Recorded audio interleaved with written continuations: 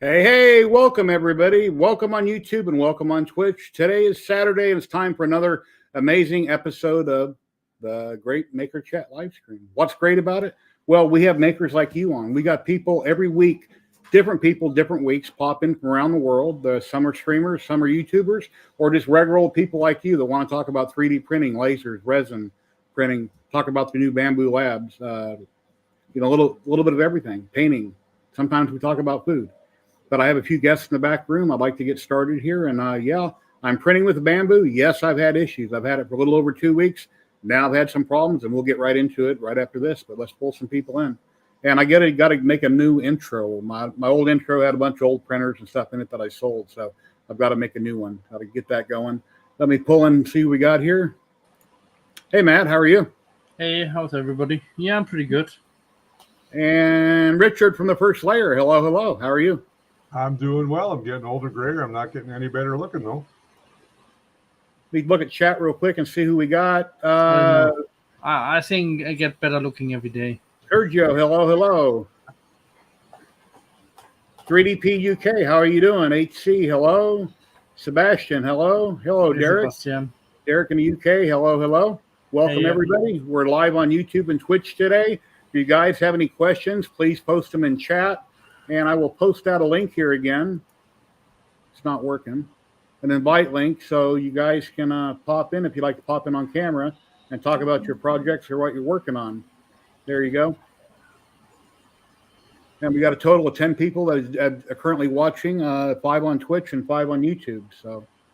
And I got a bunch of blue lights. I bought a bunch of light bulbs that are colored. They're LEDs. It's got a little remote, and I got everything blue behind me. So I'm pretty much in pitch darkness other than my monitors, and then I have a ring light really dim on me. So hopefully it looks good, and hopefully my video don't lock up today, which you did earlier. And hopefully you can hear me okay. So how's everybody? I'm all right. I really don't care about my lighting, really. I just care if my lithophanes come out okay. Hello, Dave Gatton. How are you doing today? Those look cool, man. So cool. Very nice. You're welcome to pop in, Dave. If you'd like to come on and talk about what you do briefly and maybe plug your channel, you're very welcome to do so. Dave Gatton streams every Saturday, 6 p.m. Pacific. He has a channel over on YouTube. He's been working with CNC stuff for many years. I have followed Dave for a long time. I saw his 3D, or not 3D printed, but his wooden CNC machines. Actually, I think I bought plans from Dave years ago, too, to build my own. Never did. So, yeah, I'm on YouTube every morning when I wake up. Go ahead, Matt. Oh, nice. That's what I've been doing, printing flowers for Valentine's Day. So, came out very nice. I'm surprised. I still have to condition them. By meaning condition is I put a layer of lacquer on top. So they last longer, and also I think it kind of makes it more shiny too. So I have a question for you then, Matt. Yeah. With all those flowers in that box, how many girlfriends do you really have? I don't know. I only have 0, I would say. I have 1 wife. So they're all for her. Yeah.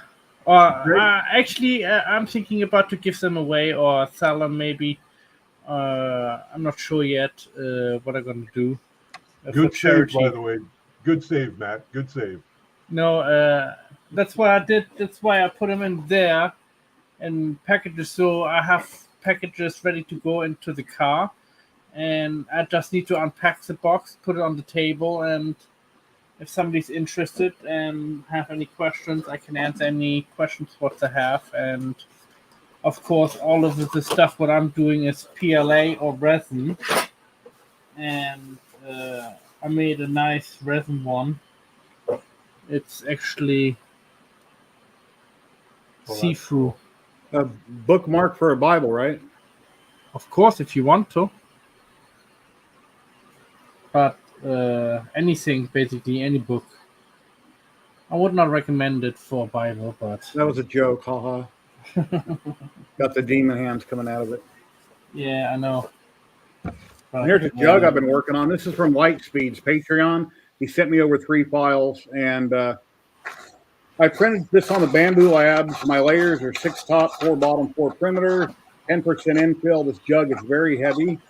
It has a plug in the bottom. You put your beverage of choice in the bottom. You screw the plug in to hold it up so it pops out the top. Unscrew the plastic cap that looks like a cork. I think this way it looks better.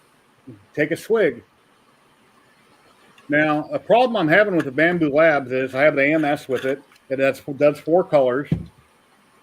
And as you can see here, got kind of a problem. Well, Yeah. in spot number 1, every time it retracts the filament, it needs to go about another inch so that the second roll spool will take over and it's not traveling far enough, so I get an error on the screen. And I got to come in and manually fix it. And then after it does a little bit of red and it goes through its process, there's my camera's messing up again. No, back down here. Anyway, and then when it switches back over to 1 again, it can't grab it and pull it, so I've got to feed it in a little bit, about 3 inches, and then it grabs it and takes it. So the number 1 slot mechanism, something's wrong with it. I put a ticket in on it, but I tried forever, and it's right now I'm currently printing it. I can pull it up on the screen here real quick, and I'll show you. Let me share a screen. I'll show you what's going on. They got all the new features going on. Where'd it go? It disappeared. StreamYard added a bunch of new features, and my window just disappeared. Let me see if that'll pop back up. I have another 2 hours for this lithophane, then it's finished. This is actually, huh? I just wonder where my screen disappeared to. There it is. Now it popped up. Okay, here we go. Hey, Solon, how are you doing? No, it keeps disappearing. I can't pull up the screen. I don't know why it keeps disappearing. 3D. Anyway, I got the print on right now. And then number 2 started having trouble. So I went out in the garage. I grabbed a socket, a Craftsman socket, and I set that inside my spool. So now it's working properly. But number 1 still has an issue. I got to get fixed. Hello, Zolan. How are you? And then once that's printed, it'll say XXX. And then you just screw it on the bottom.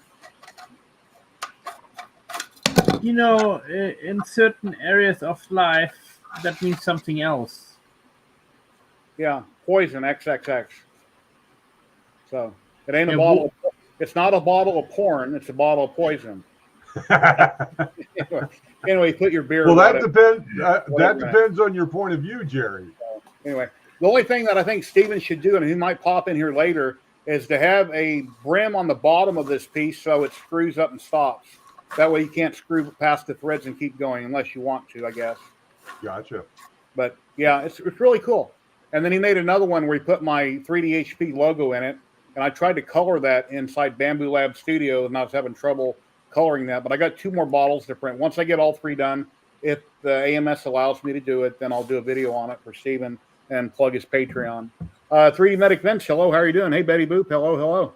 I was going to say hi to Betty Boop and 3D Medic Vince and Non-Fam and the Zolan and Del Slagos. I'm messing that up. Del Los Logos, 1974. That's Derek in the UK. Ah, okay. There we go. Hello, everybody. Ladies and gentlemen, we've got the Kiwi from down under, Kieran. Oh, hey, there he is. And he's even got a Kiwi. He's got a Kiwi on by his name. That's why I said that. How's it going, guys? Real good. How are you? Yeah, living the dream as usual. It's all good. What's it, about 8 o'clock there now, huh? 8 in the morning, right? No, just after 5 in the morning. 5? Yep, 5. Oh, wow. That's why you don't drop in that much, because it's so early. No, yeah, Okay. yeah. Worse when you go to summertime and then it's 4 in the morning for me. So. Oh. And there's my girlfriend. Better watch out, Jerry. Yeah. Hey, Brandy. Yeah, she's going on a cruise with her stepmom here in a couple months. Maybe they'll swing by Australia and she can get off the boat. That might take some explaining to the wife, though. Yeah. Well, you could be like Matt, who has a box full of flowers for all the ladies in Germany. If I ever turned up at home with Actually, I hardly speak German. Wife, the first thing she'd say is, "What's her name and why are you apologising?" So I've never bought my wife flowers in over 30 years of marriage. I'm not planning to start now. Treat him mean and keep him keen. Oh. I like that. Yeah, mine's in bed asleep still, so she can't hear me, so I'm safe. Okay, what was the old saying? What you've been saying to me? Happy wife, happy life. Yeah, that's when she can hear. She's asleep now, so that's all good. I got my wife some flowers, but not the ones you expect, probably. Hello. Pete Savas. Hello. How are you doing today? Hey, Pete. Yeah, Pete, I plugged you in my video the other day. Hope I got your name right. Sergio, how's it going? Sergio's Here there as you well. go. And non-fam. Well, that looks nice. They came out good. That's a nice bunch of flowers. Matt is such a romantic. The thing is, that's for his dogs. Oh.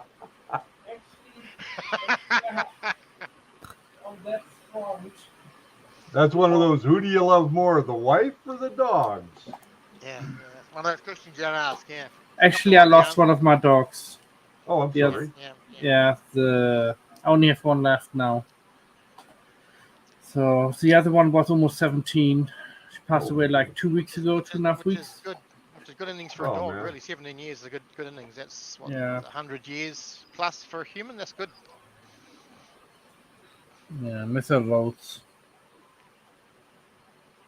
Anyway, now my other dog is here. Just every time I talk on live, she wants attention now. Come on, say hello. Understandable. Come on. You want a snack? Come on. No, you're not allowed to do it anyway. Yeah, the Bamboo Labs was full. Oh, sorry. Stepped on her. Yeah. The Bamboo Labs was perfect for the 2 weeks. No problems whatsoever. And I was using Ziltech filament. I bought these 13 rolls specifically for using with this printer. And I have other filament, but they're all partial rolls. Mm-hmm. So it's working perfect. I do a firmware update, Lightspeed, Steven, he sends me these 3 files to print.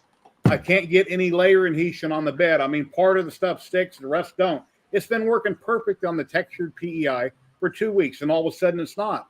What's changed? Well, let's see. I've done a firmware update. I'm working with a different file. So I ended up putting glue stick on it. Nope, that didn't work. So I put nanopolymer adhesive on it everywhere, very heavy. That worked fine. And now everything's sticking. And then number 1 starts screwing up and not pulling filament. It's like, what's going on? I got jinxed all of a sudden. I have watched Grant's streams on all its problems, so somehow he jinxed me, and now I'm having trouble. I don't know. But, yeah, I've contacted support to let them know I think the mechanism for number 1 is bad. And if I would have told the slicer that when it runs out of filament in 1 to go to 3 or 4 and pull filament, that's great. If I had extra brown in 3 or 4 and I knew I was going to have a problem that I wasn't going to have. So once I had it, I went to the machine. I took the filament out of 1, put it in 3, told the machine to take it from there, but it won't because it's sliced, only taking it from 1 or 2. So it won't switch to 3 or 4. That's something I think they should fix. So if you run into a catastrophic event, you can use a different one out of 4. You can put your filament somewhere else and tell it to take it from there, but it doesn't. So it is so what you it have is. to specify that in the G code. Okay, yeah, that makes sense. It's got to read it from somewhere. Yeah. Have you just tried printing, reslicing, and just using slots 3 and 4 instead of 1 and 2? That's what I'm doing now, and I'm reprinting the part now. Just to confirm there's a problem with the feeder on 1, and if it does, then And what's bad about color filament? To reprint this part right here, if the camera won't go up in the air again, it's going to do this brown layer all the way around and in between the 2 X's, and then it's got to do a color change, which takes 30 or 40 seconds. Then it does a little bit of red here, here, and here. Then it's got to do a color change again, go back to brown. So it takes forever to get past that area. So it's not even, it's just up maybe a 1/4 of an inch on the red right now, and it's a 10-hour print to finish this part. Wow. So it does a beautiful work. I mean, that's better than painting. It's beautiful, but it takes a long time for all the color changes. And all the pooping.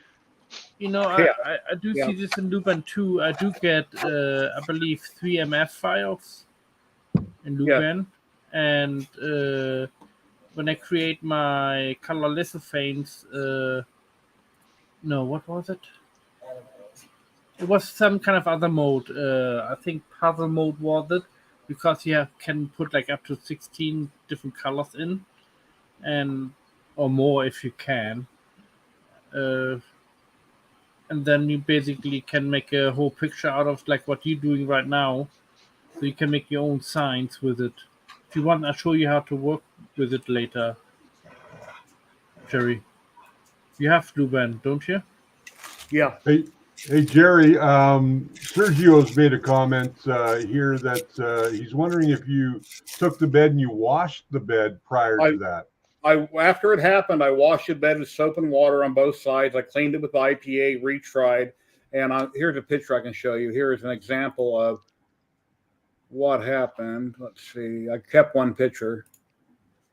Okay, as you can see there, that's the new PEI sheet. Everything is sticking except for the blue, and that's without using glue stick or anything yet. So then I tried glue stick, and I wasn't having issues. So I cleaned out the glue stick, and then I went to nanopolymer, and now, of course, everything sticks perfect. But for 2 weeks, everything stuck fine with Ziltech filament and from TH3D on this plate. But as you can see, it's like, what in the hell's going on here? Why is that? Looks like the nozzle's too high. That shouldn't be happening. It auto-calibrates every single print. I let it auto-calibrate every single print, but I don't know why that happened. And I did have the model flat on the bed. Doesn't like the PEI. I've had that before. Yeah, Stephen said, well, make sure that the model was flat on the bed. So in the slicer, you tag the bottom of the model and make sure it's perfectly flat. But yeah, I don't know, strange thing. And Pete's saying, something with the PEI sheet. Be probably it's been perfect. The sheet's been fine. It's two-sided. I flipped it over. I hear some people have some problem with the hot end that it gets bent. I've never smacked it against anything and bent it yet. So it has its imperfections, but from the sound of things, the support's normally pretty good. I'll get back to you and deal with it. My volume's low. That's unusual. I can fix it. Let me just check it here. I turned you up to 70. Yeah, it's unchanged. Might be me. Okay. How's that, Mr. Mink? Sounds good. Yeah, that's what I'm talking about. Okay, Pete, it's better. Yep. Hey, Jerry, seeing as we're speaking about printers, I got a little bit of something that I came across recently that I kind of want to caution our community about, if you don't mind. Sure, Rich. Here you go. You got the floor. Hey, if you guys are on any type of social media and you're in some of the groups that are out there, I'd like to kind of give you guys a heads up. There are individuals going around and offering 3D printers for review to just about anybody. And you don't even have to have a YouTube channel. They're just offering them up on Facebook and different social media sites. I want to caution you, if you see this, report them to your community admins, whatever community you're in. Ban them. Don't get involved with these guys, because what they want to do is they want to get your information, take money from you, and you will never ever see a printer. So be cautious when you see somebody who's trying to get you to do a review on an Ender 3 S1 or the new Creality 5, the Ender 5. Don't take the bait. Just pass them by and report them to the admins in your community that you're involved in on any social media, because these guys, all they want to do is get your money. So be safe, be cautious, don't PM them, don't give them any kind of a platform, and we can get rid of them. I found them in my community today, and I've seen them in the past, and all they want to do is get your money by telling you that you have to pay for your shipping of this product up front, and again, you'll never see the product. Yeah, just a word of caution to everybody. Sam did a video on that yesterday, and if anybody asks you for money up front for shipping or anything, it's a scam.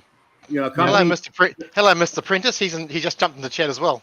Hey, Sam, how you doing? All the companies that we deal with don't want money up front. That's right. If anybody wants any kind of money up front, they're full of it, and ignore them. So a legitimate company will never ask you for shipping money. I mean, on occasion, I've paid for for import fees and taxes like Have that. them but I've never contact paid for it. Barnacles. Any of these companies that are scammers like this, do you think it's a scam? Just have them contact Barnacles and he'll take care of them.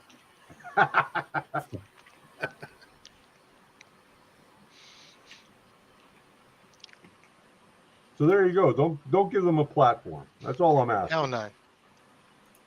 Yeah, I might found a scammer, but I'm not sure yet. I'm still probing. So I'm That pretty sounds sure. like it might hurt. Well, get information out from different sources. Like if they had if they hear of that person, or if that person is actually at that company, and different steps you have to take to find out who this person is really. You can't trust not everybody outside or from the internet. Because some Yep. people are there to commit fraud and other illegal activities. If let's say, for instance, I'm not gonna use anybody as an example, but somebody that's with a certain company that's on social media, then somebody else approached you saying they're with that company. If you're not sure, ask the first person if they know who that person is to verify their information. Yeah. So I do that a lot with companies because I have lots of people that contact me through Facebook all the time, and on a daily basis, I can show you 12 new emails I get on a daily basis. Do you want to do this? Do you want to do that?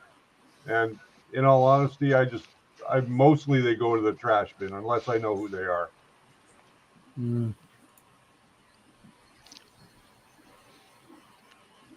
Hey, the real Sam Prentice. Hey, buddy, how you doing? Hey, Sam. yeah, the tab I Come want on, to join share us. in StreamYard isn't popping up. I don't know why. There it is. No, I go to click on it, it disappears. Now it's back, and I click on it, it disappears. What's going on with StreamYard? Is it StreamYard? Yeah. They have a new back end when you hit the present tab to share a screen. And the screen I want to show, it shows up on the tab that you can't see, and then it disappears. So I'm having trouble sharing one of my screens. Okay. Let me move it. I'll move it there. Let me try it. No, let me move it to a different monitor.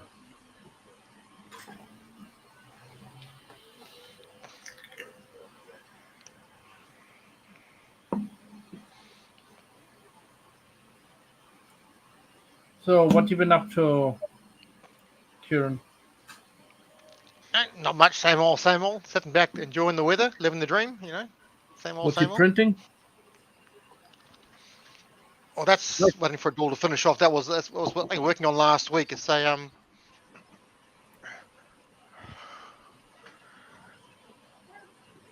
Looks like a helmet stand. That's the one. But for a change, all the ones I've seen before used a post to support the helmet. That's and fine. The posts aren't that strong. This is like a girder, and that's solid. That is real solid as a girder. Oh, I got a compliment. That's a change. What she's saying is she wants you to turn the light out, Jerry. Then it'll be even better. Yeah. So that works really well, just because it's a two-piece. Hey, The Tesla. girder's done in two parts. Okay. It's all keyed together, and hey Liz, but Hey, it's there's Liz. I just got to solid know as. Liz this week. So that took a while to print out, but that's a nice design for a change. So I said all the other ones I looked at had a post, and of course the post part is brittle because it's not that strong, but the flat girder is solid as. So Now that's that helmet stand. For what helmets is that for? That'll fit anything. I mean, I've made it for this one. So it's actually designed for motorcycle helmets. So Okay. it'll, Oh, nice. So that's not 3D printed, of course, but that fits on it, no problem.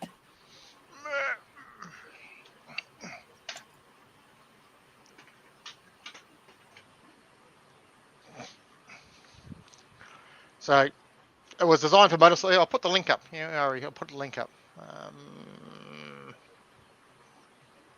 Let's find the link. Boom, boom, boom, boom, boom, boom, boom. There you go. I had it bookmarked. Here we go. Thank you, Liz. Thank you very much for welcoming me to being on deck over there, and I Can't say enough good things. I'm glad to see Chris is doing really well over there, and I'm glad to see that he's streaming and doing some great stuff again. Is that a cap to something, Matt? Oh, it unscrews. Okay. Yeah. Nice. It's clear filament. Nice. Clear or natural? No dyes in it. Yeah, no dyes at all. I mean, the bottom came out very nice. I like my bottoms. Hey, Rob, how you doing today? Thank you for Like joining. a good flat bottom. Hey, Rob. I printed it with PLA Plus and PLA Pro, Chris. I only use all I tend to use is PLA Plus or PLA Pro, which means it's a lot stronger as well. Yeah. Don't forget, Liz. Jerry has no standards. He lets me on, so he's got no standards. No, you couldn't sleep without me, Piers. Tell the truth. But we'll leave that one alone. It's the sleeping. I may have to redesign the base on that to suit some of my Star Wars helmets, but I love that stand. Yes, it's nice. Yeah. So it just slots together. It's one for the glue to cure on the top. It just segmented. It's nice and solid, and it's a two-piece. Yeah. Looks like a bicycle sprocket on the bottom, right? Basically. Yeah, that's the bicycle sprocket. It's got a couple of designs for the base. You can always redesign the base.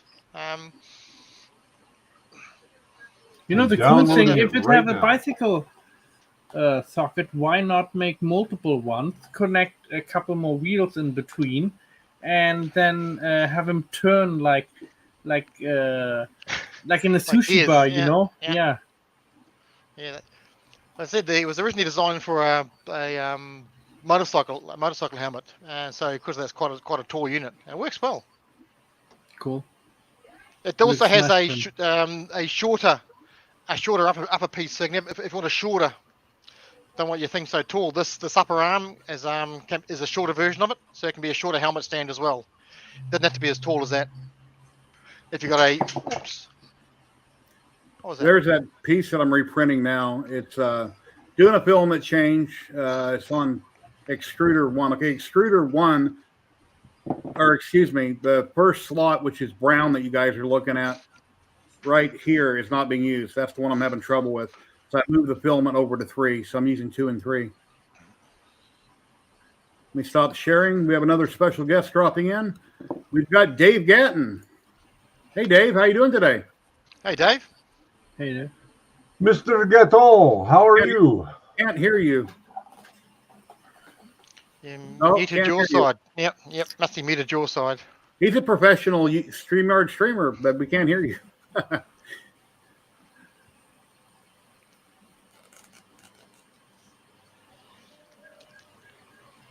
He can CNC like a champ, but can't use the microphone. Right. I'll fix it.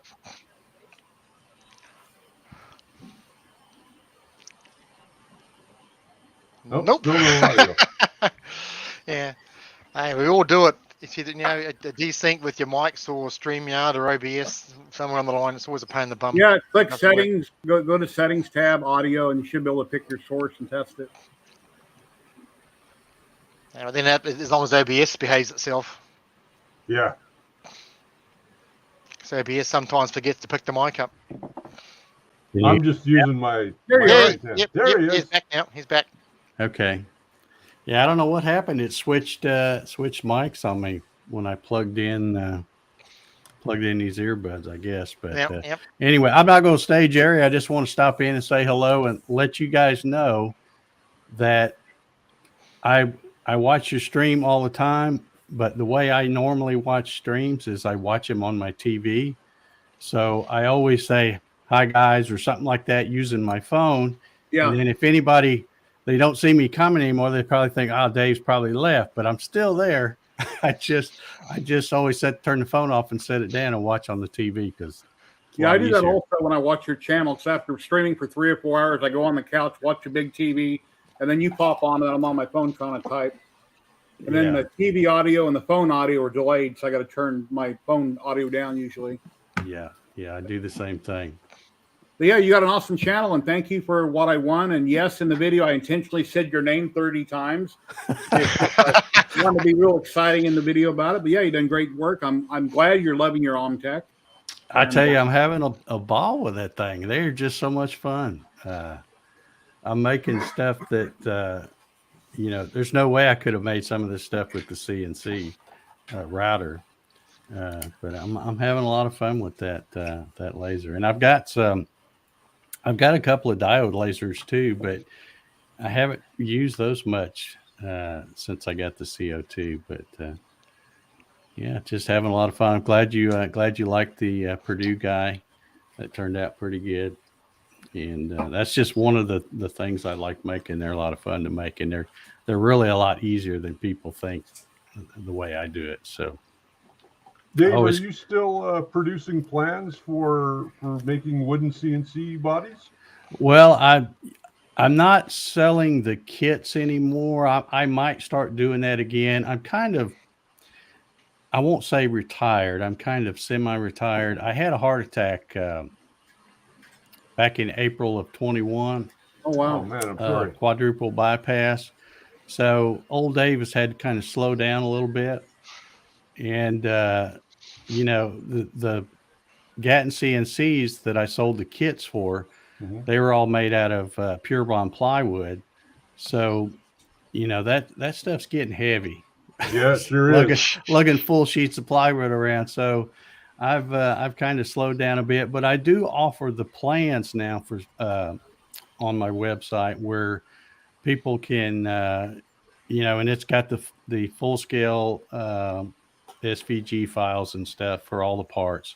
So they can either print them out full scale and cut them out the old fashioned way with a bandsaw or whatever. Or if they know somebody with a CNC or they have a CNC, they can just pull them into their, whatever they're using, VCAR Pro or whatever.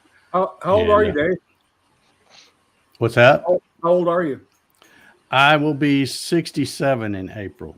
Oh, wow. Shit, you're just a kid still. I thought you were in your late 50s like I am. I'll be 59. I thought you were 62. Older than I am. Jesus.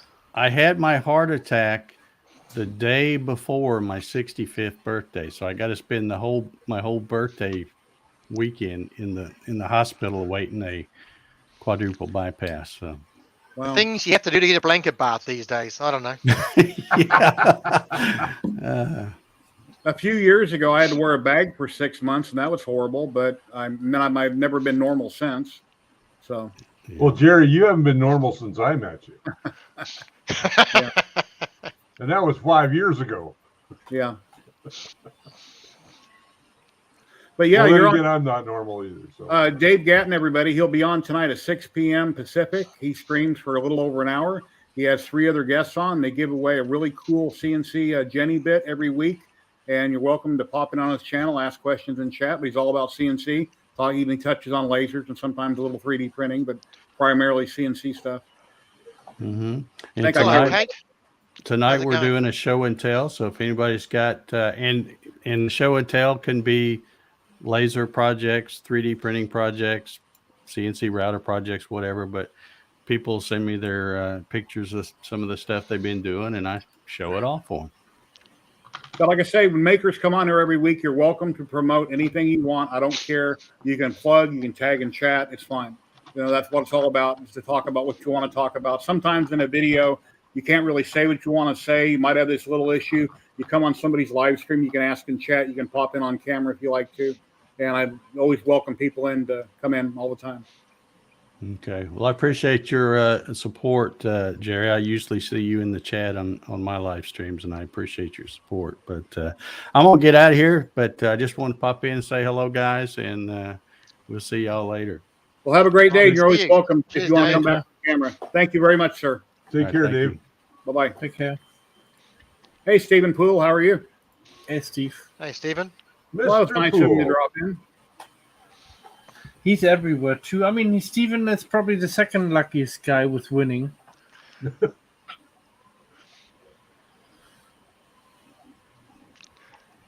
What's Dave's link? Here's Dave's link again right here. Let me reshare it. And here it is on YouTube and Twitch, since I'm on both platforms right now streaming. There's Dave Gatton's channel. And then in his channel, in his description, he has other links for other places. Oh, let's see. We got 26 people watching. We got 14 on Twitch and 12 on YouTube right now.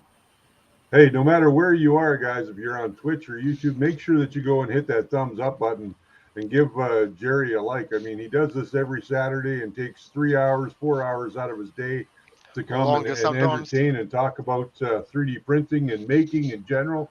So help out his channel and give him that thumbs up.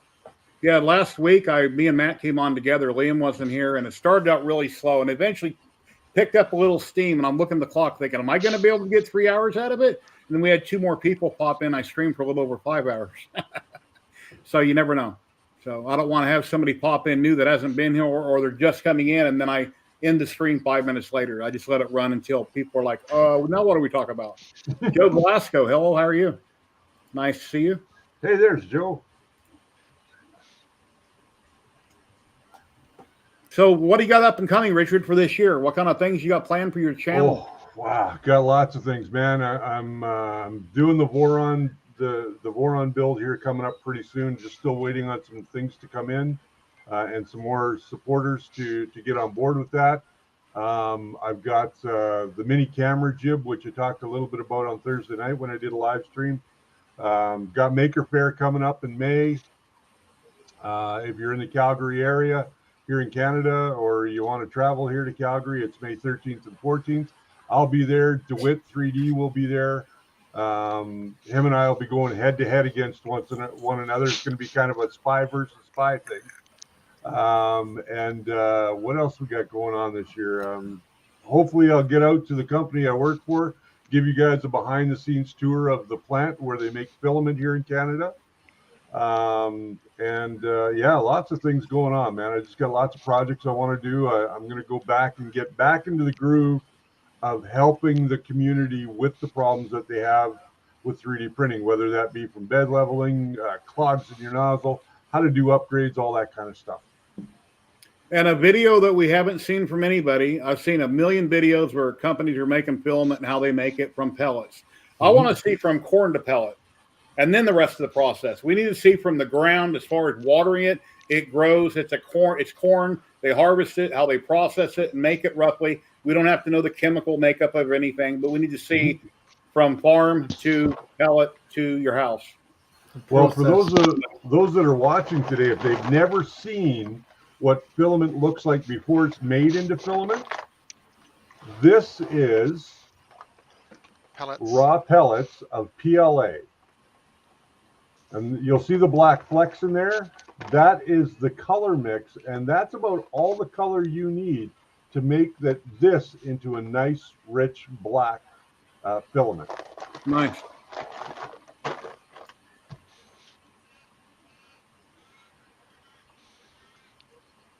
I thought they added dye once it was in the vat, so they actually put the dye pellets in the plastic. Yes. Well, what a lot of companies will do, and because I've seen the behind the scenes, what they do is they get the color, which is a very concentrated color.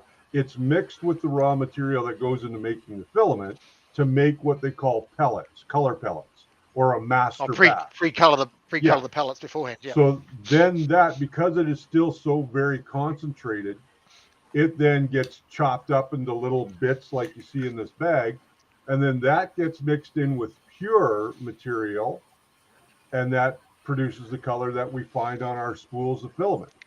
Crazy. Yeah, so it's very concentrated when it comes out of the extrusion for making it into pellets. It's very concentrated because there's a high amount of color in there. So you don't need a lot of those colored pellets to go in with the raw material in order to make the colors that they make. And then when they make... Go ahead. Sorry. I wouldn't mind having a filament that smells like bacon. Yeah. When you put, then your animals would eat your prints. You wake up the next morning wondering, oh, my dog didn't chew up my shoe, honey. He ate all my prints. There's a company in the U.S. that was doing that for a while. Yep, and then they made the coffee added real coffee to it and real jerky. Yep. Yeah. Well, when I was a kid building models, you buy pasta. when I was a kid Yeah. building models, you buy testers, model glue, lemon scent. Boy, that smelled good. I love smelling that. I never 3D had printing lemon nerd went to scent. the factory for that. I never had lemon scent glue when I was a kid. It was either high concentration of acetones or whatever is in model glue, or not. Yeah, I think it was testers. What it was called. In the red tube? Yeah. Yeah, testers. Yeah, I had a lot of lemon testers scent. when I was a kid. Yeah. I used to build a lot of kits on airplanes and stuff, and I'd hang them from my ceiling in the bedroom with thread and tacks. And then eventually I'd take them down. I'd take them out in the backyard, put some grasshoppers or roaches or whatever in them, dump gas on them, and melt the model. Hey, evil man. Kits, give me 1 second. Speaking of kits. All right. So what do you got planned for today, Kieran? I've got to go and wash the car once the sun comes up. It's still dark. The sun's just coming up here now. When the sun comes up, the car needs a wash badly. When you finish with your car, can you come over and do my car, please? Yeah, I would do. You gonna pay for the transport? The delivery fees are a bit expensive. All right. Anybody who knows airfares me. at the moment are still horrendous. Still. I'm going back to New Zealand next month, and the wife went home in November last year, and it cost $3,600 return. Then it's only a 7-hour flight. $3,600. Wow. That's correct. Both our tickets for next month are only $3,200 for both of us. That's the difference. Ridiculous airfare still. But my wife have a car. So she can come over and pick me up. She can drive over and pick me up. What's the kit there? I can't see the. Is that the Millennium Falcon? it is. Yeah. Oh, nice. I've had this for many years. I've never built it, obviously. It was sent to me by a fan when I was doing my show, Amazing Plastic to Scale Model Show, and I never got around to building it. It's one of those kits where I'm not intimidated by it, but I just haven't had the time. What do you guys think I should do with it? Should I build it? Should I let it go? Should I keep it the way that it is? What do you guys think? If you build it, are you going to hang Is it still What are you gonna do available? with it? You can't buy this kit anymore. So therefore, there'd be a demand for it. I'm sure people will want it. Well, here's the catch to that. The molds for this kit were sold to Revell. Now Revell, who makes their special edition 1/72nd scale Millennium Falcon, is from the Fine Molds original molds, because they bought them. Yeah, here you go. Sam says you're busy enough. Throw it out. Yeah. Throw it out. Oh, does that mean throw it out all the way to Sam's place? Is that what he's saying? Probably. You could do either a video on building it. You could do a stream where you have a stream once a week just dedicated. You're just talking about Star Wars and that model for an hour, and then you build it over a period of like 2 months. Oh, it'll take me a lot longer than 2 months to build it. Or you could check eBay and see if it's really, really worth getting rid of, and you could always sell it. I've looked on eBay. They're going for right around 450, but there's enough of them on there right now. Like that's the average price is about 450.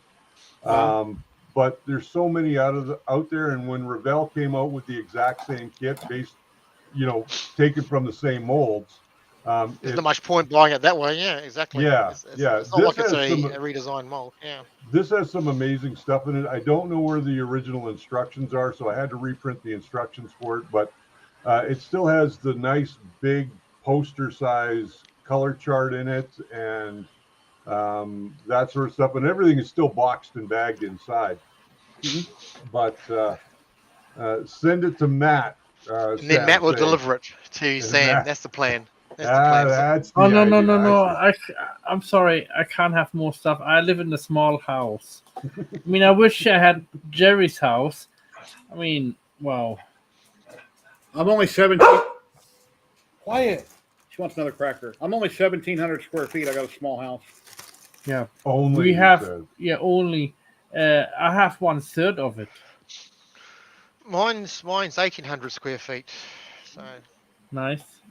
But this is it. You're looking at the space. I mean, that's it. I can reach out and touch my printer, and I got a shelf, and that's it. Only got a small room, one printer Yeah. only. Chris Travis, yes, you can get an AMS with 4. You can buy another AMS exactly like the first one. You can get 8, and then you can buy a third AMS, which will get you up to 12 colors. You can run 4. Yeah, they Or sell 4. a hub. They sell 16. a hub that lets you join 16. Yeah, the 4 AMS AMSs is together. $350. The hub is $50 when they're in stock, and then you just daisy chain them all together. But like I say, slot number 1 is I got a problem with. I don't have a red light like Sam does. I have a white light, but it's not retracting far enough. And then when it wants to grab, I have to help it by pushing it in about 3 inches, and then it grabs it and takes it. And for a multicolor print like I was doing right here on that, every 30 seconds it's doing a color change, and it's still got 10 hours left to print this ring, which is about this tall. You can imagine there's half the ring there with the X, and it goes up, and then there'll be a little brown after that to cover this area. So 10 hours from now it'll be done. But I'm working off slot 2 and slot 3, not slot 1. So I'll wait for Bamboo to get back with me and see if they can send me out a new piece for the first slot, the gizmo. And I did have a piece of filament break off in it the other day. I put in some white Ziltech filament, and when I fed it, it broke. And it's like, oh no. So I tried to refeed it, and it wouldn't feed. So I started unplugging things, checking the PTFE tube. Everything was clear. So I took out the 2 bolts on AMS, pulled out the PTFE tube, tipped it up, and then one of the PTFEs in the bottom. I unplugged it. There's a little piece of filament about 3 inches long just floating in there. Took it out, and then it was fine. So anyway, yeah, like I say, yeah, multicolor, the things that I've done. And here's a Spawn logo that I've done right here. I got the correct one. Yeah. Here, let me just switch cameras. The Spawn logo Nice. That came out nice. perfect. That looks like Kieran does with a multicolor print. I mean, I have, that's perfect. It's about 8.5 inches long. I originally used a default profile in Bamboo, which is like 2 top layers, and I had a bunch of holes in this model in the red. So I went up to 6 top, 4 perimeter, and 4 bottom, like I typically do with anything else that I print. And that is beautiful. It came out perfect. I love that. You can't argue with that. I might put these on my Etsy store. I don't know yet. So, yeah, beautiful. Hasn't your son got first dibs for that? I had 2 boo-boos. Yeah, I had 2 of them that had boo-boos on that I gave to him where it had some little minor issues. And I did print him a much larger one a long time ago, and I painted it. But I didn't paint it this nice. This is printed perfect. I can't paint it that good because it's really hard to do the white and not blend it into the black that's around both sides of it. So I can't paint it that nice. That's really nice. That's a good example of how it works. And when I switch cameras, I can't stop them. That just pops on the screen. Those are beautiful, Matt. Excellent. Now, if those were chocolate, you had a chocolate printer, you just sit here on camera and get fat and eat them all and get sick. Thank you. Yeah, swans look great. Yeah, ask about chocolate printer, Honey Badger. Yeah, if I had a chocolate printer, I'd do a video on it. That'd be the first and last time I ever used it. I'd have no need for it unless you're a bakery or something that could actually put it to use. But I don't think a 3D print hobbyist could use something like that on even a monthly basis. Nice bookmarks. Where was that? Did you design that, or did you find the file somewhere? I find the file from somewhere. It was actually a friend of mine who wanted some bookmarks, and I just printed them for them, and I also found out that I can actually sell them because of public domain. Hey, Subsector, how are you today? Hey, Subsector. Hello, Subsector. Hey, man. I missed a question earlier about these pellets being, if they were raw. They are raw pellets. Just for anybody that was wondering, I missed a question. I just saw it pop up because I got 2 streams going here.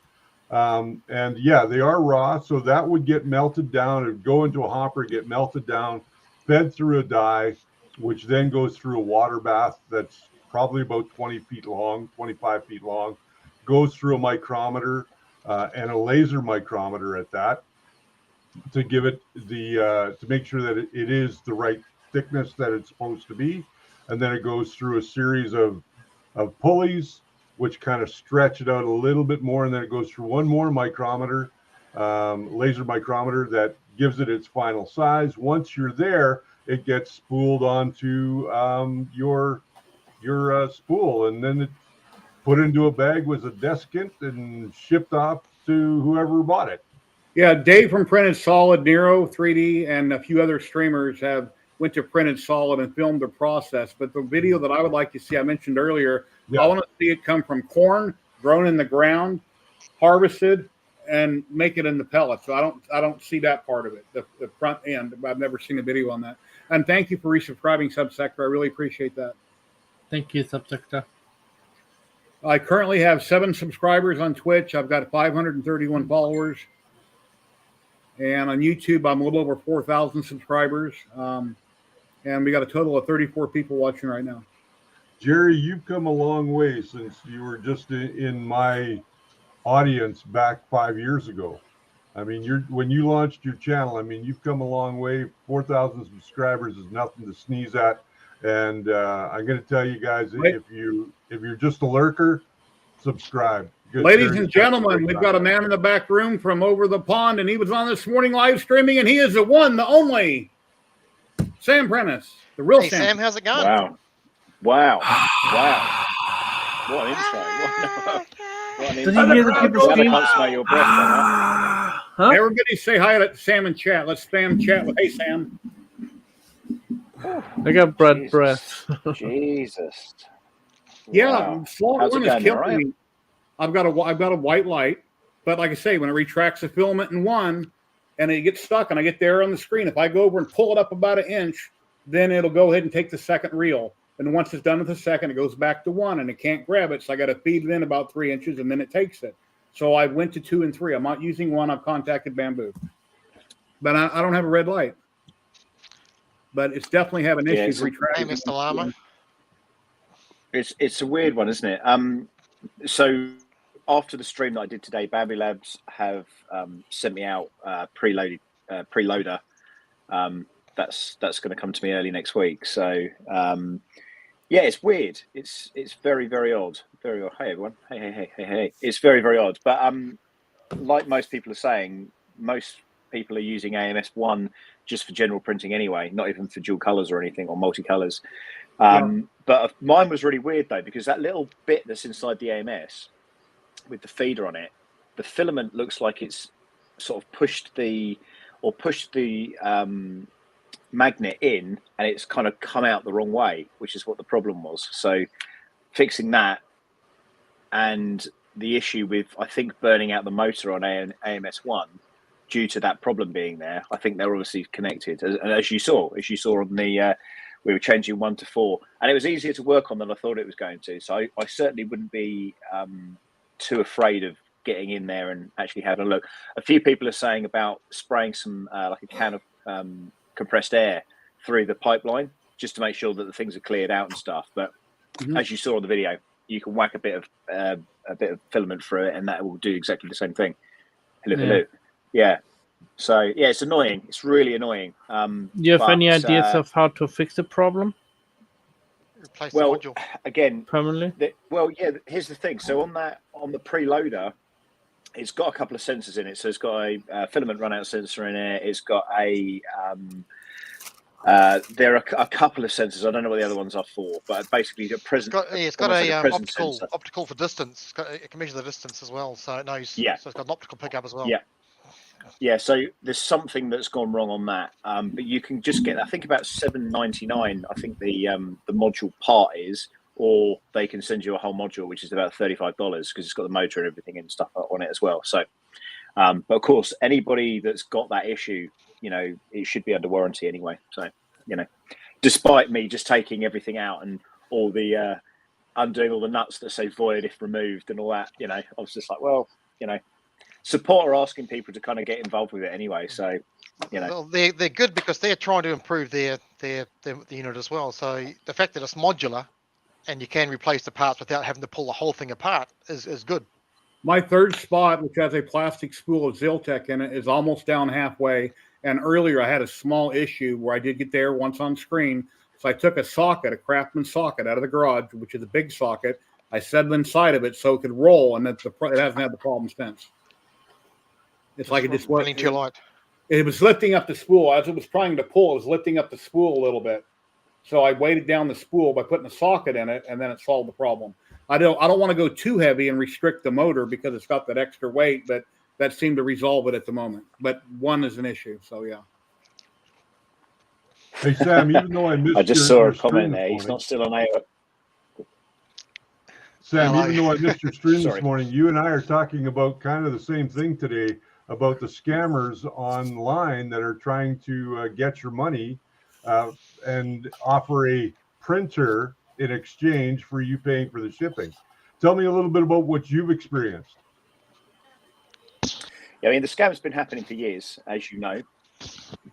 Okay. I don't know if my broadband is glitching. You guys can tell me. I'm seeing some messages here saying, am I still on AOL dial-up? Is it still glitching? I've just changed over to a different Wi-Fi. Your audio is fine, but occasionally you freeze and you're still talking. It's fine. Okay. So what happened was last week I was talking with a couple of people at Creality. We were talking about this problem, and there just so happened to be a scammer online at that particular time. So the good news is that I picked that up. So it was very much about me approaching the scammer, because that's really how this works. Mm-hmm. The idea is that, as you know, they will say, well, if you cover the cost of the postage, which is $72, well, of course, the scam is that lots of people want $800 worth of equipment for $72 because they're thinking they're getting a bargain, right? Mm-hmm. So obviously Creality weren't happy about this, but when the scam was kind of being read out, and if you watch the video, you'll see kind of, you know, exactly word for word how it happened. Then I went back to Creality and was like, look, what's the deal here with this? Do you know this person? It's like, no, it's a blatant scam, like, deal with it. So making the content and stuff, and it's gone mad. I think it's 16,000 views in the last sort of 24 hours or something ridiculous like that. Lots of really positive comments and stuff as well. So, you know, it's, again, if you're new, and Richard, you know this, if you've got somebody that's new in the 3D printing world, they've literally just cut their teeth, maybe just bought their first 3D printer, and they're seeing other technologies that are out there, to be offered something for so cheap or such little money, it's almost one of those things like, oh my God, I've got to have it. So parting with that kind of money is, in some respects, rather $72 over $800. You know, that's kind of the hook, I guess. But it's a lot of people buying into that. I was reading another one that FL Sun had a guy doing some stuff where he was selling printers for £500. He was a UK guy. And of course the printers weren't there. People would take the money over, and then his account just disappeared one day. So you've got to be extra vigilant. And the way that these PayPal, so even if you pay by PayPal, they will still ship you something. So if PayPal say, okay, well, we'll get your money back, and they've got a shipping number, and maybe they've just shipped you nothing or just a packet or paper something. Or something. Yeah. So if they ship that and it's $2 or something, then, you know, PayPal saying, well, they have shipped it. So the fact that you haven't got it is irrelevant. And again, you still lost $70 at that point. So it really sucks. And there is an increase of it at the moment. And the thing is with these scammers is the only way for them to stop is for people not to be scammed. There's no two ways about it. And obviously people on groups and stuff like that being vigilant as well. So, you know, and I'm on the Anycubic groups. I'm on the Creality groups on admins and stuff as well. So, you know, if we see it, we remove it, but it just became more and more frequent. But I've got an alias now. So I'm going on as new 3D printing guy. And, I think I quite like winding the scammers up. I'm not going to lie. I do quite get a bit of a kick out of it. And to think if I'm wasting their time, at least then they're not trying it on with somebody else. And if I can make... Yeah, and if I can make content out of it, then ultimately, you know, that's going to be the best way to sort of work it forward. But lots of support, lots of really good community support. And again, the Twitter, I put it on Twitter, and people have been watching it on there. And the message is, you know, if it seems too good to be true, it probably is. You know, have them contact Barnacles, and he will find out their address and exactly where they're located. Okay. One of the things I did today was I put up a post over on the First Layer Facebook group, just because there was one of those in there this morning. And then I kind of went and looked through my feed and saw the same guy did the same thing like in 3 other different groups. So I went in and reported it, of course, to the admins, because I'm not an admin in other groups. But I think you're absolutely right. These people need to be exposed. They need to be brought to the forefront, and people really need to kind of step back and say, okay, this is too good to be true. And then first question should be is, well, if you're sending it to me for review, why am I paying postage? Yeah. Yeah, whether it be a 3D print or Totally. anything, whatever hobby you're Yeah, into, whatever it is. I mean, they want your money. That's just what people do. They try to. and scams are getting more and more prevalent. As in the last couple of years, I think they said the increase was about 135% that scams have gone up, and a lot of that was due to the people being at home with COVID, and that whole thing escalated that, because now you can't go out and just scam people. Why not do it online, right? And in that time, people felt vulnerable, and I get people's feelings, but at the same time, please, everybody, if you're watching this, just like Sam has been saying, check your emails. Don't give these scammers a platform. If you want to have fun with them, have fun with them. I mean, I did it a couple of months ago. I had fun with the guy till I finally said, listen, I've checked all your background. I know who you are. I know that you're not from this company or that company. And if I catch you doing this again anywhere near my account, I said, I am going to report you. And unfortunately for you, I have friends that are in the law enforcement that can get around the world. So that's there's a couple of things on that, Richard. First and foremost, from what you said, there are people in the community that are vulnerable. Okay, so vulnerability, and that's really the key for this.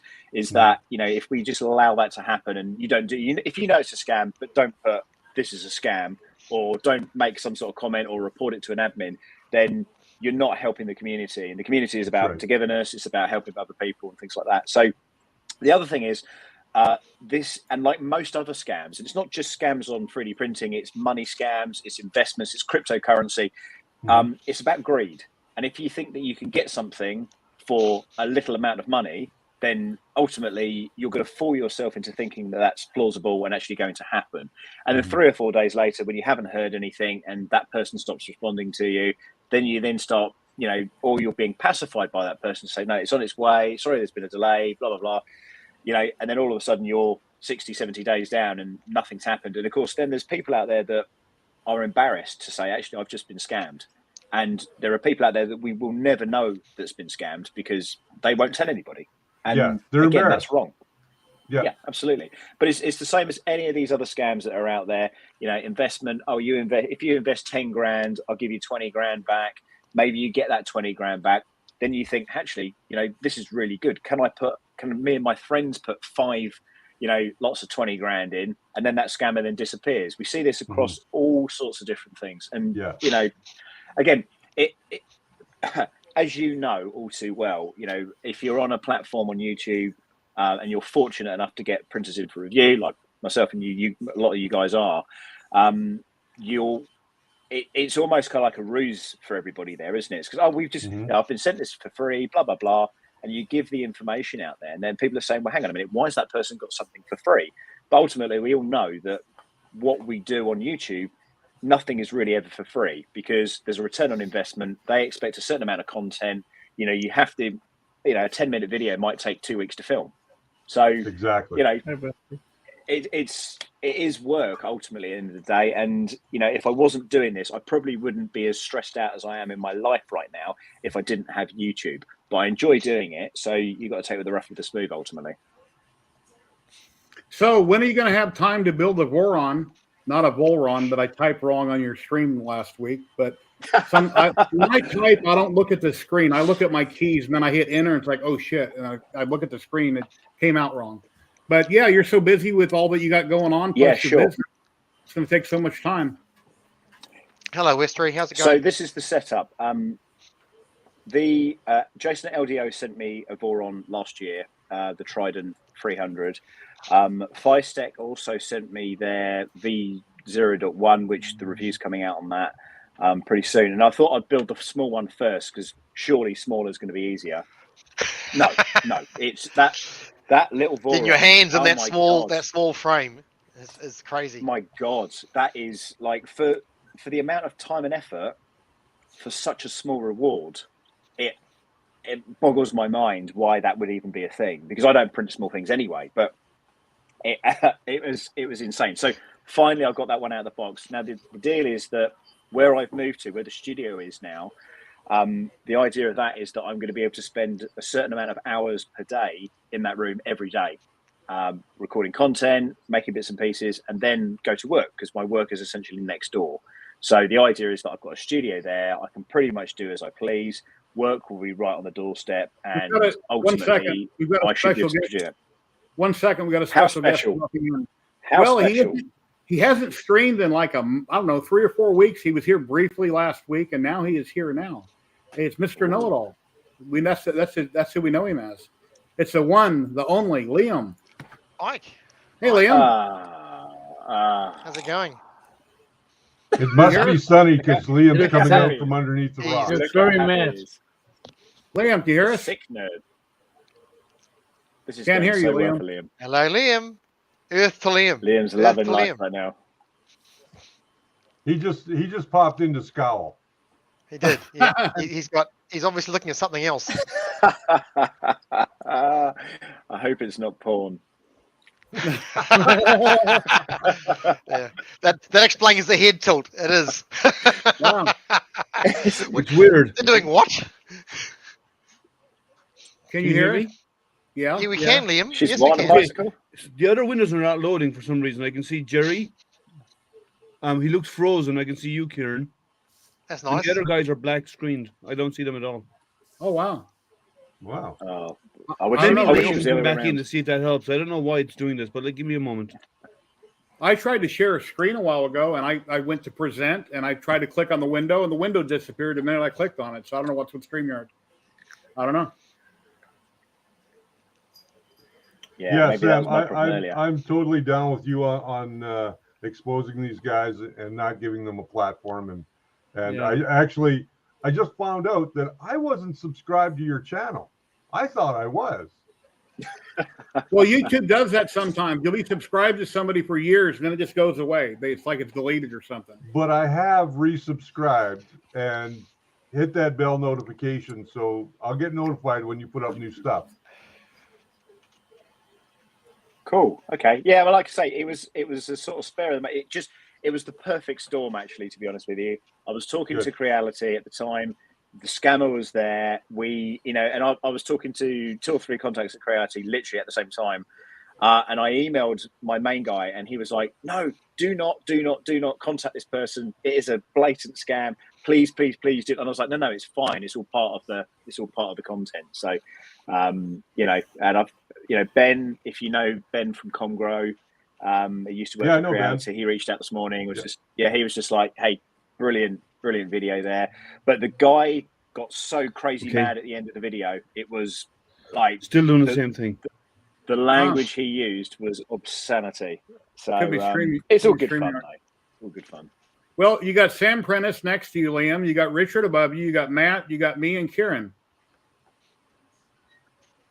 Just imagine our faces. Close your eyes.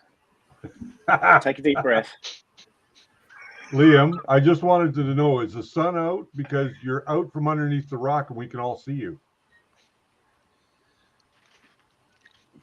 Who can you hear us talking, Liam? Now we can talk. I don't know about him. This is great. Oh, this is bliss. This is bliss. He's on AOL as well. Yeah, he's on 2 rusty cans and a soggy piece of string. I don't know. When I looked at my hand a little bit ago, I seen it travel really slow. So there's something going on with StreamYard or internet or something.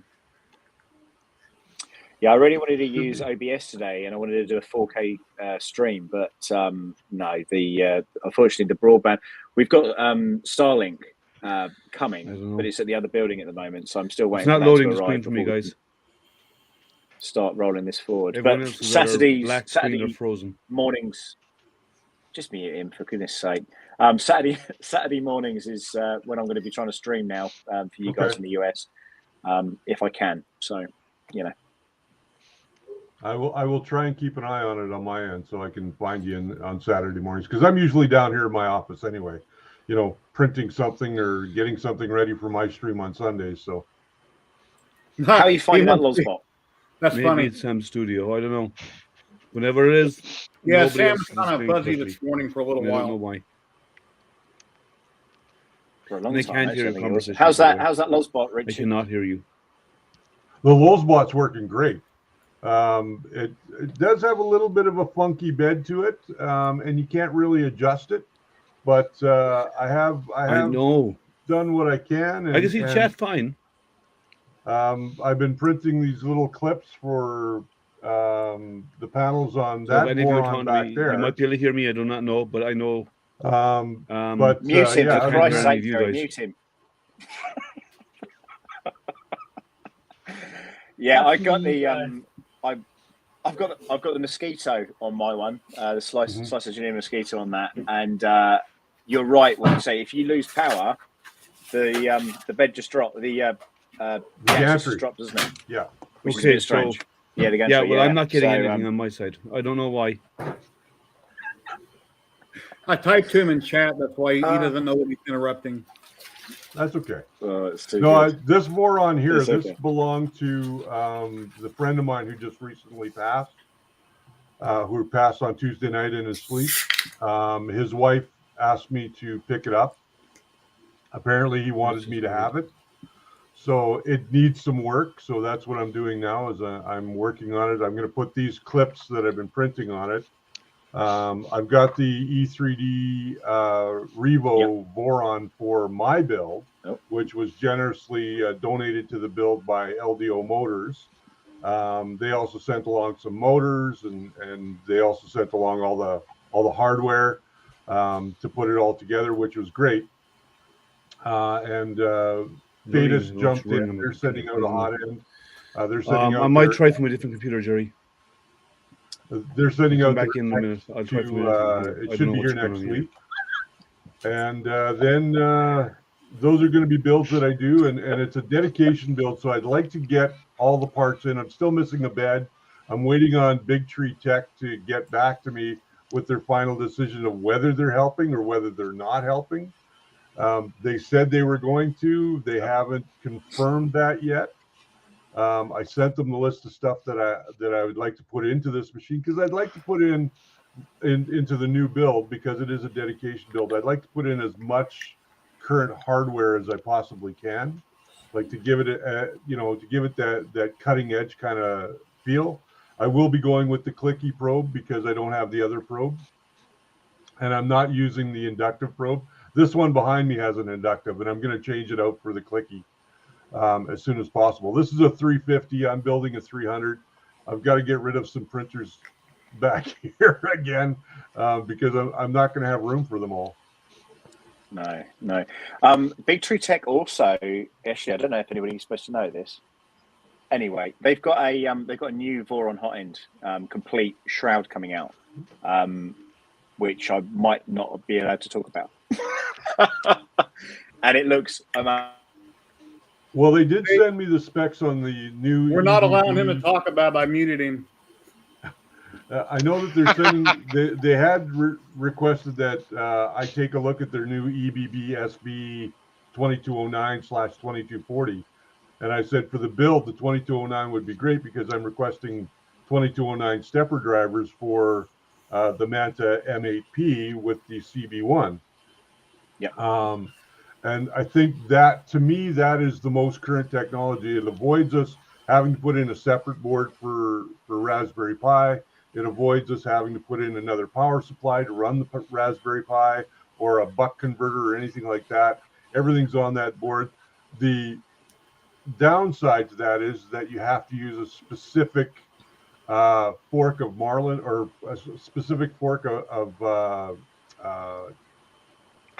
Clipper. Yeah, that's it. Sorry, I'm old. For Clipper, and they've already compiled it and they know that it works. So that should be the easy part. But I think what I'm going to do is eventually I'll take the high flow that's coming from Fadus, and it'll go on this one back here. Okay. I've got to change out the hot end and everything on that one as well. Pete's saying I'm putting a Manta Easy or E3 Easy. I haven't seen their new boards. I mean, I haven't had a new board since an Octopus 1.0, which I still have. I've never used. They do look the slot in. It's like the old CPUs. They sort of slot the drivers into the boards. They've sent me one. I don't know where it is. This is part of the problem because I've moved. There's a load of stuff, and the problem with Big Tree Tech as well is that, and it's a good problem to have, is that as soon as one technology comes out, they've already released something else. So, like the hermit crab, in reality, it's quite a good thing, but what technology have I got that I can quickly swap things around like that? It's like the technology is awesome, absolutely awesome. But what am I going to use this on? Like, I don't know. Oh, take me off big. Liam's going to grab another computer. He's having problems, so. Bless him. So I guess the electricity under his rock is not as good as it used to be. Yeah. I'm making a lithophane right now. I can share it with you guys if you want. I think that's the model. Let me just check. Yep, that's the one.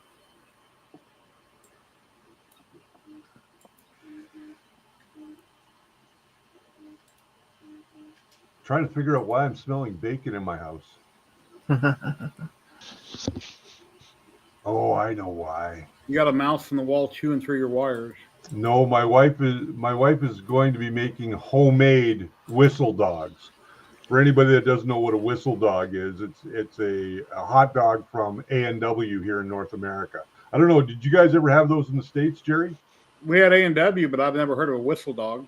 We had them up here in Canada when I was growing up as a kid, and every once in a while they come back, and they're about a foot long, and they're in a really nice bun, and yeah.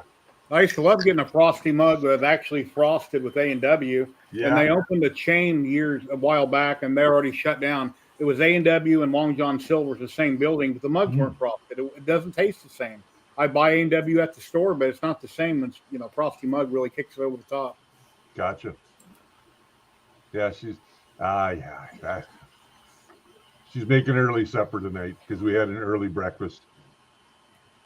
You, Kate, I posted it in the chat. You can check it out. The Dino Fossil Relief Litho. They look cool. If you haven't seen them, they look cool. I've downloaded both of them.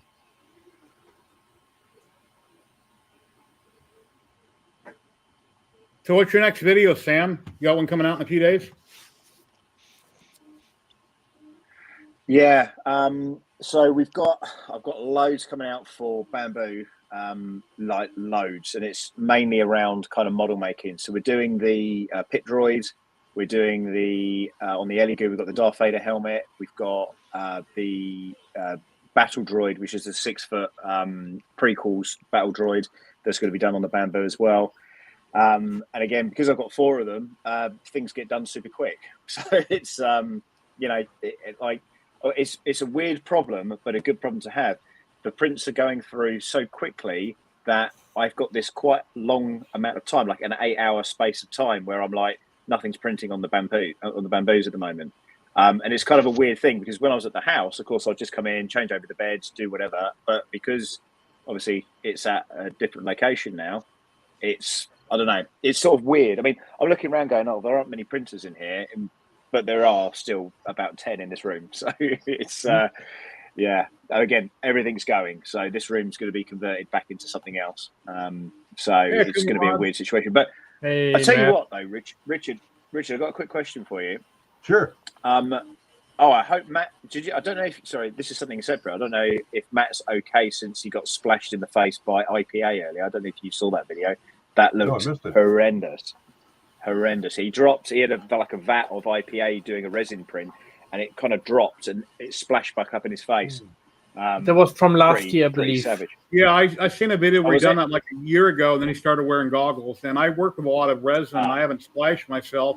and I preach in my videos to always wear glove and safety glasses, but I don't always put on my safety glasses. But you should. Oh my God! Because I thought it was a know. new video. He's just confirmed that actually in the chat. Okay, well I'm glad you're. Ladies okay and anyway, gentlemen, dude. we've got the one, the only Astro Printer Liam coming in. Hey, Liam. Still, I'll be back again. I'll try. Okay. Wow. If only This there's an is IT like- person at Liam's house to sort him out. Wow. Yeah, I'll be it's back. a bit like a NASA launch. So Sam, what did you want to ask? You know what? I've just forgotten what I was going to ask you. Damn, that's a shame. I Totally got interrupted. sidetracked there by Matt. Thanks for that. Oh, No, sorry. I totally just... Deary me. What was I going to ask you? Crap, that's... Oh, I tell you what it was. Yeah, so, you know, a lot of people are saying about the Bamboo is that all the technology is already available and it's Bamboo that's put it all into one printer. Where was the technology that I can slice and send that print file to something like a Raspberry Pi that will then print on my printer remotely? Where is that technology? Yeah, I would agree with you. That is something that has to be found. I think what Bamboo did was they took the best of what was already out there, compiled it, put it into a nice package. They did what they had to do on their end to make it unique to them. So I don't believe that all of the technology is out there for what they have achieved inside the X1 Carbon and the P1P. I believe that the X1 Carbon and the P1P are big brother, little brother, because they're virtually the same machine with some minor differences. But I think that as we move forward, and I said this on Thursday night when I did an impromptu live stream, because somebody was asking me about that. We were talking about technology and where it's going. And I think that we're going to get to the point now where we're going to see 64-bit architecture. Right now, we're still in 32-bit. Probably within the next couple of years, that 64-bit architecture is going to take hold in the industry. And I'd like to see, and I'd like somebody to do it, where we are getting with, the micro PCs. Why can't we take that technology, replace our Raspberry Pis, and have an all-in-one solution where we have our slicing and everything right there on the printer, or into our network or wherever we want to do it, and have all of that computing power right there. That's kind of where I'm at right now in terms of where we are in the industry. Bamboo Labs made a huge leap forward, I believe, in what they're doing, but they are building on technology that's already out there. I agree with that as well. Yeah, I mean, I've seen at some of the trade shows, I've seen printers that have got Wi-Fi attached to them, and then you can send to them. But it's mainly business. It's a lot of money to get that kind of technology together. But one or two of the unique features with what I love about that, which I'd love to see on other printers, is one, having a camera. Okay, and I know we can do that generally anyway, but camera as part of the slicer, and then being able to send the file remotely is brilliant. So if I could put a Raspberry Pi on something and just go, okay, I'm going to connect to that. And I don't want to I just want something to plug in. I don't want to have all the hassle of having to program an SD card, set everything up. I just want to go, send. And there doesn't seem to be... Wouldn't it be real simple if we could simply just turn on our computers, send that file from our computer or our cell phone or whatever, our tablets, to that printer, and have the printer do the slicing with the parameters that we've preset or that we can set on our phone? It'll do the slicing, it'll do the upload, it'll do the print, and it'll spit it out at the end. I mean, that would be great, but I think we need more processing power to be able to get there. I don't think we're there. And this is yet. at a consumer level. I mean, people are saying about FlashForge has got one about they can send files. I get that. I appreciate. Obviously, we can do that with Bamboo, of course, now. But at a consumer level, I think that's something that's very much missing. But if you look back at basic telephony, so I used to be an IT and telephony engineer, and what we had was you'd have basic PBXs, which would have analog lines running into them. But eventually, it went to ISDN, it went to digital, and now everything is on the Ethernet or the internet. So all your phone calls come through to your mobile phone, but you're connected to Wi-Fi. So I think that we're a very interesting venture at this point, where I think you're going to be seeing, like you say, these technologies that are going to be coming out, and they're going to get more and more interesting. But I think it's people like Bamboo, or companies like that, like Bamboo, that are really kind of driving that forward now. And I think for thinking that printing process on how that's going to look to the end user. Well, look at when Creality came out on the market. I mean, they were going up against a lot of other companies like Wanhao and other companies like that were all making similar Prusa style printers. They came out, they started what became known as the race to the bottom. How cheap can we make it? How low can we go with the price to the consumer? And then everybody jumped on board. I mean, you had companies all around the world that were jumping on board to see who could get to the bottom first. Now, what Bamboo did, and I think this is amazing, and I think it kind of started in that rat rig and boron communities, that where you could actually now build something that was faster, more reliable, had better firmwares. There you go. Jerry's showing off what he's doing right there. Better firmwares, more robust printing technologies, and they made it accessible. And then Bamboo kind of, I can't say for sure, but in my mind, it feels like they kind of took that step and went, okay, let's take that one step further and give a complete solution where all you have to do is open the box, pull it out, plug it in, you're ready to go. And I think that appeals to a certain sector of the market. The hobbyists are always going to be like you and I, Sam, where we like to tinker, we like to build, we like to, have fun and learn along the way. But a good section of that population also wants to have their toaster, bring it home, plug it in, and it works, right? So, but I think Bamboo is making, it's the first real strides I've seen since the Revo came out. What's nice about this app, and I don't use it much, is when I was in the bedroom last night, my printer kept screwing up out here. I didn't have to run across the house to check it. I could pull up my app, leave it lay there live while I'm watching TV, and if it had an error, I could let it fix itself from the screen, which usually it didn't, but you have that option from the remote app to fix the problem. But then when it screwed up again, then I had to come back out and I was trying to do it manually. But it's really cool. I don't ever upload anything with an app or a file, but it's really nice that if I need to or I can, or something goes wrong, I can stop it from here no matter where you are. Yeah, your support and also your service stuff is on there as well. You can just, sorry, Richard, you can contact support via it. You've got your store on there, and it's very, very and easily accessible. Even getting your movies and getting your films and stuff that you've recorded on your time lapses and stuff to upload to YouTube or upload to Instagram or whatever. The time lapse is very perfect. well You just hit download to your computer and it's ready to go in whatever video you're making, or upload it directly. Yeah, that's really cool.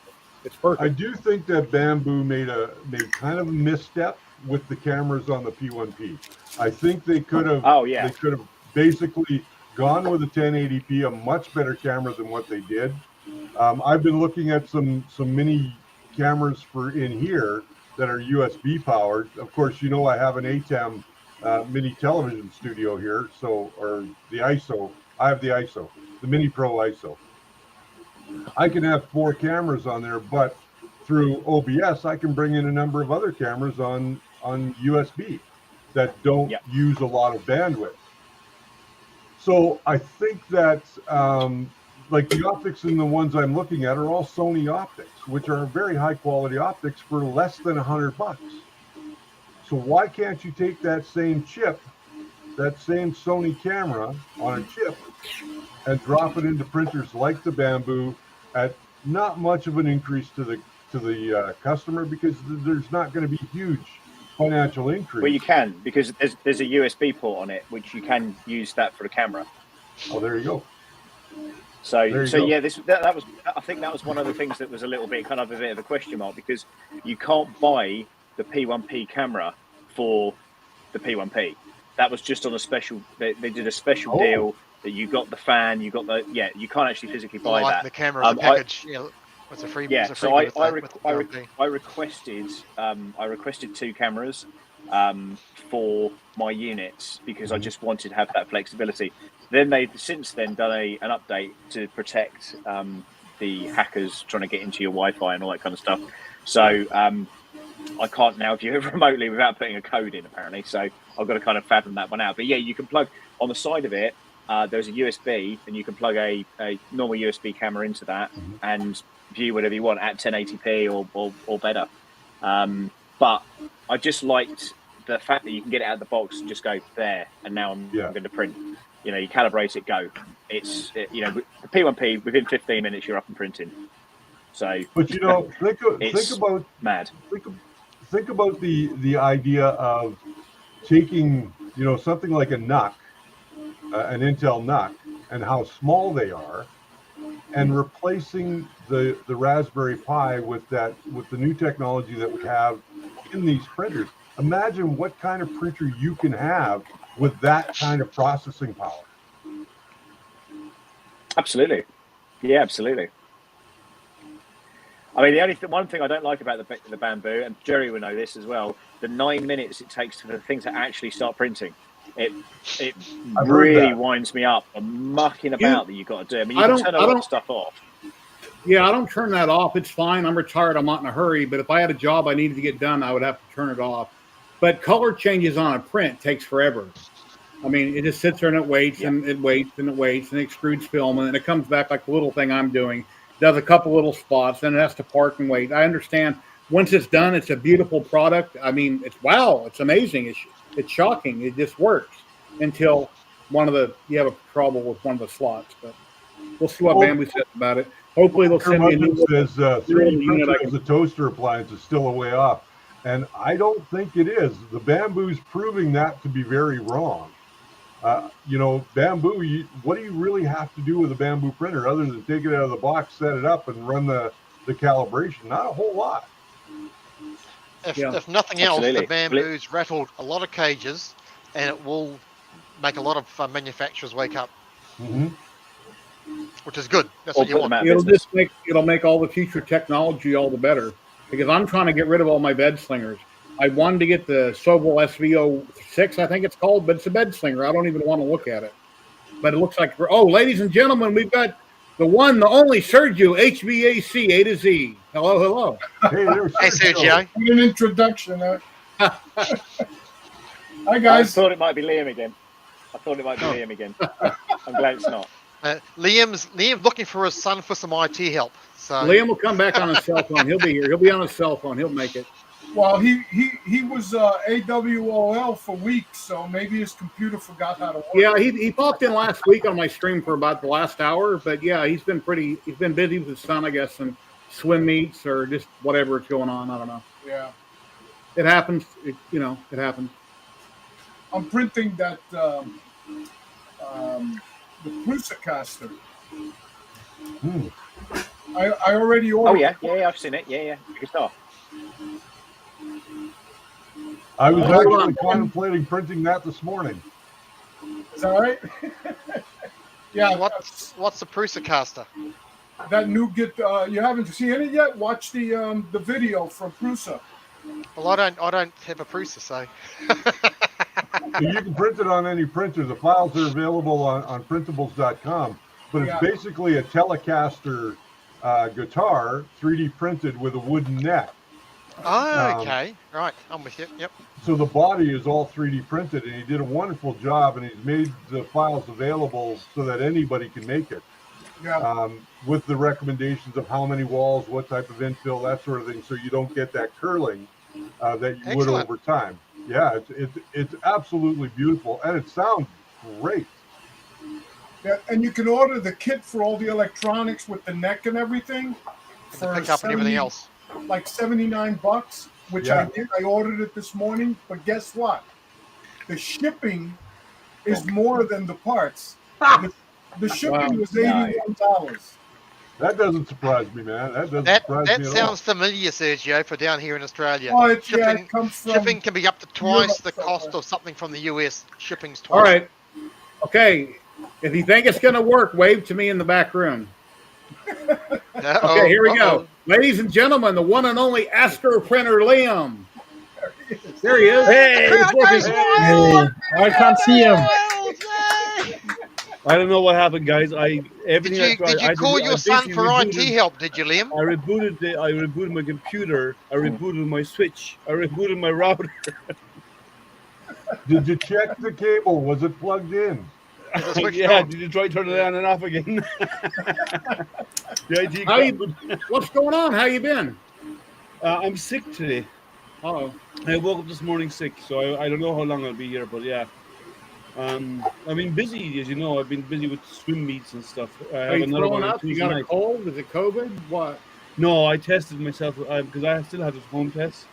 Yeah. So I tested myself this morning and it was negative, but I'll try again in 2 days because the symptoms only started today. So I'll test again in 2 days' time. So I'll test again on Monday and see if it is or not. But I do have the home test. But this morning one was negative. What are your updates on your bamboo? I know you had all that trouble and you mailed one back. They got it last week. They got it on Monday, just past Monday, and they haven't been able to give me a date when they're going to send me the replacement. Okay. So the answer is I don't know. I'm waiting on them to come back to me. I will send them a very not so gentle reminder tomorrow night because it'll be their morning, and trying to stir things up to see what's going on. But saying we're trying to get it to you as soon as possible is not an answer. If you have it in stock, say we have it in stock, and this is when the estimated scheduled shipping date is, or we don't have them in stock and we're going to get them back in stock on this date. They haven't done either, so I don't know. Somebody was telling me a couple weeks ago that they had something go wrong on one of their bamboos. They had to get replacement parts under warranty, but Bamboo said, "I'm sorry, we don't have them in stock in our store. Wait till they come back in." But I think the company should have X amount of parts put aside for warranty work. But maybe they do, maybe they don't. I think they probably have had, and they just ran out of them. Yeah. They probably weren't expecting as much, as my guess, if that is the case. But this is a full printer they're going to replace them. It's not a part. So yeah. I have to wait and see. Hopefully, I'm hoping I'll get an answer in the next day or the next few days, saying it's been shipped, because I'm still within my 30 days, and I'm still within the window of saying just give me my money back and be done with it. Okay. Because I'm not waiting weeks for a warranty replacement part. They should have them, and they should be able to ship it to me. So things for me went perfect with the X1 for 2 weeks. And then Lightspeed Steven sent me 3 files that I could print and sell, or just print. Oh, I saw that one. Yeah, do a video on. Task, yeah. And I done a firmware update on the machine right before I sliced the first file. And then ever since then, I couldn't get anything to stick to the bed with Ziltech filament on the textured PEI. Nothing would stick to the bed. And I tried glue stick. I tried washing. I tried IPA. Nothing would work. So I broke out the nanopolymer adhesive. I covered the bed extremely heavy, let it dry. Now everything is sticking. But then my AMS unit, slot number 1, started to have an issue with tracking the filament. So I played with it and kept hitting retry. That sounds familiar, Sam, doesn't it? Helping it by hand. And then I wound up switching to slot 3. Now, sadly, because I sliced the file using slot 1 and 2, when I put the filament in 1 and 3 and went over there and told it to go to 3, it won't do it. That needs to be a future option they need to fix. If you need to change a slot on the fly, you should be able to do it with a touch screen, even though you're printing a sliced model. But anyway, so I'm printing out of 2 and 3. And then earlier, 3 was pulling the filament. I've seen the spool was jumping a little bit, like it's having trouble. So I went in the garage, I got a Craftsman socket, and I put a socket inside of the spool to help weight it down. The camera's going nuts. I got to quit moving my hands around. Because you've got no background light, yeah. And but right now it's working fine. I still love it. It's like beautiful prints. The multicolor, it's like, wow. Yeah, it wastes a lot of filament doing multicolor, and it takes a long time. But when it's done, it's like, wow. I buy it quality. There's nothing, stringy, screwed up, half-assed. It's like, wow. Yeah, I've had the opposite. I've had print quality issues from day one. Yeah. That's why they came down. They asked me to try 50 different things.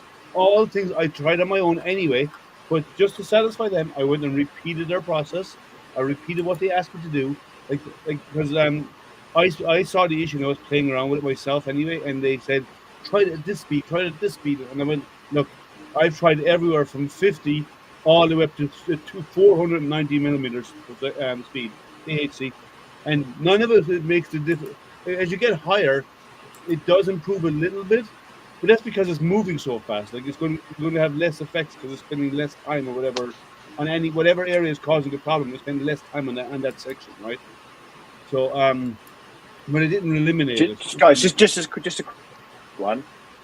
On that Prusa caster, does Joseph Prusa also produce a tiny violin that I can print and send to Liam? No, but I think there's a ukulele.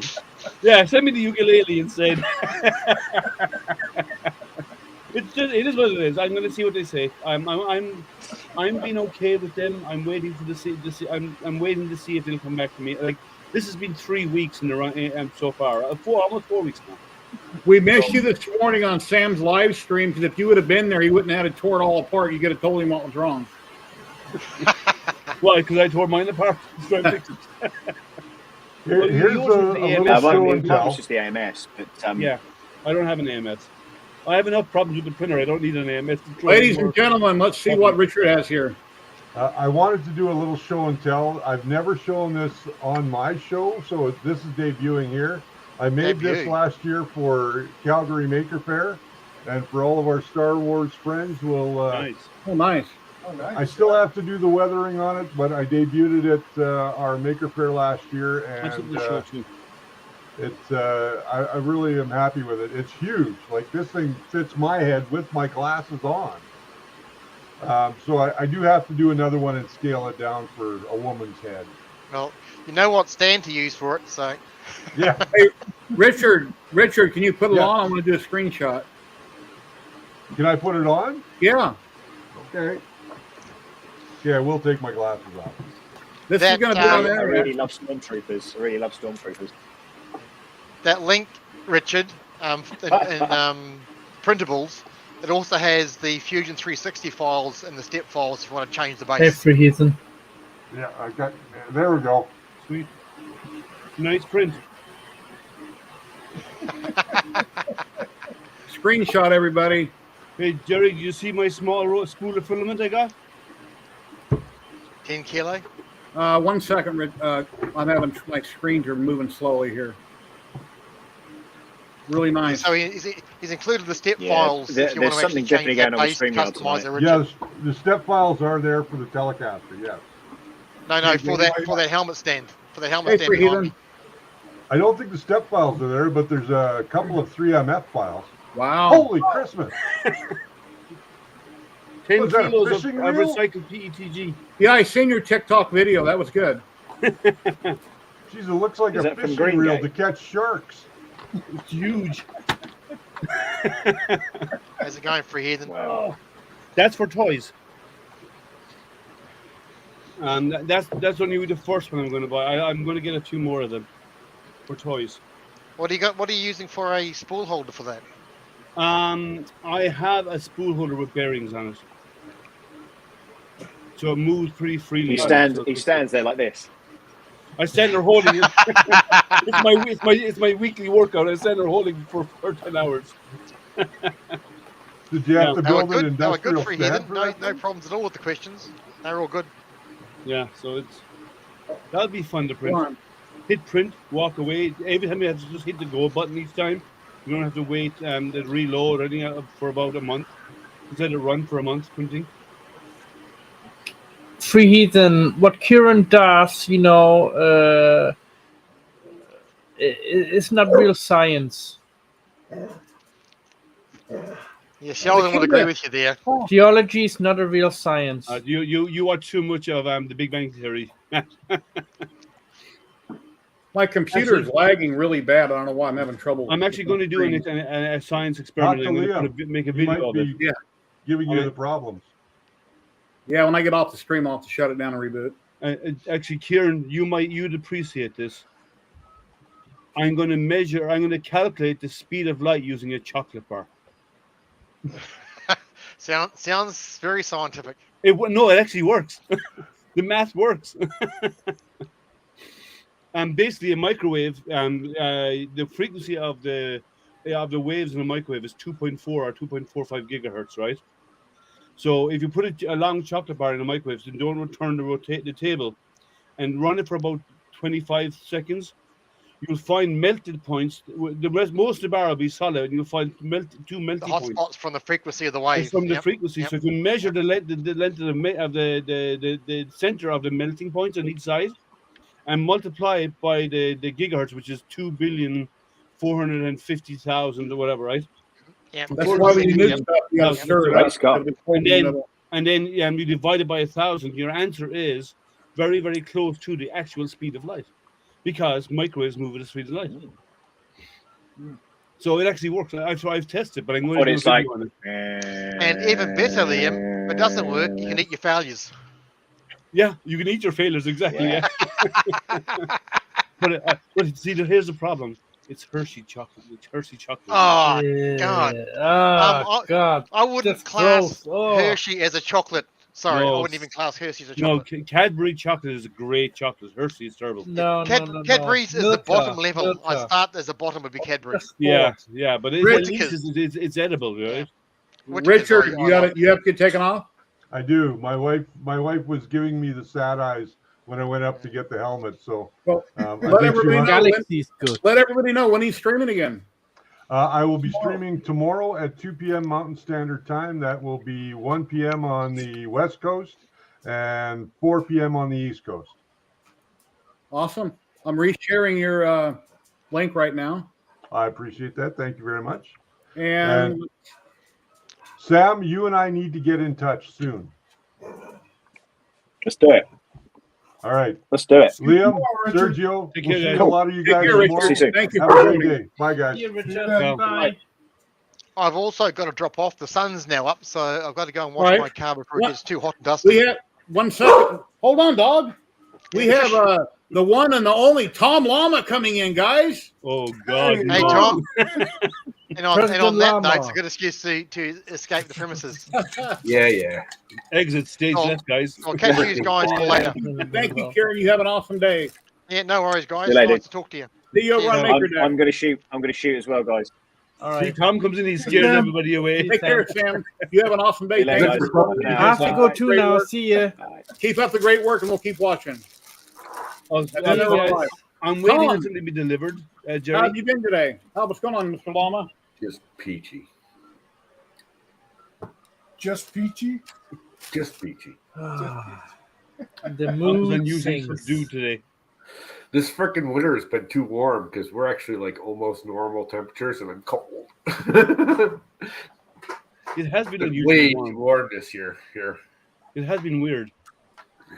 Like way next week we're supposed to get up to 70. Yeah, we're supposed to be like 65. Yeah. Tomorrow we're supposed to be like 65, almost 70. It's going to rain Jerry, all day. I'm waiting for the stuff to be delivered. But I'm going to do a series of streams and I'm going to build out of wood an Ori. What? An Ori. Do you ever see them when you have all the planets represented? It rotates and the planets move. Yeah. Oh. Yeah, I'm going to build one out of wood. I'm going to make one out of wood. I'd call it a mobile, but okay. It represents Sergio. Yeah, it's called an Ori, and it's actually laser cut out. It's laser cut out of wood, out of plywood. Oh, nice. So I'm waiting on the kit to arrive, and I'm going to do a build sequence, like maybe an hour each time, and we'll do a live build of the Ori as well. So I'm just waiting on that to be delivered. Hopefully, it'll come in next week. Cool. Yeah. Liam has to make a fancy name for a thing called a solar system model. It's called an Ori. That's the proper name for it. Yeah, it's called a solar system model. You just made a fancy name for it. I'm just telling you what to call it. There is a metal one I'm considering as well. There's a lovely metal or brass one, which is a much higher stack, a lot more gears in it. I'm looking at as well. I'm considering. Yeah, Tom, Dave Gatton popped in earlier for about 10 minutes and said, "Hey," he was on camera. Dave Gatton, CNC. You don't know who Dave Gatton is? I do know that name. I can't think of who it is. I'm not. Dave Gatton CNC. He's older than both of us. He's been doing CNC stuff for years. Now I got a big Omtech laser. He streams every Saturday night, 6 p.m. Pacific. He has a live stream. Really? Yep. Ladies and gentlemen, we've got the Zoan. Hey, Zoan. What was going on? What happened? You shrunk. Yeah. Yeah, I wanted to be as small as an Irishman. Oh, burn. He could have said worse. Yeah, I could have. Not only could he has. But anyways, got the V0 pretty much done now. Good. Here, let me. The last time I talked to you, your back was whiny. Back is not good. Oh, that was stupid of me. Thank you. All right, disconnect everything. That was beautiful. Yeah, it'll come back. Someday. Yeah, someday.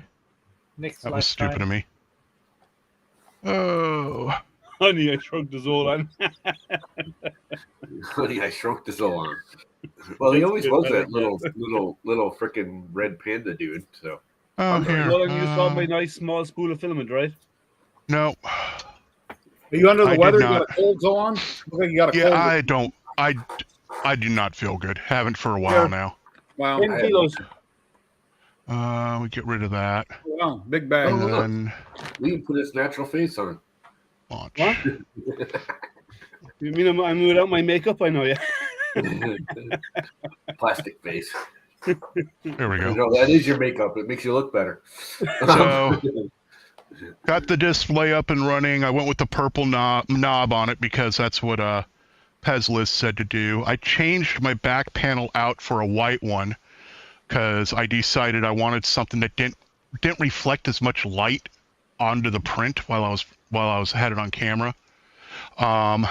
There he is. And There's this on we all know. and I'm going to reprint the top hat with the taller one that's square and hinged, so that way it stops rubbing on the top there. Great. But Hashtag USA. Yes, we know. and I even got my serial number. Nice. Cool. So, anyways, So we haven't that's seen what the I've been doing. Trash Panda ain't been around in about a year. It's been a minute. Yep, it has been a while. Trash Panda returns. You look so much better this way. We actually like to pet you now. Except for this isn't the customized one I normally run. I know. It actually looks like it's making frowny faces like you do. Oh no, that customization stuck, but the eye color one did not. Yeah. The mouth seems better than it used to be. Like it's actually following your expression better than it used to. Yeah, I have. It's because it's on a better webcam. Is that it? Yep. The facial tracking's on a much better camera. And I'm on a green screen. Yo. Another project for you. You're going to do that Prusa caster? Prusa caster? Yeah, you haven't seen it. Prusa had a guitar designed for. Oh, the 3D printed guitar. Yeah. I'm already working on one and have been for about a year and a half now. Wow. This project is supposed to be a lot quicker. Oh, no, it's me. I'm slow. Look how long it took me to get this printer done. That sounds like a Taylor Swift song. Watch the It's video. me, I'm the problem, it's me. Golan's like me. He's got about 100 projects going and none of them ever get finished. Pretty much. That's pretty much it. Basically, That's because of the squirrel complex you have. There's something new. So, Squirrel. I have a little under half the money saved up to get my own bamboo printer. Or wait till V2 comes out. Or buy some SKR bear that's sitting in DC. Or a 2.4 R2 kit, I don't know. I'm going to. A lot of people are having great success with the bamboo. Some are running into issues. Some are just not happy with it. Well, you'll notice I called it a bamboozle. Yeah. So because I'm in the latter half of the latter side of that conversation. My coworker is as well, and he's actually who started calling it the bamboozle. So let's see if they ship me the replacement this week, hopefully. So far, I guess I'm lucky because I've been printing away on this thing, and I'm. Yeah. That's what I want to do. If I can plug it in and just print like crazy on it. There's hundreds of lucky people, and there's there's thousands of lucky people, I should say, and there's hundreds of those who are not so lucky. Yeah. And out of those that are not so lucky, I wonder how many of those are actually user error. Well, take care of me. Here's the thing: if they're 99% good, there's still 1 out of every 100 that's bad. Exactly. 10,000 of them, you've got hundreds of them bad. Yeah, exactly. It's just people. And the supply chain, bamboo, I think it's cool and everything, but the supply chain, even for manufacturing of the supplies, are still being impacted. Yeah. And I'm convinced I got the one that was assembled on a Friday just before 5 o'clock when we're already ready to go home. Well, and you know what's the other thing? Or on a Monday at 5 a.m. Yeah. Yeah, when we're all hungover. Yeah. They can't even. That's every day in China. Well, they all drink whiskey over there. They don't like there's not many beer drinkers in China. They drink hard liquor. Go ahead, Sergio. They don't do it on the weekends. They do it every day at lunch. They do. That's Italy. They can't. Go ahead, Sergio. They start drinking. They go out to lunch. Hey, Tom. Hey, Tom. You want to let Sergio actually finish a sentence? I would just say that they can't even keep filament in stock. It keeps running out so fast. Go ahead, Tom. You're up. I'm trying to get my hands on an Omnia drop as well, the new one. I'm going to put it on the Frankenender. Uh-oh. Well, Pete, personally, I think there's been a lot of updates and changes since the original batch came out. There's been different improvements made on mine. Mine was perfectly fine for over 2 weeks until I done a firmware update, like I said. Then I tried to print these bottles from you did Lightspeed. Go ahead. Lightspeed, even Lightspeed, and then I was having bed adhesion problems, and then that's like I said. Then I went to glue stick on the texture, their textured PEI, and that didn't work. So then I used nanopolymer adhesive, which works for everything, and then that fixed that problem.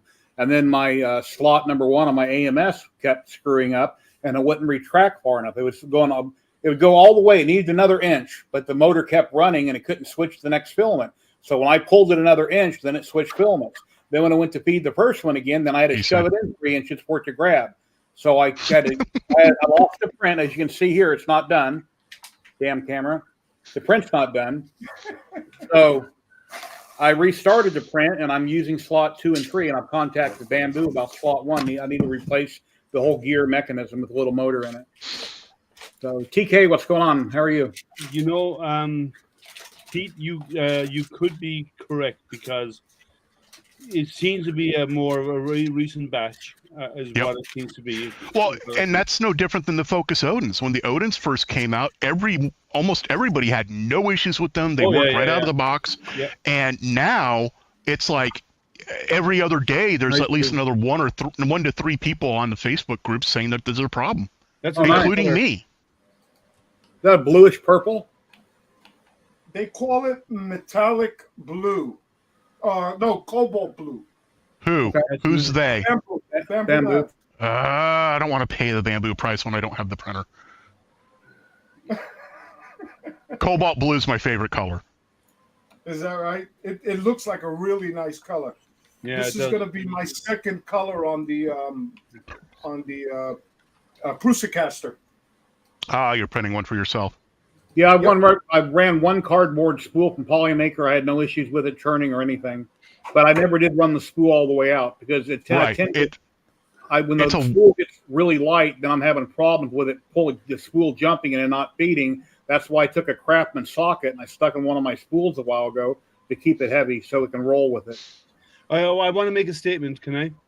Tom Taylor, you need to change your name to Tim the Toolman. You have to do Tim the Toolman. I'm sorry. No, he doesn't, because Tom is one of Tim the Toolman's children. Yeah. It'd be funny if your name was Tim the Toolman Taylor. Come on.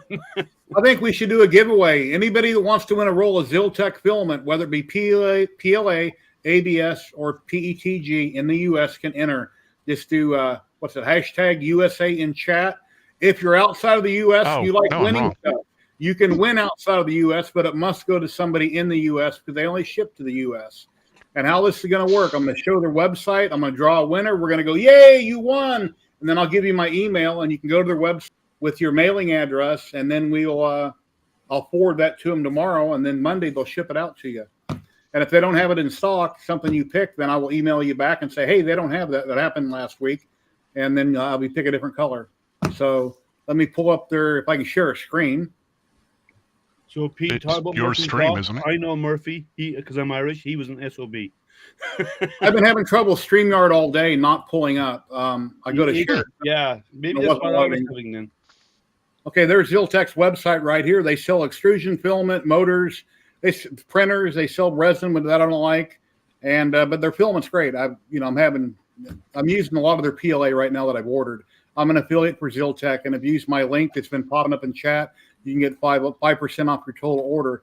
And before the pandemic, it was 15% off your total order, but things have changed, so now it's only 5%. But they got a lot of great filament here, and they got a lot of great products, a lot of great stuff. And what do I get out of doing this for Ziltech? I get to give away 3 rolls a month, whatever week I choose. Not 4, only 3, USA only. Do I get filament out of it? No, I don't. They don't send me anything other than I'm an affiliate, and if you might use my link, I get a slight kickback, which I haven't seen in about a year. Because since it went from 15% off for everybody to 5%, I don't ever see money anymore because I guess nobody's ordering it. I don't know. Okay, that does work.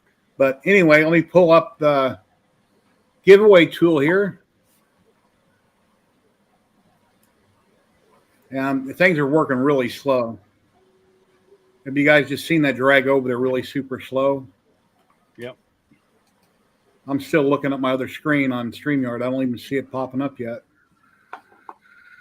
Let me reshare the screen. Let me reshare it. God, it's working slow. Okay, here it is. Oh, well, if it's not coming up, we'll do it by vote of hands. There we go. We've got 20 people entered. So if you would like to take a chance on winning, it must go to somebody in the U.S. You must be present to win. And then right after the giveaway, I'll give you my email address. Please write it down, and then you can contact me hopefully sometime today. Let me know what you want with your mailing address, and then, like I say, I'll contact Ziltech tomorrow. So, Jerry, did you share the screen? Because I don't see it. Yeah, it says StreamYard USA on screen. Yeah, I see it. Oh, then again, I'm still having problems then on my side because I don't see the screen up. Yeah, I shared my StreamYard screen. It still says loading, and it's just sitting there. If you're on YouTube, please hit like and subscribe. If you're on Twitch, please click follow. Thank you very much. And everybody watching, give me a yes on Twitch and a yes on YouTube. Can you see my StreamYard where I'm sharing Bang USA drawing? I'm getting ready to draw. Can everybody see that? I need you to do a sarcastic voiced recording of that for me, Zolan, because you have the perfect voice for that, and I'll just put it in all my videos from now on. All right, guys, here we go. Sarcastic voice of yours. 5, 4, 3, 2, 1, draw.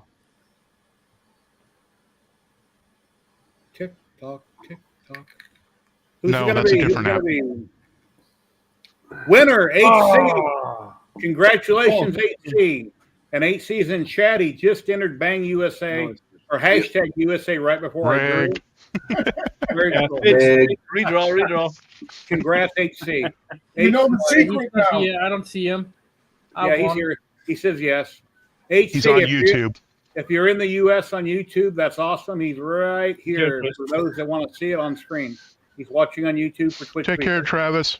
I see it now, Jerry. Congratulations. Yeah, here's my email. Let me get rid of that screen real quick. Did you actually do the drawing through StreamYards? Do they have like a...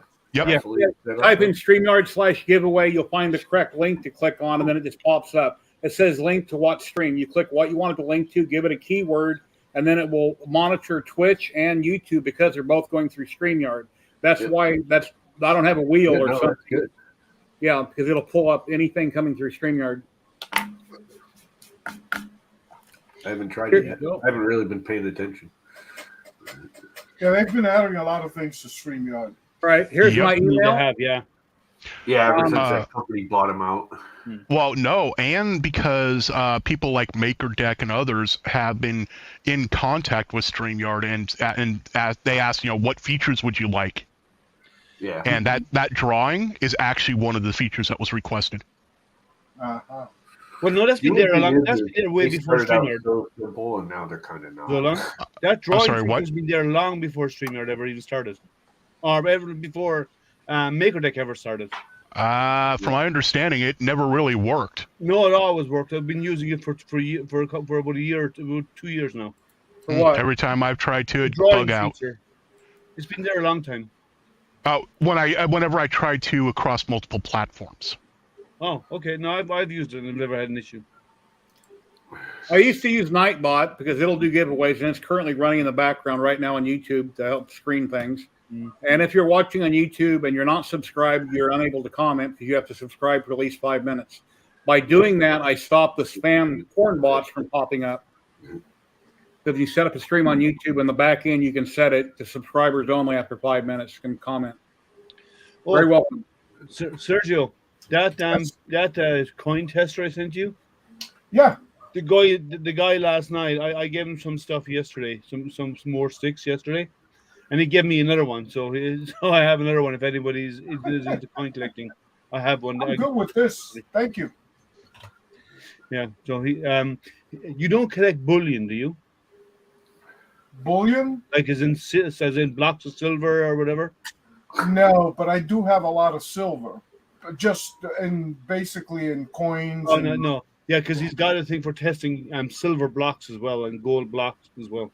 Ah, okay. It's a little stand, and you put the bullion block on top of it, so it's suspended, it's balanced in the middle, and you hit it, and it makes a ringing sound as well. Huh. Yeah, Tom Taylor, I don't know. It's all random. I know Matt's here on stream, and Matt wins everything all the time, constantly. But if Matt would have won just to see if he could win, he either would have donated to somebody or he'd have me redraw. Because he's over in the UK. Yeah, there's no shuffle feature in it. It just randomly selects. And if I wasn't on Twitch and YouTube both, well, I guess I could. I could pull up the wheel, have somebody fill out a Google Doc, but that's a ton of work filling it all out and sharing it out and copying everything over. It's a lot simpler to have it. It's simpler for me just to run it that way. And there's no way to manipulate StreamYard's giveaway whatsoever. If I done a Nightbot giveaway, technically I could manipulate it on the back end if I wanted to. I could increase the chances of this person winning over that one. I could exclude somebody on the back end and you would never know it. There's a lot of things you can do with Nightbot in the background and nobody would know it. But with StreamYard, it's out of my control. It does what it does. So. And so if someone's using Nightbot, it's dead. The results are definitely fixed. Well, they're not necessarily. I mean, but they could be if you want them to be. I'm just saying. Yeah, well, they can say, well, if you're a subscriber to the channel, you get, your chances go up by like you get double the chances and stuff like that. You can do all of that kind of manipulation in the background with Nightbot. Yeah, you can do that with Stream Elements on Twitch. So if you're a subscriber to a Twitch channel, a subscriber should get better odds than somebody that doesn't subscribe to you. And you can set that when you do giveaways through Stream Elements. I don't, but I have in the past, but I don't use that now. I'm using StreamYard, so it all depends on the program. Yeah. Answer HC, Gary. Huh? Answer HC. He said, thanks, you're welcome. I'll email your address and pick correct. Yes, email him. Send an email to Jerry's address with the material you want and its color, and he will forward it to Philtech for you. Yeah. And he needs your shipping information as well. So, like name, address, phone number, email, so he can send it to them so they can get it out to you because that's what they need for shipping. Yes. The sick nerd. I just saw and that. The email was in the chat right here. I'm ill, Tom. Yeah, but that ill applies to multiple facets of your. No, I'm not mentally ill. I've been tested. There's a whole multiple meaning to that sick with you. Well, yes.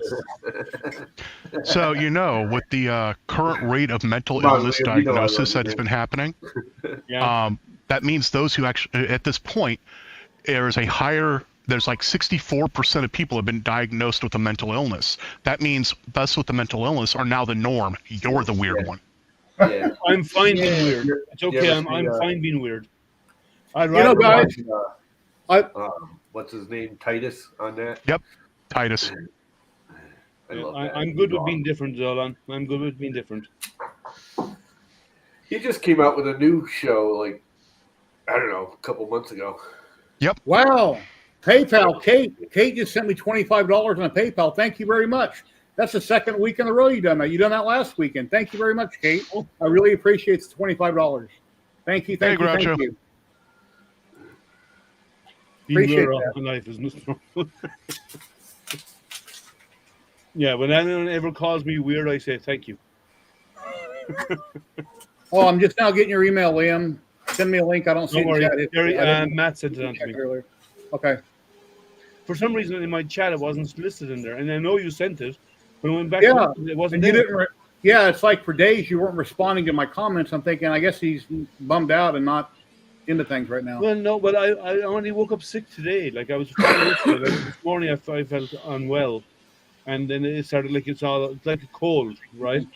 But it's been weird. When I went to look for your link, I saw the link coming in. I saw the thing on my phone, and then I went into my to get it to join today. It wasn't there anymore. That's weird. So I don't know what's going on. Yeah, I had a whole table full of models I wanted to throw away a few weeks ago from all my Thundercats. They took them 6-foot long table. They're all really big prints. Mm-hmm. They were all gray primered. I've had them for years. I never did sell them originally when I wanted to. And I was at the point I was going to put them in the trash can, but a guy came out and I sold them for $200. Nice. My Ghostbuster diorama I printed years ago and gave my wife. The little figures on it about 8 inches tall, and they lights up. It's really cool. It's like, this big square. I sold that for $200 too, like a month ago. So you never know who might want what, so you can always list things online. And I go to offer up. You've been saying about dumping them. I said you should try and sell them. Someone might take them. Yeah, offer up, Craigslist, and Marketplace. Mm-hmm. So the only thing I don't like about offer up is you got to upload everything from your phone and do everything from your phone. You can monitor on your PC, but everything has to be uploaded through your phone. Which fiber laser, Kate? Which one?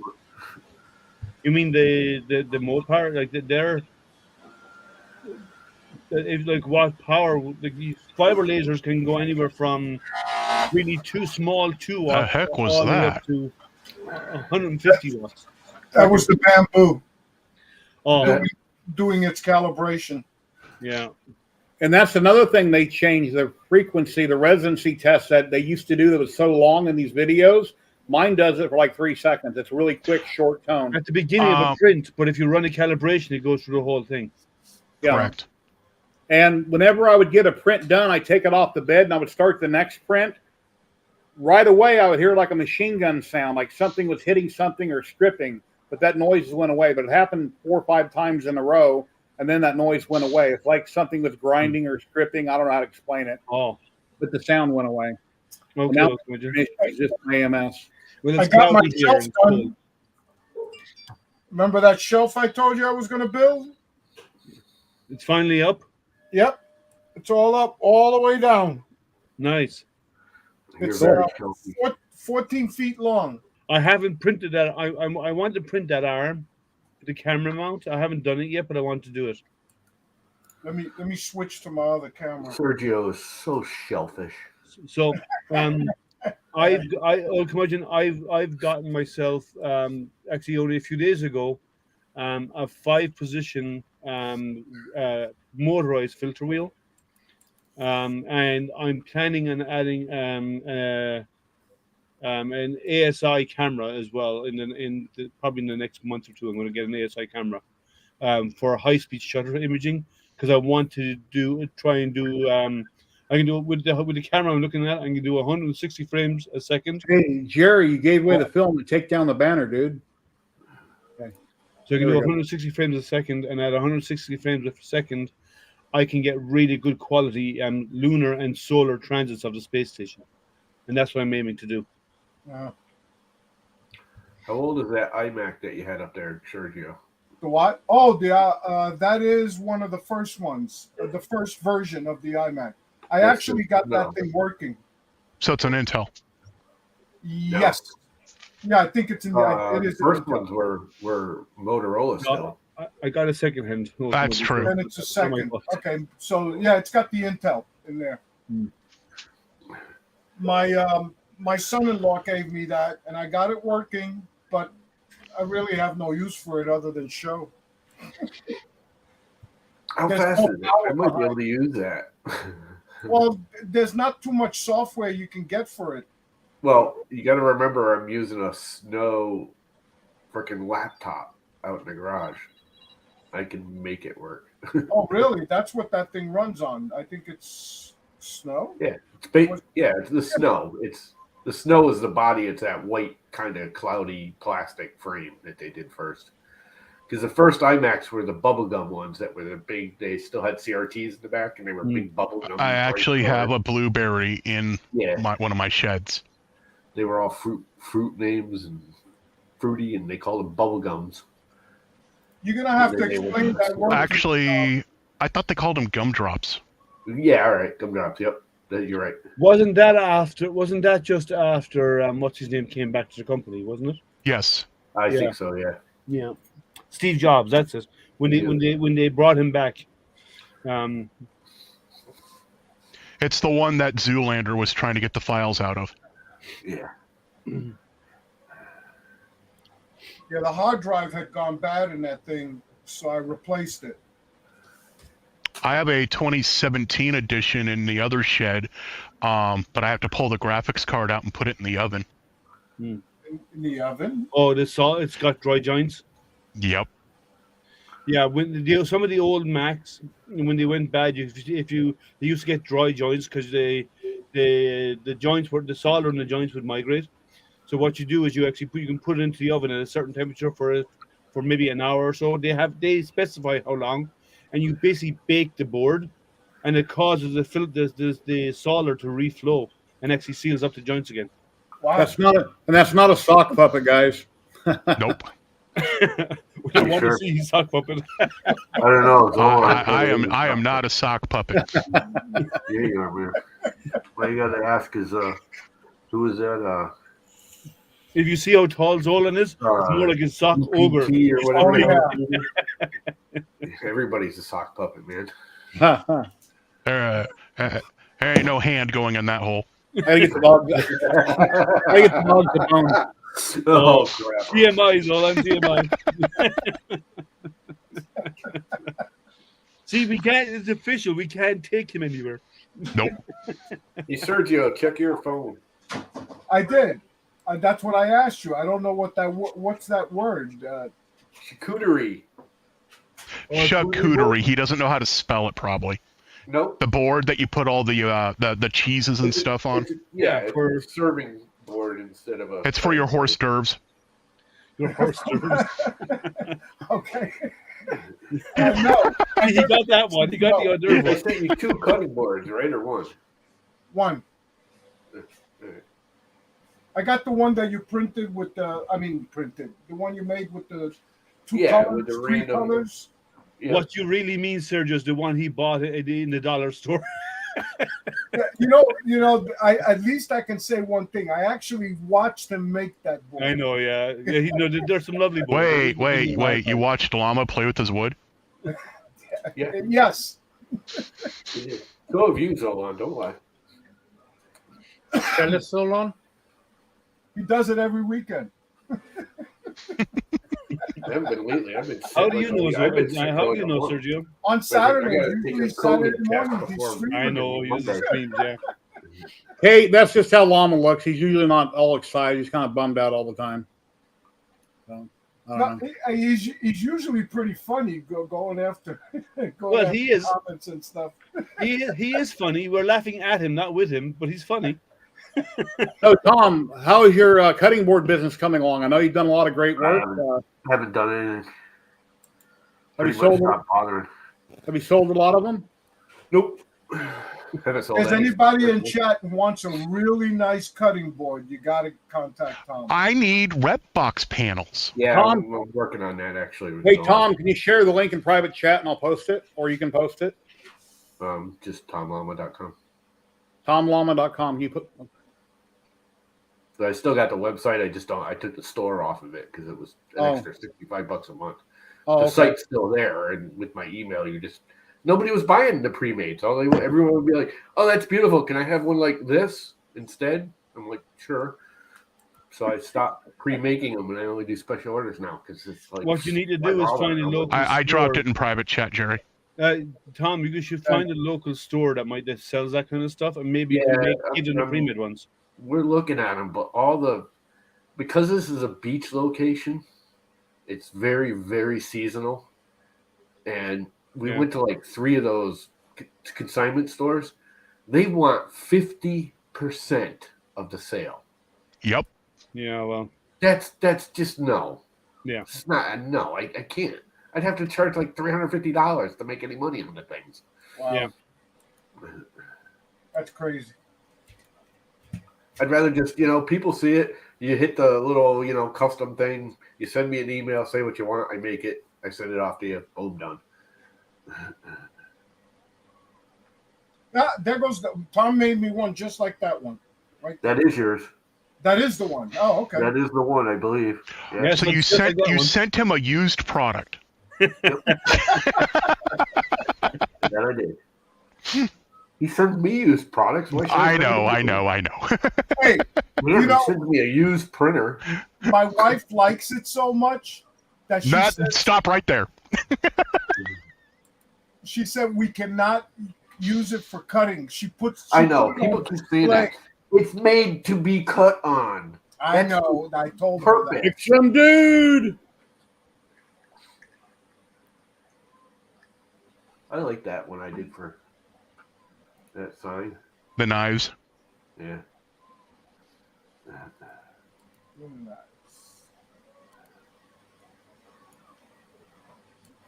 I like that cat clock I did too. That was pretty cool.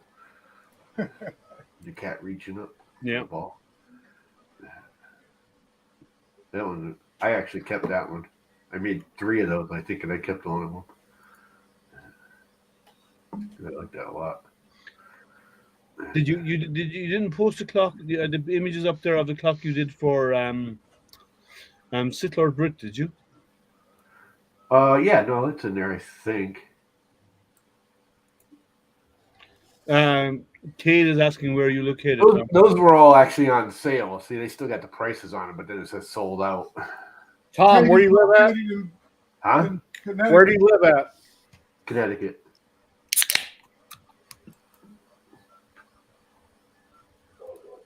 That's the other problem with doing it like that, because the shipping was costing, yes, $40, $50 for that, because the solid chunk, not only is a solid chunk of wood, but those are all heavyweight hardboard woods. They're hardwoods. I'm sure density materials are heavy. Ridiculous how much the shipping is. It's like $30, $50 sometimes for one of those. I just clicked Late Studio. I'm glad it asked me to confirm it, and I said no. That's why I said custom. I've started designing them to fit the USPS freaking, stuff it boxes. One. If it fits chips. Flat rates? The USPS flat rates, yeah. As long as they fit them, because they're not very big. See, here's the thing: is lengthwise, it may not fit. My real life job is taking care of my mother, so I can't take off for a day to go to some vendor thing or sit at a booth all day. That's the charcuterie board I made. Nice. Oh, that's really nice, but that's not really a charcuterie board. That looks like a bar board. It's got a wine stopper, cheese cutter, and everything that goes inside the little holes underneath. And that is a glass cutting board that I sublimated on the back of. Oh, that's freaking cool. I might steal that. I like that a lot. And that's actually the background behind the puppy and everything is the same background I use on my streams. Cool. Anyways. Sweet. That's pretty cool, actually. And I can still make them. I have like 6 blanks right now. I just can't get to the heat press at the moment. You have a full sublim setup? Yep. He used to do T-shirts and stuff as well. Yep. I still have a lot of shirt vinyl. I still have my sawgrass. I think I have 2 full sets of ink to replace in the sublimation printer. We might have to do a trade. I want a couple T-shirts done. Okay. I'll have to dig out, see if I can. So the problem is my heat press right now is behind a giant chest freezer. Well, so, but I can get it out. I can dig it out. Switch them. Cobalt blue. Kate wants to know, Zolan, what inks you use. Sawgrass. That's the manufacturer of the sublimation. It's one of the old school bubble jet sublimation printers, and it's the little one, not the big one. Yeah, I haven't gotten into that. Yeah, but I also have my roll-in vinyl cutter, which does work still. I actually used it just last week, and I have about 7 bins full of T-shirt vinyl of all different kinds. I'm not big on the T-shirt vinyls. They just end up cracking over time. I also have the problem with sublimation is it has to be on polyester. Oh, it could be a blend though, right? Yes, but it's got to be more polyester than anything, or it's going to look faded. Yeah, I don't really actually faded might look cool. But I also did a bunch of sweatshirts because I also have a laser transfer printer, so I can laser print onto the shirt vinyl, and then heat press that onto a shirt after I run it through the cutter. Isn't the faded look in now? Yeah. Well, only when you're old. I mean, look at the hair. Oh. But what they're doing now? Oh my God! that was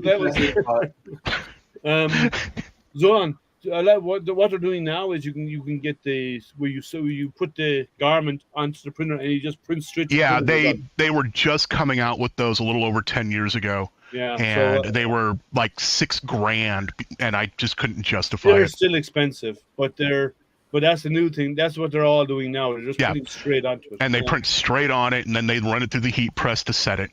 Yep. Yeah.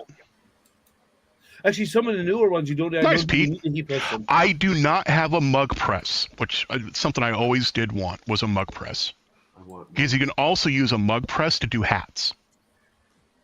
Yeah, because of the curvature. Yeah. Yep. I want mugs. Yep. I want to get. I have to at some point build a vacuum former. Yeah. The only thing is I've got all the gear. I got enough gear to run a full-on customs shop for almost any product that you want. I just hate people. Bingo. Dealing with them, you mean? My problem. Yes, I hate customers. Me too. Yeah, Tripod's daughter has a mug press.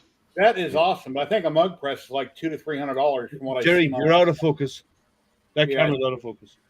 Yeah, you can still see what he's There you go. There you go. That is nice. That's beautiful.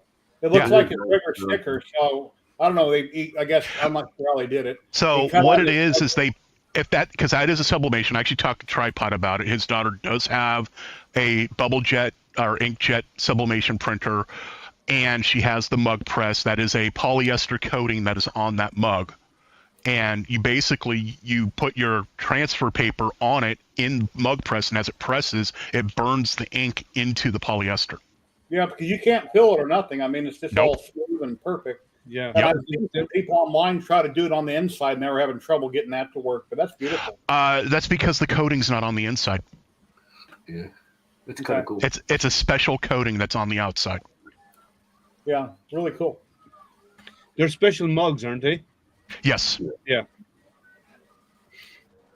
Now you can buy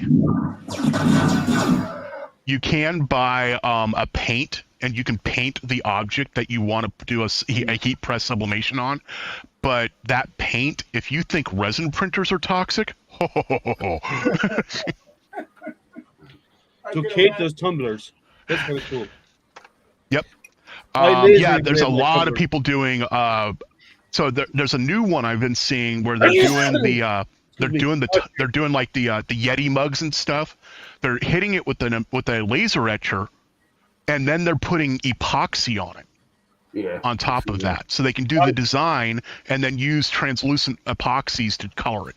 Yeah, I'm sure glad Liam wasn't eating Cheetos or something when he sneezed. That'd be a mess. Yeah, this is me. This is why I'm sick. I have sick. Puppies are doing great. They're all inside the main house. I'm probably going to stream some tomorrow, and when I do, one of the puppies come outside, I'm going to take my my camera here out there to show off the puppies. Hey, Gary. Yeah, so Kate, so you do the heat press in the tumblers. I just laser engrave off the coating of the tumblers to reveal the silver underneath, the aluminum underneath. Yeah. Right. And if you had a fiber laser, you could actually engrave it. No, but that's if you're doing directly on the aluminum. But the coated ones look really good because I have one. I'll get my one and show it to you. It really pops. Let me go get mine. So the 4 puppy litter, I believe, is 5 weeks now, and the 6 puppy litter is 3 weeks. Betty Looper earlier in chat said 50. What was that for? You're not 50. I know you're getting pretty damn old, but I don't think you're 50 yet. No, I'm 46. Puppy. No, my wife typed 50 in chat about something earlier, and I don't know what that was. You know what's really funny? Sergio's the oldest one here, and he's probably the healthiest of all of us. Probably. Not kidding. Not kidding. No. In a month. No. He's not the healthiest of us all. It's the asbestos that keeps him going. Yeah, that's what it is.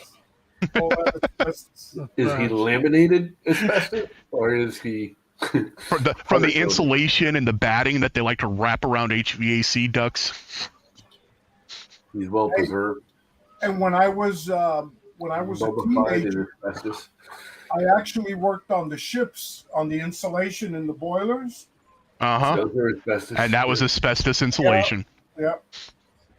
So, Kate, this is what I do on mine. Oh, nice. I like that. That's pretty cool. So the laser basically burns off the coating on the outside. Yeah. Oh, that came out really nice. Was that on the CO2 or is that on like the Combro? Diode laser. Oh, nice. Actually, my laser pecker does that. I did both my grandson's cups. And yes, people, you heard him correctly. That is exactly what he said. Yeah. It's called the laser pecker. Yeah, the laser pecker too. Yeah, so the diode laser does it slow. The diode laser does it, but it's slow, but it does a good job. The CO2 laser would do it way faster. But I was testing it, and that was done by a 5-watt diode, not a 10-watt. Nice. But it's slow. But on a 10-watt, you could do it a bit faster. A CO2 laser would go through it really fast, or a fiber laser, like a 30 or a 50-watt fiber or higher, would do it in no time at all. But you can do some nice stuff with it. Yeah, with the laser pecker, depending on the coating, you might have to give it 4 passes but it's fast. That was 1 pass. It also depends on the color of your coating. Yes. Correct. Yes. Because one of the cups took like 4 passes, the other one only took 2 in order to get it down to the silver. It doesn't come in different sizes. It's called laser pecker because it's small. It's a woodpecker is our logo. That's hence the name, the laser pecker. He's trying to be funny. I know. That's what it looks like. Yeah, it's not very big, but it's mobile. But it's very expensive. Mobile. It looks size of a coffee pot. Yeah. A little less, yeah. Okay. And it's expensive. With the roller and everything built into it? Yeah, well, this How many comes millions off. is that thing? That's a roller. Guys, yeah. I'll see you guys later. Take care, Matt. Have a great night. Take care, Thanks for joining in, my friend. See you, Matt. See you. What's a laser pecker? Like $1,500, $1,400? They have a new one now. I bought the special kit that came with the rollers, came with the battery, and something else, which is somewhere around there. I forgot. Instructions. What was it? There was something else. I think it's just the power supply. So you get both the power supply. The battery is actually optional. This is the battery. Yeah, that's the scary part. It can run off a battery. Yeah, it'll run off this battery for a good length of time too. Wow. And so you can like take it to somebody's car hood and put a design in it. Yes. Yes. Without them knowing about it. Yes. Yep. Yes. Don't park here. The new one, the new Laser Pecker 3 is the 4. They have the 4 now. Oh, they have the 4. It's not on their website. Only 3 is on their website. Yeah, the 4. Actually, wait. Yeah, I shouldn't say the 4 is on Kickstarter. Well, the 3, with all of the bits, all the pieces that come with it, is 1,800. For that price, or for a little bit more than that, you can get a larger fiber laser. Hey, you know how the police go around in neighborhoods and they put stickers on the car, "Don't park here," and it's harder than hell to get the stickers off because of the glue that they use. Right. No. Well, they come up with a laser pecker, stick it up on the window, "Don't park here," blank, blank, blankety blank, and good luck getting that off the glass. You have to replace the Laser Pecker 4, it's a 10-watt, 450 nanometer laser plus a 2-watt, 1064 nanometer laser. Yes. It's a dual. And it is whatever 10,000 Hong Kong turns into, approximately $1,899 on Kickstarter right now. Yep. Through that. And that's 30% off. Yeah, I think I paid like $14 for this one, the whole kit with everything. Yeah. But a lot of people don't. In all fairness, for that price, you can get a proper, full-blown dedicated fiber. Well, yeah, that's what I paid for my fiber. Yeah. But here's the thing with this thing: if you want to print the board that's 8 foot long, yeah, it will do it. Yes. It will print. It'll travel because of the rollers. Yes. You clip the rollers upside down and travel. Yep. Yeah. But you can do that. In all fairness, roll it around. If you had something properly lined up, you could laser engrave a small area, move it the right amount, laser engrave the next piece, and you can do it in pieces like that too. So it sounds like a wonderful way to torture somebody. Hi. Like your raw hide? Was that good? Shooting off all around your house.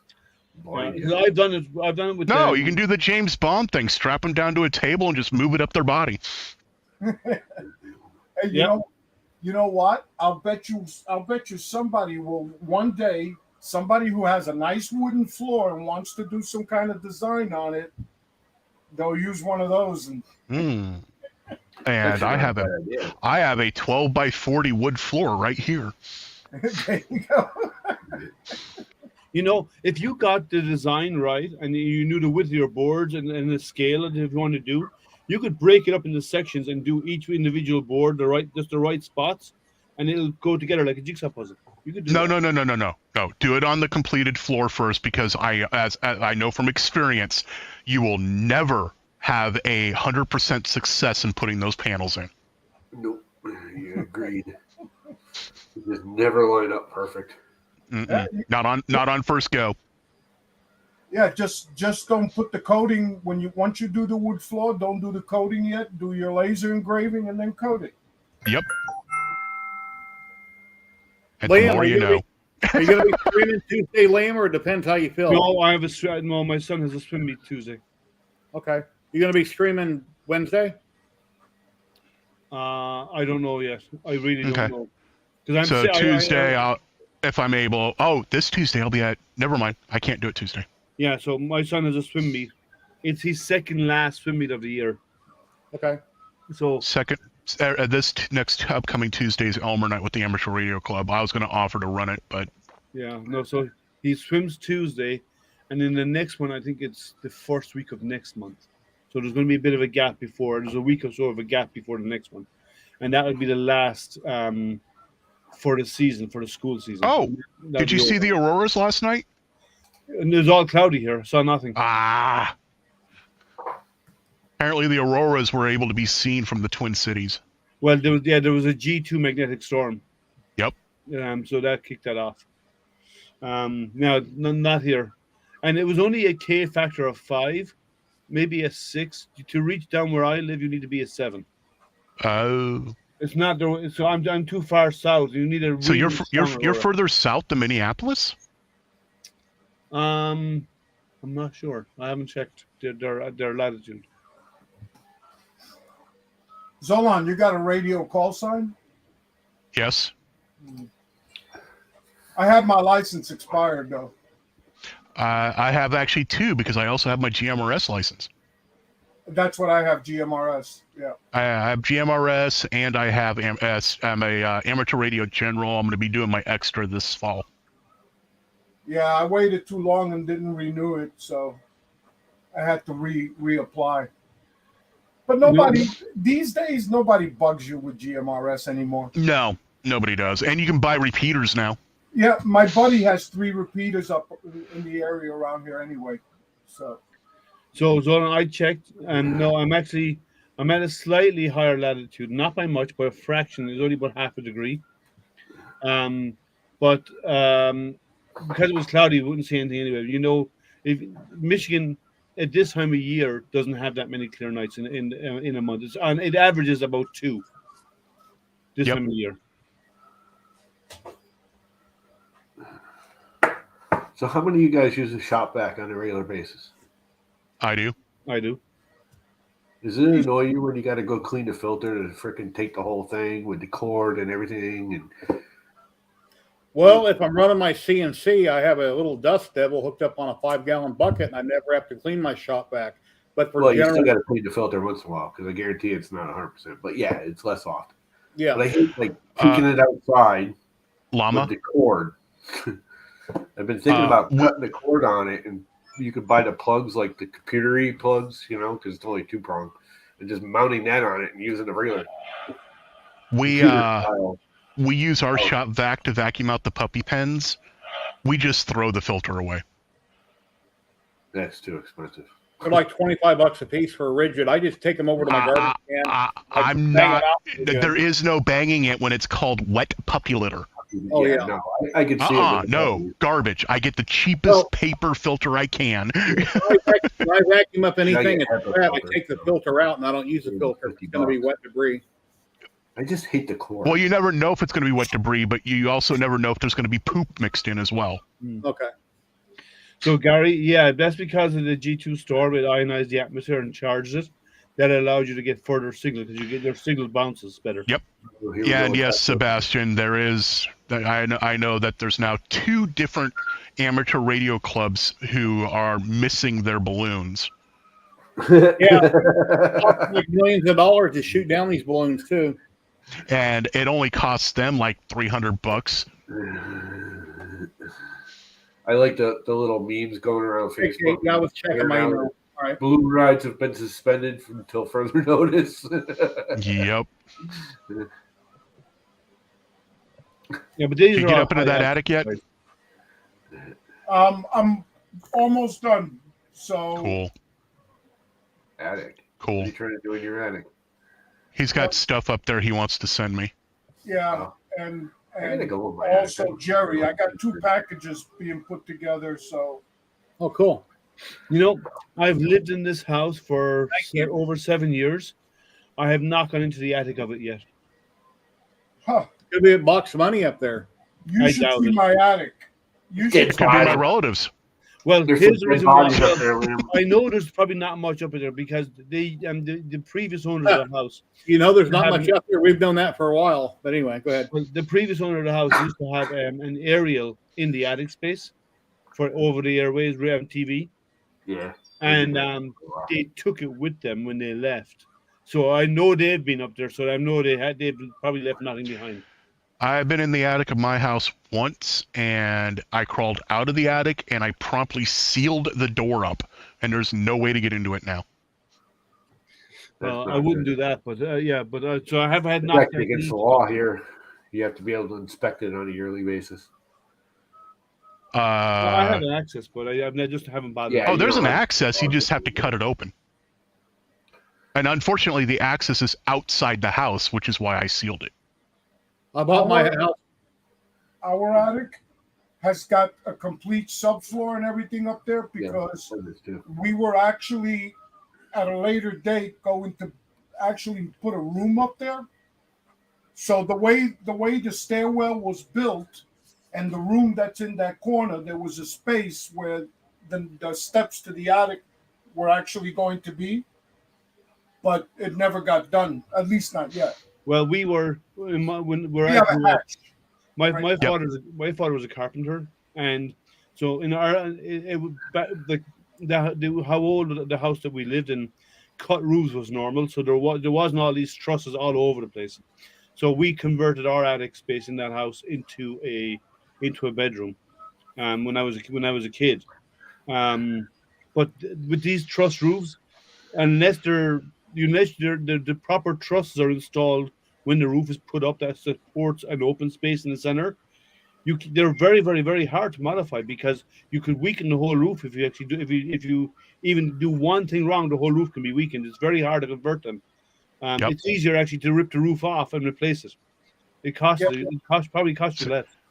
We're hoping within the next 2 to 5 years, this house is going to be burnt to the ground and we can build a new one.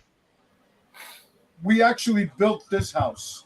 Oh, so you could tell him what to do with the roof then, yeah? Yeah, well, that's why I know.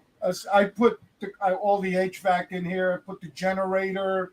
I did all the venting, some of the plumbing, and then the guys did all the rest of the stuff. See, there's a difference. You did all your venting in your house. Zolan comes online to do all of his venting. Yeah, I don't do venting for other people anymore. I put a return in every room up here, which is something people just don't do, and I don't know why. It's a necessary thing. Downstairs, Did you put the remote duct cutoffs in? What were you talking about? Zoning. The louvers for doing zoning, so you can shut off a whole room completely. No, didn't need. That's what my wife wants to do. Yeah, zoning Hey, is guys. nice. Kate just sent me a picture of a bunch of tumblers she's done. These look pretty amazing. Here's a picture. Show them off. The problem with zoning is nice. Those are nice. Yeah, I like those. Very cool. if you're gonna put in a system with zoning, it should be variable. Yes. Definitely. I'm trying to talk her into letting me just do a massive mini split. You mean okay? The heat pump. A multi-zone. Yes, the Mitsubishi multi-zone system. Yeah. Yeah. They come Right. 4, 8, and if you want to go bigger than that, they have the P series, which is more driven towards commercial. Yep. And then you can go a long way with those. Sharing. Yeah, well, I'm just waiting for Sergio to come up with one and put it in my garage for me, and I'll take him to the casino for the night. I put an attic ladder in my garage. Wait, plywood up there. I don't use it anymore. I've been in my house 23 years. So You Sergio, gotta have a halfway damaged one that you can't sell that you can just slap in my garage. Yeah, we'll find you something one day. Come on, Sergio. Come on. Hey, it's not up to me. I almost dropped the coin on a 20-ton unit that was for sale for only $1,000. Jeez, 20 tons. What were you going to do with it? I'm just slap it up against this little 12 by 20. That's kind of overkill. Can't you actually damage them by doing too big a unit? Yes. There'd be too much back pressure. Yeah. It'll freeze the unit. But you can put a variable speed on the blower and turn down turn down the heating. Here's the good thing about Mitsubishi is that you can oversize them. Yes. Because they're variable. Okay. Yeah. So, but you have to look at what its minimum is. Okay, what's the lowest it can go? It can go pretty low. So I mean, way over. How low can you go? The problem I have in my setup, Sergio, is the aircon is on one side of my house, the north side of the house, and the heat for the heating element, and then it's such a long trip to the south side of my house that by the time it gets there, the air is way cooler on the south side of my home. Look at all that wasted land. The Super Bowl will be here next year, guys. This is in Vegas, and they roll the field out, and they can maintenance, they can water it, cut it, whatever. Then when a game starts, they just roll it back in. That's here in Vegas, and I'll never be going there because they charge too much money. That's interesting. Allegiant Stadium. And I live. See that mountain way behind those two gold buildings there? That's the Mandalay Bay. See that mountain peak back there? Uh-huh.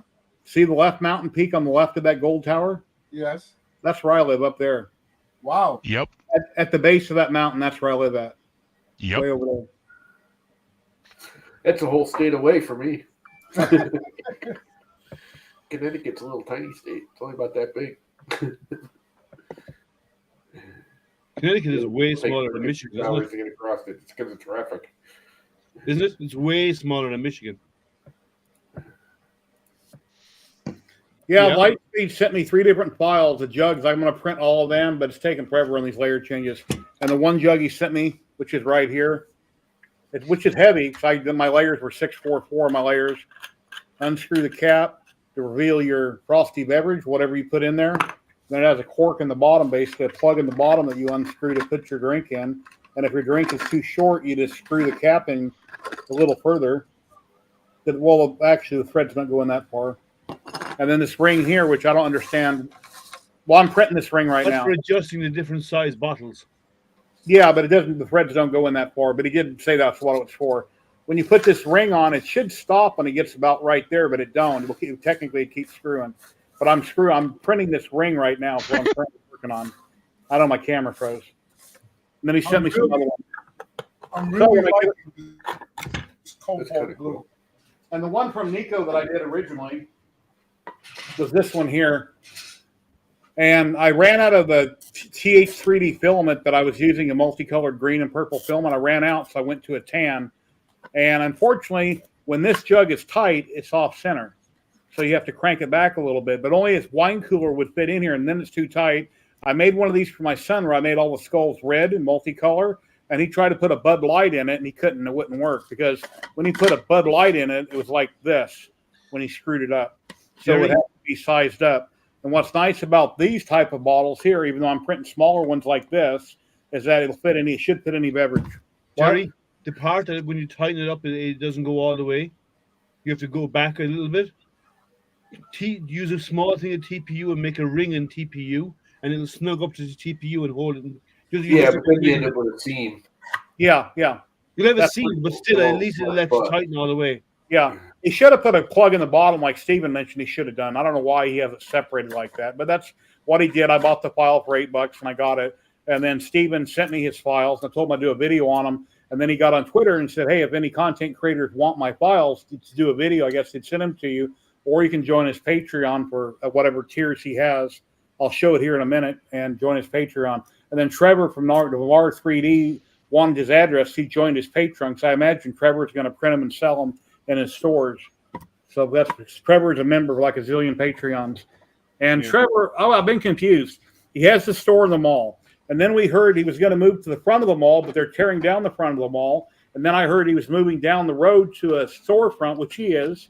But what actually is going on now is he has to move out of the big building on the video that I show all the time. He's moving to a GameStop location that used to be a GameStop. His wife will run that while he still moves to the outside store down the road. That's got a major street right in front of it. And he'll have mostly printers and stuff in that store. Well, or vice versa. But they're going to be running both locations. Sorry. The person who did the labels for the fan wires on the Creality Ender 5 Pro, instead of putting fan 1 and fan 2, they put fun. Joe, I can take Nico's bottle and I can modify it and make it taller if I wanted to, because he even mentioned that. He said if the bottle's too short, just stretch the Z. Actually, it's the X and Y that are a little bit too small. Don't stretch me. I need to take the X and Y and increase it slightly to make it slightly bigger, because the neck of a wine cooler bottle gets stuck and I won't go up in it far enough. So, anyway. Zolan, I would climb out of that gutter.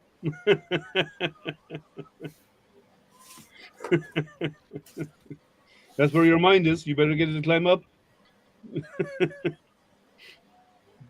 Yeah, that's usually where I'm at, but I'm not today. That's what my wife said. Your mind's always think gutter. It's all you ever think about. But anyway, never mind. That's another story. For men, what do you expect? So hopefully I'll have that other kit in later this week, and I can start doing that. That Ori build will be nice. It's all wood. It's all laser cut wood, so it'll be a fun project. Sorry, I'm sharing the stream out on the twits. And I'm working on a possible doing one in brass, which will be nice as well. And I'll have a discount code if anyone wants. And every week we talk about food. So I have something to say about Walmart brand chicken nuggets. They're pre-cooked frozen. You throw them in your air fryer. I made a bunch yesterday. Are they good? Yeah, they're okay. The problem with them is they remind me of a crab cake because I don't really taste chicken like you do in a McDonald's nugget.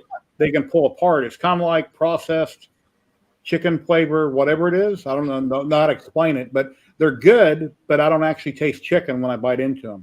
You know, like not.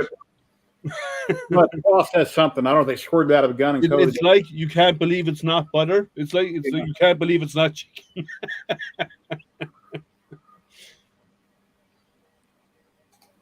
Oh, I thought that comment was to me until I read the last word. I'm thinking, he knows I got one. Here he goes, on. Comment. Nope.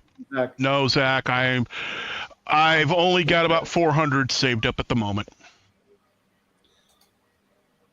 Yeah. I don't like McDonald's food in general. I just can't stand their food. It seems to me that McDonald's nuggets, last time I had them, they were like smaller and dried out tasting, like they sucked the air out of them. It seems to me they used to be a lot bigger and fluffier, and they tasted better. They're kind of like they're not allowed to put the antifreeze in it anymore. That turns it pink. Ladies and gentlemen, I present you with Sergio's bamboo. Oh, look at that color. I guess it doesn't show up quite the way I wish it did, but that's the cobalt blue. That's nice. I need to get a bamboo just so I have a reason to order that filament. I haven't ordered another filament other than what came with it. I need clear filament. It's nice. I'm actually printing with clear right now. I need like 3 rolls. I'm printing with the 3D Warhorse PLA clear. Oh, Zolan, the other day when you had Zach on, I was typing in chat and it was gibberish, and Zach's like, what? Is he using a voice program? When I type, I use 2 fingers really fast, and I don't look at the screen when I type. So when I hit enter and it's posted, it's like, oh, wow, what does that say? Or I got to go correct letters. I don't always pre-read it before I hit enter like I should. Yeah, it what threw us was the last sentence because he said fit. I was like, what? Fit. Happens to me on my phone all the time. I type on my phone, and the buttons on the phone are small. Yeah. Big fingers, small buttons, that small touchscreen, buttons. It's and autocorrect anyway. If you type something wrong, an autocorrect will come in and change stuff, and it's not what you intended it to be. Yeah, I've had that happen to me on my phone. When people get hold of me at night, I'm not at my computer. I'm in a living room or my bedroom, and I'm trying to read on my phone without my reading glasses. I'm trying to type back, and that's why I use voice to text more. If I use my phone, I use voice to text, and it does. I would say about 95% of the time, it does really good job for voice to text. Now and again, it has its bad days where it messes up, but most of the time, voice to text really works well for me. You just tell the phone, just hit a button and speak, and that's it. Are we going to see you back, Liam, on a regular basis, or are you getting kind of burnt out on 3D printing because you no, you will see me back. This swimming season is killing me. There used to be only Thursdays. Now they're doing Tuesdays and Saturdays, and it's exactly when we stream, right? Yeah. So it's messing up the schedule. So the swim season should be ending early next month, and then I'll be back more regularly, and that's my goal. So I was planning to stream this coming Tuesday, but I have a swim meet Tuesday, so I can't. Yeah, there's an easy solution to that. You just tell them, I don't understand why you're swimming. You're horrible at it, and then you'll never have to do it again. Actually, he's actually a good swimmer, so I won't. No, they'll probably like it. It's the only sport he's ever got involved in, and he's a really strong swimmer, and he doesn't do other sports. So I'm more than happy to encourage him. So you're saying he takes to water like an Irishman does to the bottle? Well, not this Irishman because I don't drink. So Can he possibly get in the Olympics? Is he young enough to maybe get? No. He's young enough, but he doesn't want to go that. I don't. In my mind, I don't see it as that. I see it as an activity for him being involved in it with a team, and he's really into the team spirit and cheering other swimmers on and so on when they're at the meets. And it's a fantastic way to keep fit. So is he shaving all of his hair off? No. But he's the really fantastic way to keep fit. And, but that's how you can tell the dedicated ones. The dedicated ones have no eyebrows. Well, you can't get a passport if you don't have eyebrows. Yeah, you can. In most countries in the world, you can't. In the U.S., you can. Well, why? He's not an American citizen, so. Why? Because the eyebrows are a very defining feature in your face. And if you don't have eyebrows, they actually, and if you let's say you get a photograph now with eyebrows, and then you went in and you go through most other countries other than the US, they actually will have difficulty matching your face to the photograph, and they can reject you, saying your passport. Whoopi Goldberg's got a passport, and she hasn't had eyebrows since before Jumping Jack Flash. And she paints them on. That's different. No, she doesn't. I haven't noticed. Watch Star Trek and anything. Nope, there's no eyebrows. Okay, well, I don't look at Whoopi Goldberg, so. Yeah, I don't want to go. But I'm just saying, you're required to have them. I know a guy who was going on his honeymoon, and on his stag night, they shaved one of his eyebrows. What his buddies did, one eyebrow, and the other half is on the opposite side of his mustache. So they took half and half away, and he was rejected from getting on his flight on his honeymoon. Oh. Yeah, now, from my understanding, you do have to prove that you haven't had eyebrows normally. Yeah, but he was shaved one to one, and then they wouldn't allow him going on his honeymoon. They wouldn't allow him on the plane. No, I'm not paying for anything. So, and in most countries, you do have to have them to get a passport. Outside of the US, most countries require it.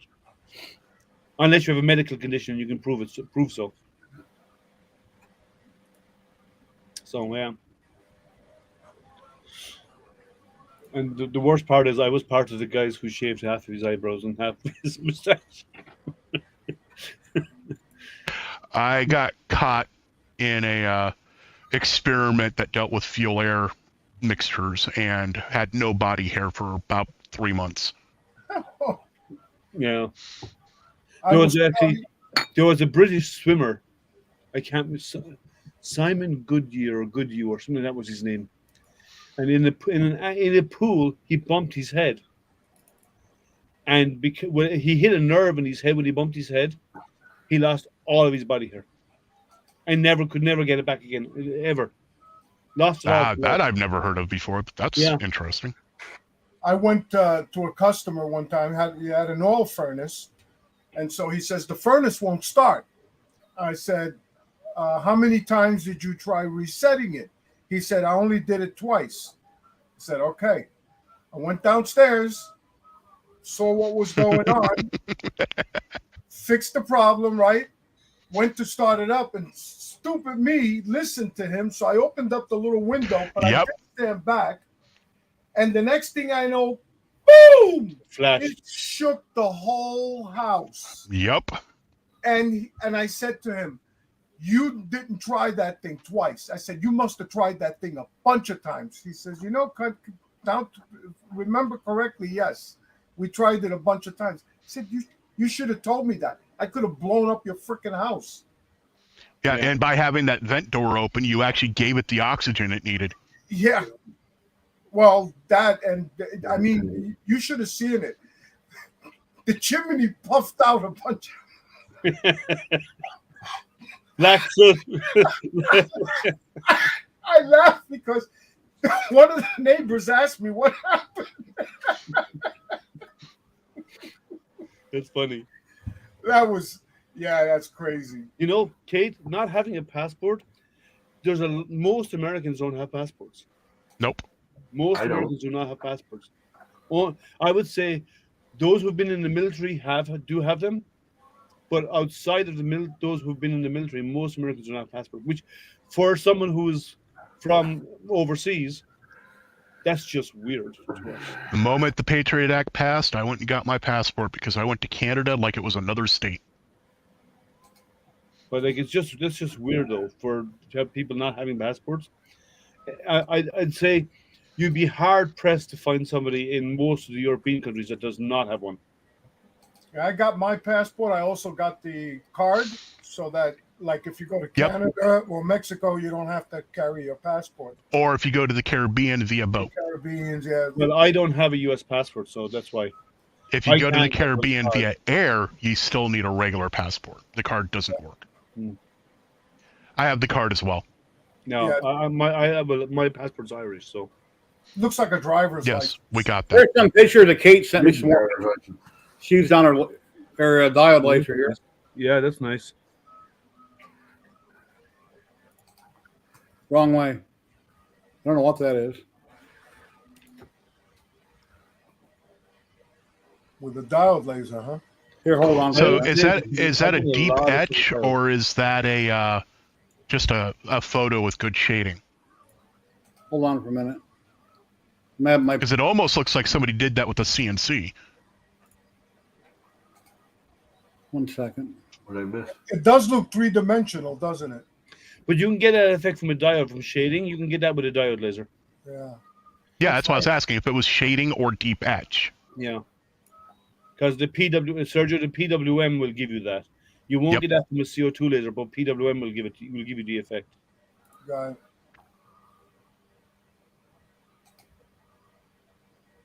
$5 years ago, I think that the limit. 5 years. I think you can still get it if it's 5 years expired. Not over 10 5 years. Or 10. That's right. 10. You're right. Here we go. So you should be able to renew with no problem. Yep. My wife's gonna have a problem because her last name changed in between. And what's worse, it's not her last name changed from her last married name to mine. Wow. Yeah, that is a deep etch. That's going to require a lot of paperwork. Oh, you have the X tool? I'm sorry, you bought the most expensive laser out there. They are the most expensive laser out there. And, you know, like, I know a lot of people like the X tool, but in all honesty, I've got the D110 watt by X tool, and then I got the Laser Master 3. For such an expensive laser, it's not doing anything that a machine half its price won't do. Yeah, I remember people saying that about Prusa. Well, yeah, you can get an Ender 3 to print like a Prusa. Come on, in all fairness, you can. Ladies and gentlemen, we've got the one and the only Zach. Hey, Zach, how you doing? What's up?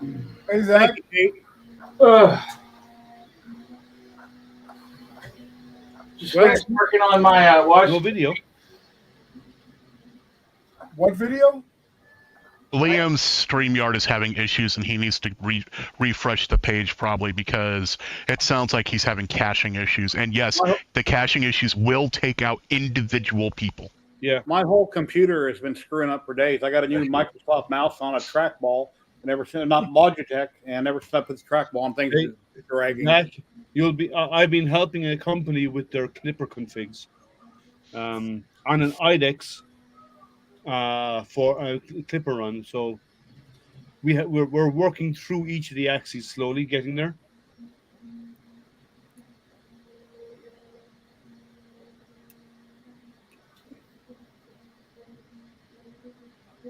What's going on, Zach? How you been? Good. I got my Trident working. Nice. I did a little bit of reorganization. I can't hear, or Zach's. To me, Zach's image is frozen, and I can't hear him. It ain't frozen here. It's all you. I know it's all me. I just said. So, Trident 2.4. If Zach's catches up, then I'll get it. Ender 5 0G Mercury 1 conversion. The K3, and then Bamboo right there. Nice. I'm thinking about taking down my my knockoff rep box that I built because I've never used them. And putting a regular shelf up there too. That's a big laser, Kate. They're expensive, but if you have business for it, it'll pay for itself, right? You hope. Well, that's just it. If you have the business for it, it'll pay for itself over time. I told my wife I think I'm getting dementia. Once in a while, I forget things. Earlier on the stream, I put myself in the top left corner for the guys that use StreamYard, and I couldn't remember which button I clicked to full screen myself. I actually sat here for a minute looking at the buttons, trying to figure out which one do I click. I'm thinking, what in the hell's going on with me? And I've been doing this for how long? I have it as well, but that's because I always forget to mention it in midnight. Wow. I couldn't believe I couldn't remember what button to click for full screen. Sorry, it was a dad joke that was wide open. I got it. So can Liam hear me yet? So Zach, just so you know, I cannot. Your image to me, just for me, is frozen, and I don't hear anything you're saying. I can hear everybody else. I just can't hear yours. Wow. That was crazy good timing. I don't know what's going on That's here. insane. I've been having problems all day with this. He literally asked you right before you said that if you could hear him. It was like perfectly timed. Did that help, Liam? I put him closer. Can you hear him now? He's even facing you. Jerry, do you work for Verizon? Can you hear me now? Can you hear me now? Dude, you could have had a Dell. Remember that commercial? I do have a Dell. Or no, dude, you could have had a Dell. I guess it was. Yeah. Yeah, you could have had a Dell. Yeah. Yeah. So if Zach asks me a question, you have to relay it because I'm not hearing anything he's saying. No, you answered his question. Tell him well, to that hit was just refresh. Just tell him to hit refresh. I've already told him to hit refresh. He won't. I did hit refresh. So Are you on a Mac? I'm on a Mac. Yep. Yep. Never had problems until this week. Till now. Yeah. And let's see. 3 days ago, they pushed out a new update to everyone on the Macs that you had to do. Well, actually, we're a little bit behind on that because this is my work machine. So they obviously have to go through the validation zone before they update it. What do you say, Tom? Gotta love that crapple crap and You never have to update. Oh. Yeah, Apple came out a few days ago and said every single Apple product, Mac OS, their watches, TV OS, all of it needs to be updated for some spyware. Yeah, that can attack them now. You don't have to do it. Wow. Well, depending on how your system's set up, it'll do it without you even realizing it did it. Mac won't do that. Yes, it will. Ever will do it without asking. I've helped manage 10,000 of them. Yes, it will. Literally can't. It has to pop up a message and you have to say, okay. Okay, whatever you say.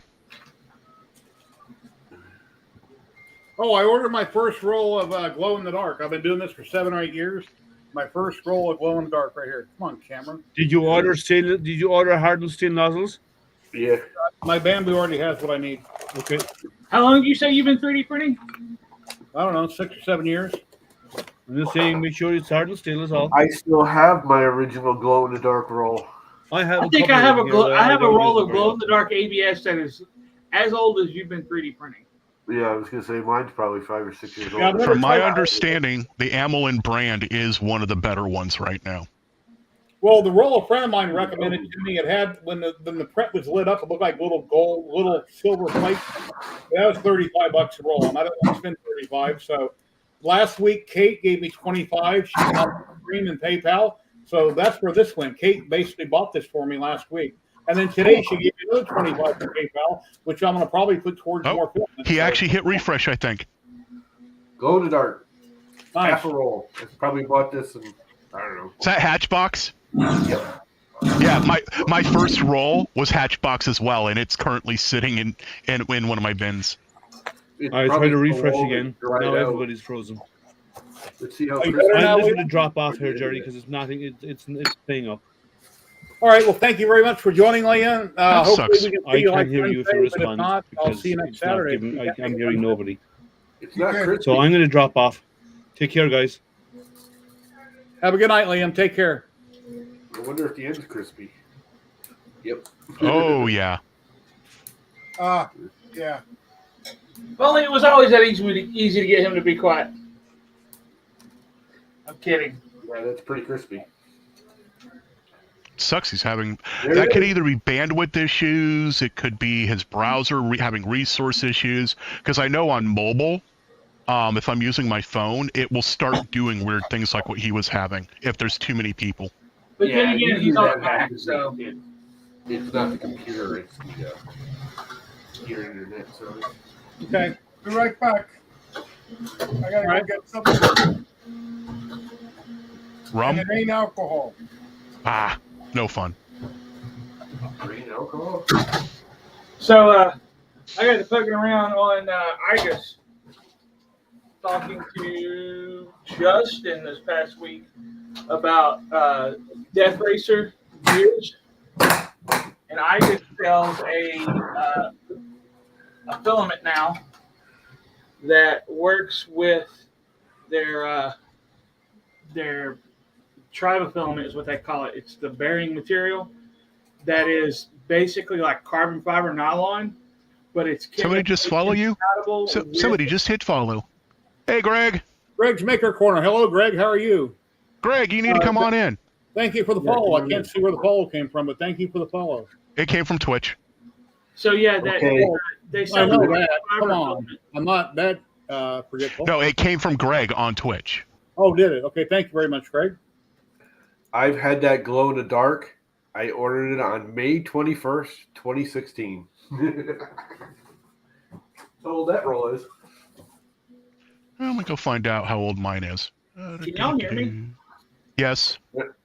And it's actually You were saying pretty something good. about IDEX. No, none of y'all were listening to what I was saying then. You found a new filament, something or other. From IGUS. IDES. I heard IDEX. That's why I was confused. It's like bearing material, right? Yeah, Yes. They've had that for a while. So they have a newer filament that's a little bit higher grade that's roughly equivalent to nylon. And they have a carbon fiber reinforced version that's chemically compatible with the bearing material that you can print on a multi-material setup. So you can do like the structural hub of a gear and then the tip out of the like wear resistant material. I got a quote on the price. It's $330 for 750 grams of the Wow. stuff.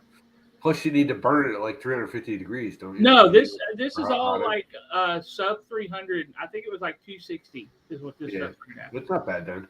Yeah, no, so the original I get stuff was like 300 degrees. No, this Llama? stuff you print on a 90 or bamboo. something like that. Like Llama, your hatch box is 2 years older than mine. It's still, I just broke it off. I only lost like not even a foot.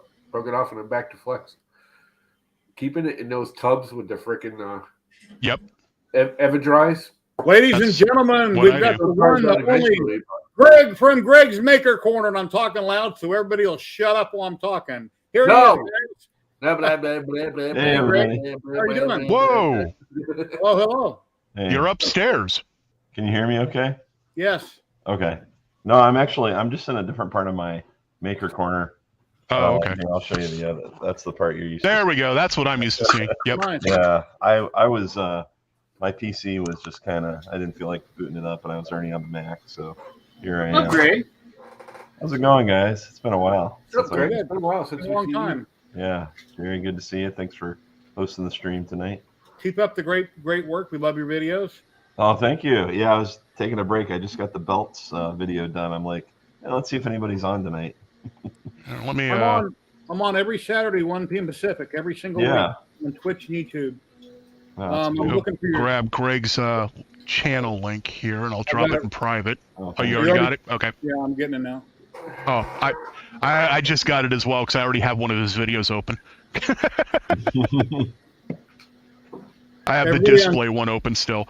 Everybody on Twitch and YouTube, please go subscribe to Greg. Thanks, Check him out on YouTube. He's got a great channel. Great man. Oh yes, his videos have been very instrumental in my build for this printer.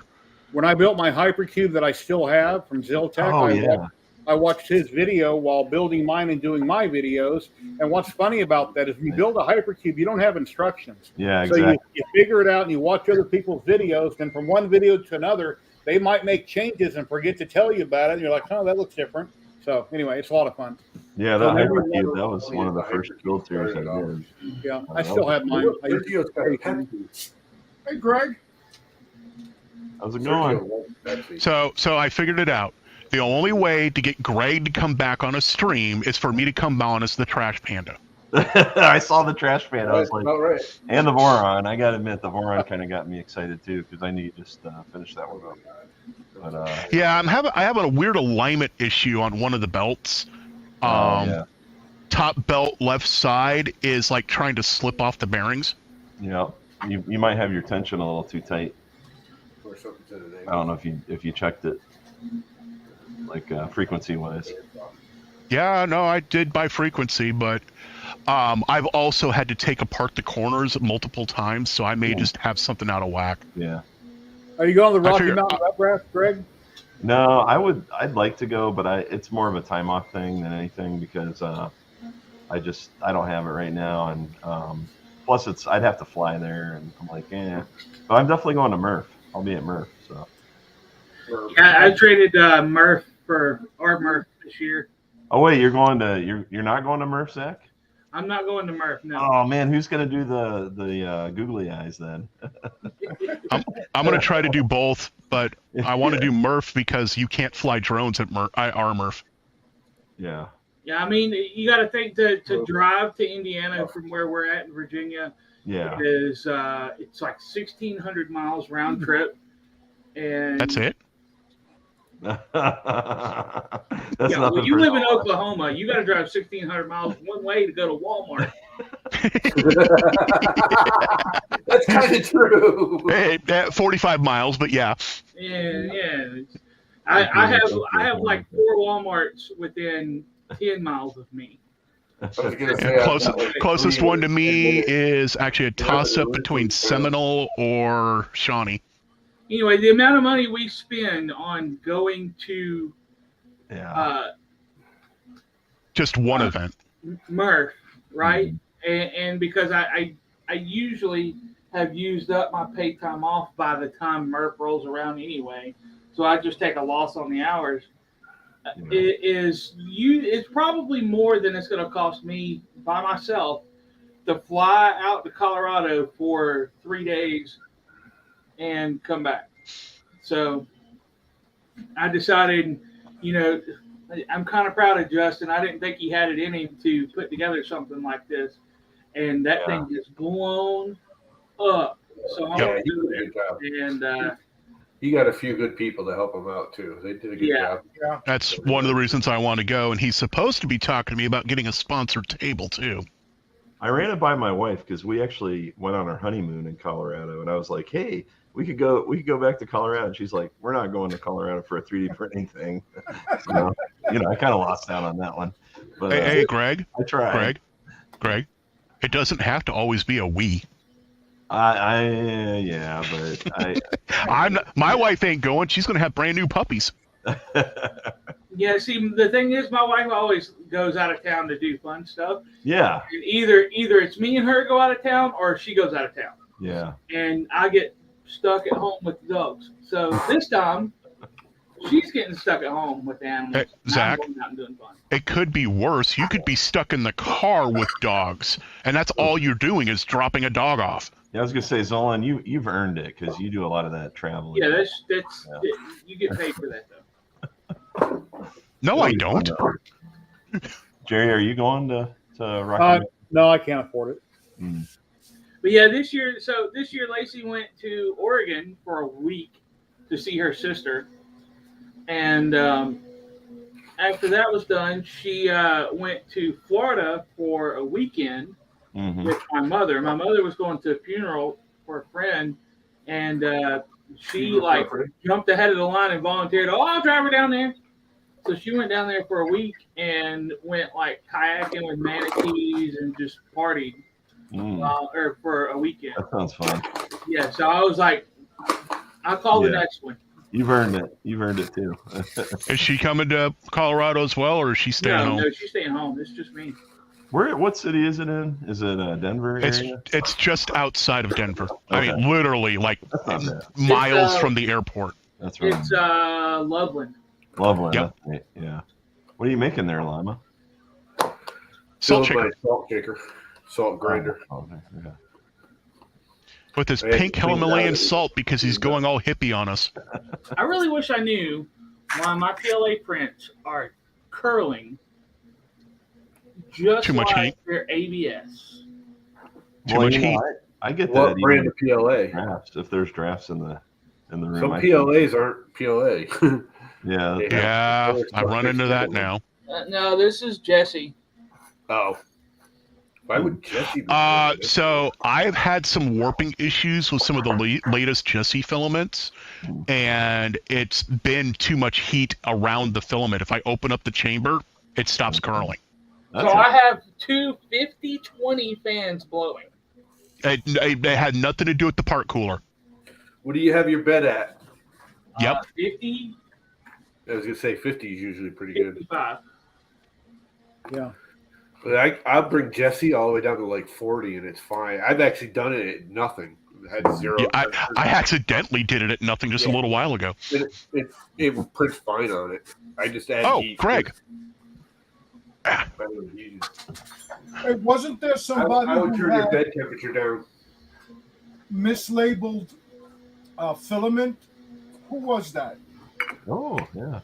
They shipped a bunch of filament. It was supposed to be one thing. And Got the screen working. I got the lifted legs on it with TPU feet.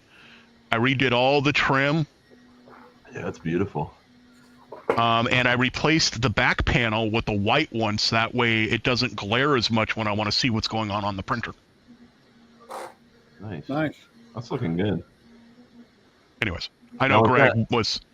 Huh? Was that that red plate? Was that what I sent you? I can't remember. Didn't I send you some? No, that one is... Wait. Boxy. No, yes. You sent me the Kirigami print, the Kirigami bed stuff, yes. I was like, that red looks familiar. It looks like the Red Dwarf.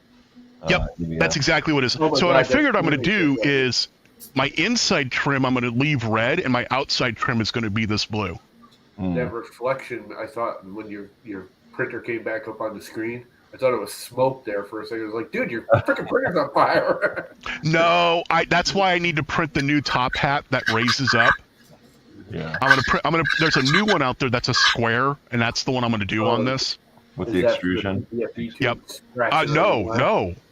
No, it's printed and it uses the same panels, but it's square.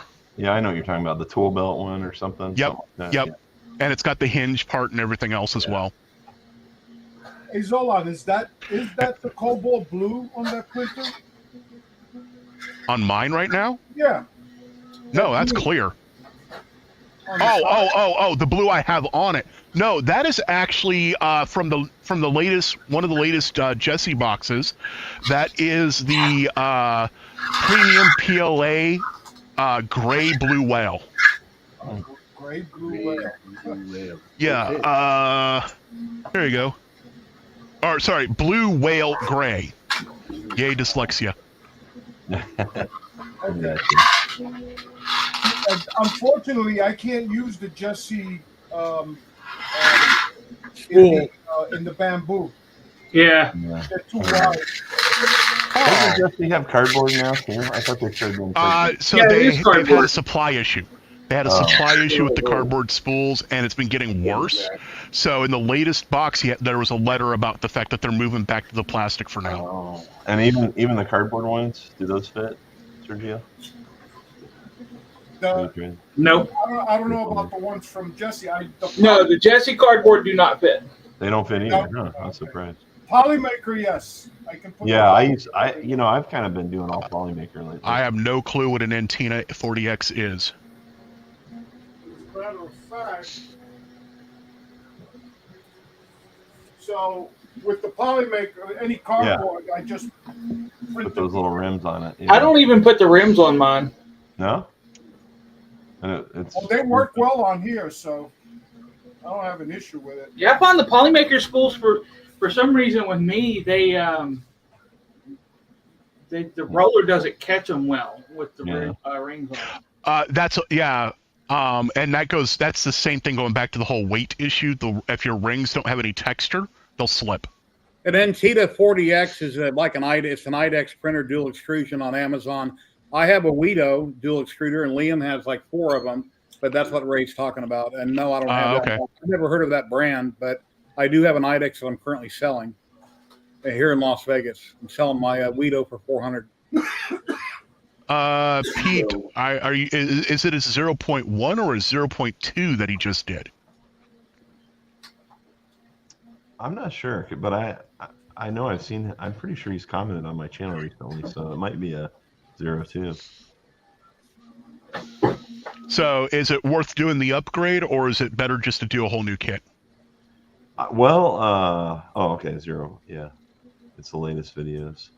I would say so. I'm actually going to do a video on that very topic, Zolan. But I would say as of now, I think I would probably just, if I had to do it over again, which I will, I'm going to upgrade my LDO kit.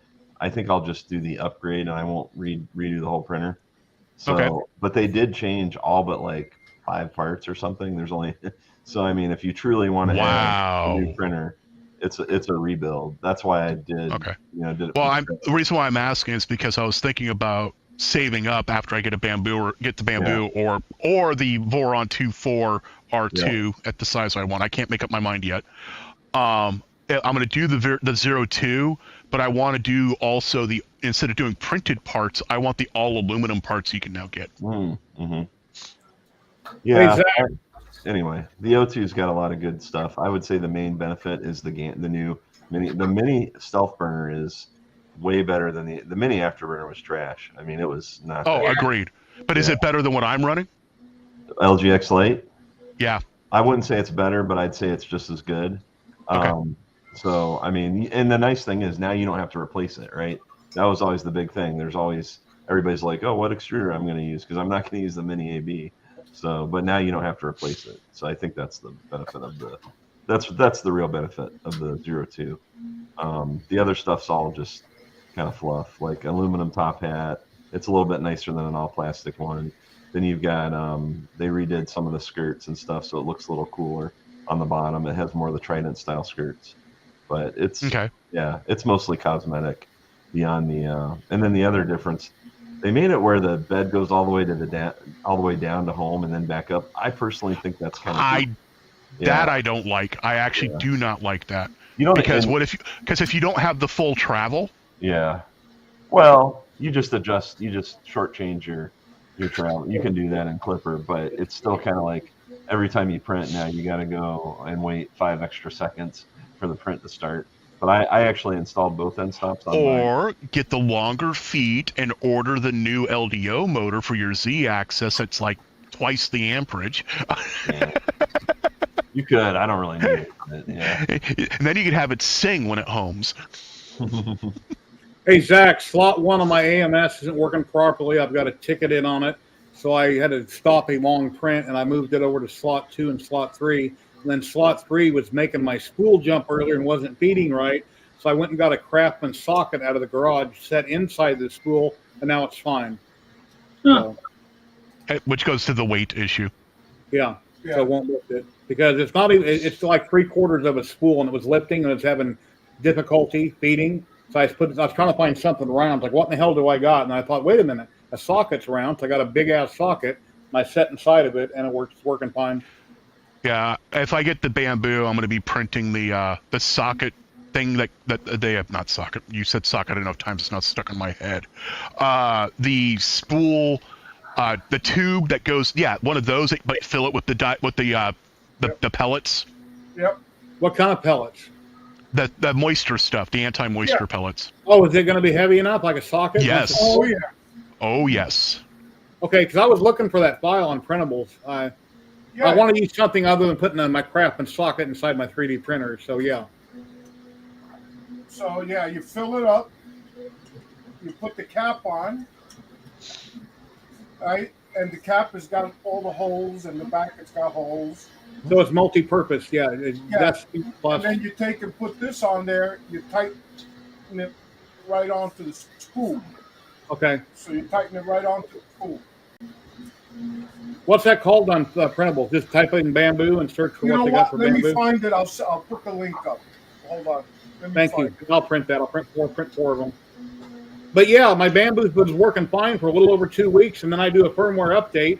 I get the files from Lightspeed, and then I can't get nothing to stick to the bed. It's been fine. So I was reading in the group that a lot of people who did the firmware update had to do the full calibration cycle again. I do that every print, full calibration cycle. No, you're not. No, there's a difference. The beginning. But that one that takes like 5 minutes. Reset the printer and start from the beginning. Yeah, I probably need to do that myself. You do it from the Touchscreen screen on the printer. You hit the thing that looks like a hex nut, and then you go to maintenance. Yeah. Hey, did anybody see the 3D printed guitar from Prusa? Yes. That's what I'm printing right now. Great. No way. Yeah, I just I bought 2 of the kits. Man, there's the first one that came out. That's awesome. That looks really good. Sold. Did you print it flat on the bed or did you angle it? Flat, yeah. Yeah, I was gonna go flat. Hey, Man, that thing is hefty. What are you printing it with? What filament? This is Bamboo Labs gold. Oh, that's gold. Metal, that's metal like gold. sacrilege. Okay. Printing a Prusa guitar. I know. I was just thinking.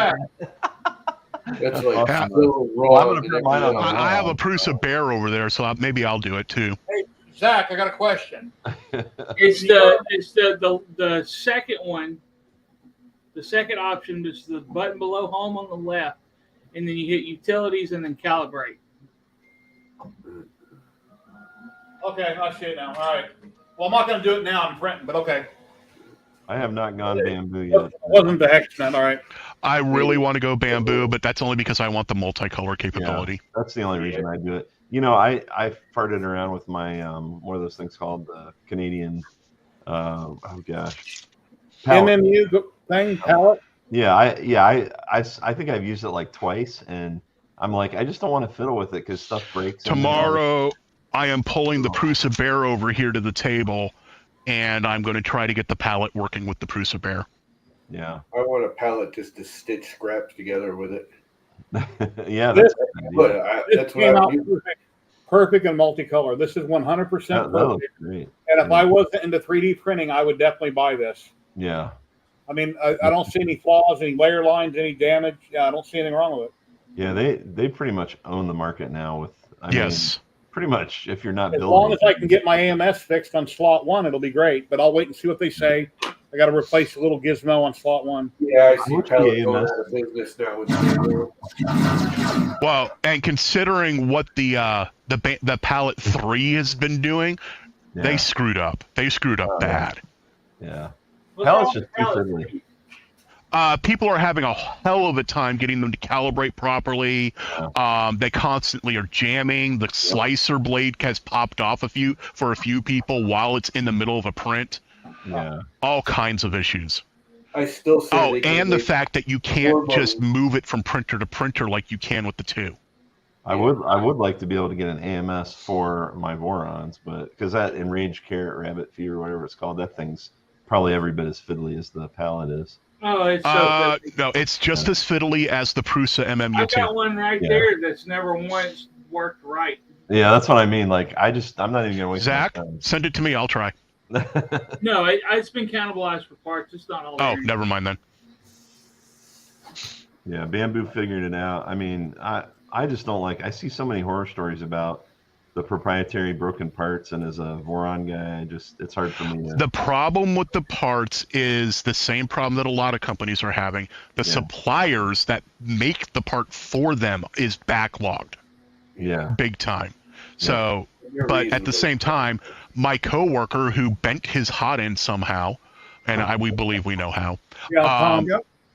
He actually bought a whole new hot end. And when they actually emailed him asking why he was buying a new hot end, and he told them, they refunded his money.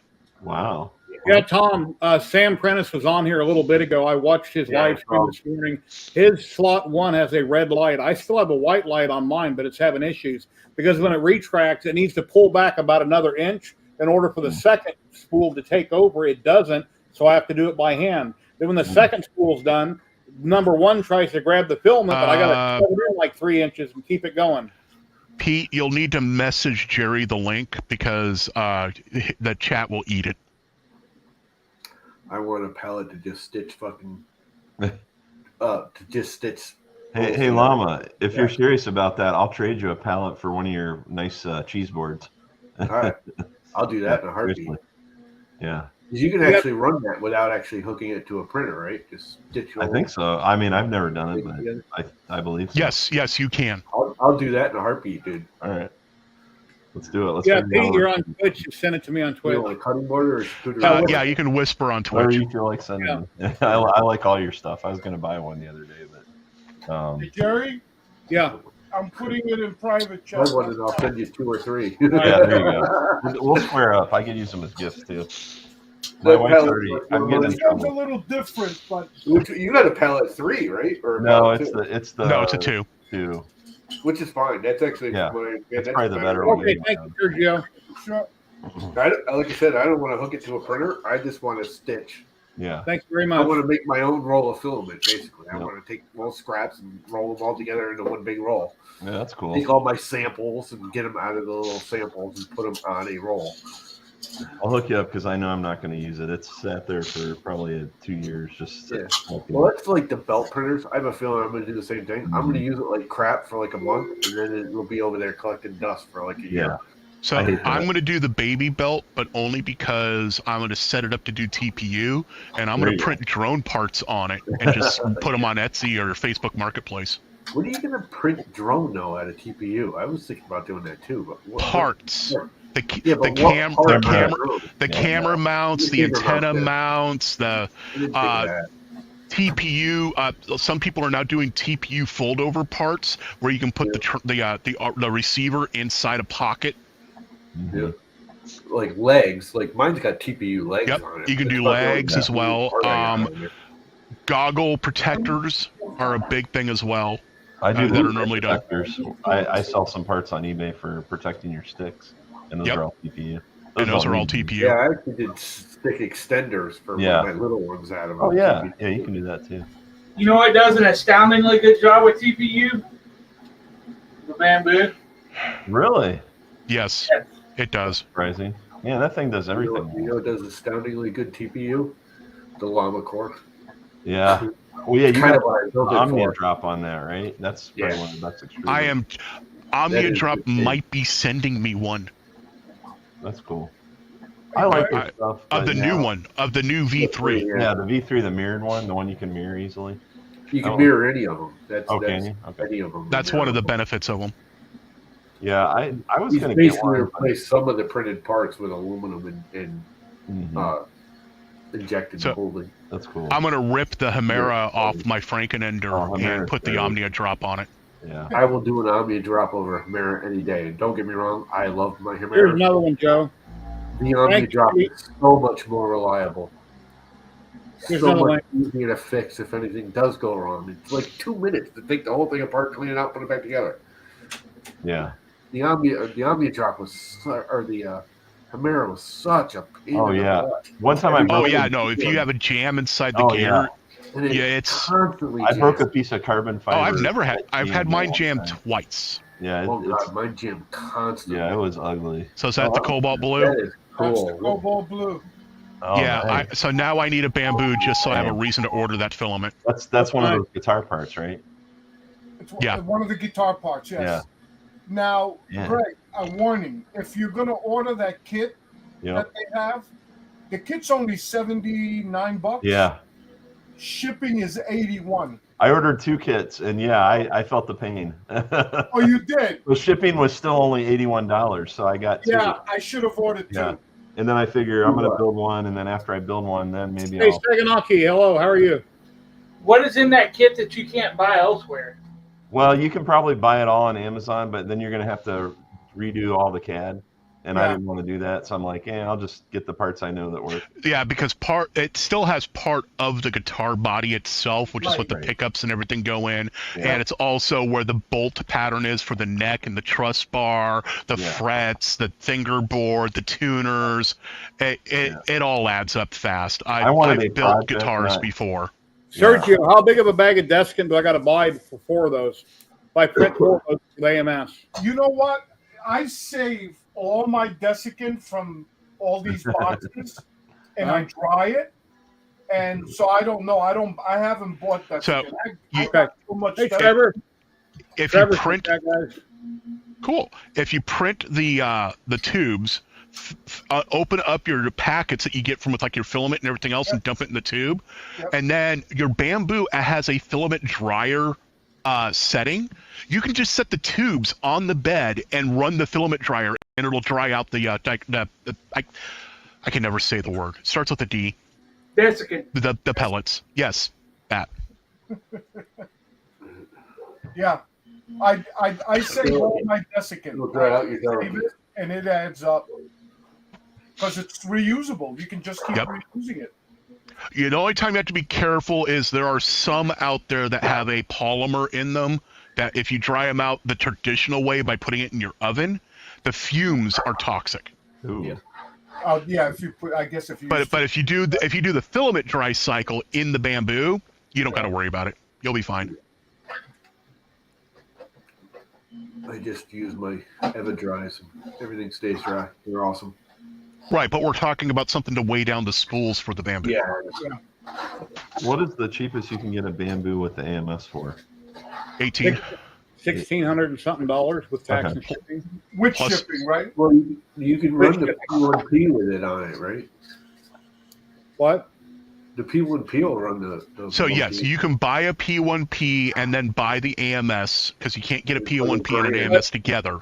But there's a problem with that. If you buy the P1P and then spend $350 for the AMS, you're thinking, wow, for $250 or $300 more, I could have got all the bells and whistles. And then that's what my wife convinced me of. If you're going to buy this and this, how much more is it just to buy all the bells and whistles? And there's a huge difference in the features between the two.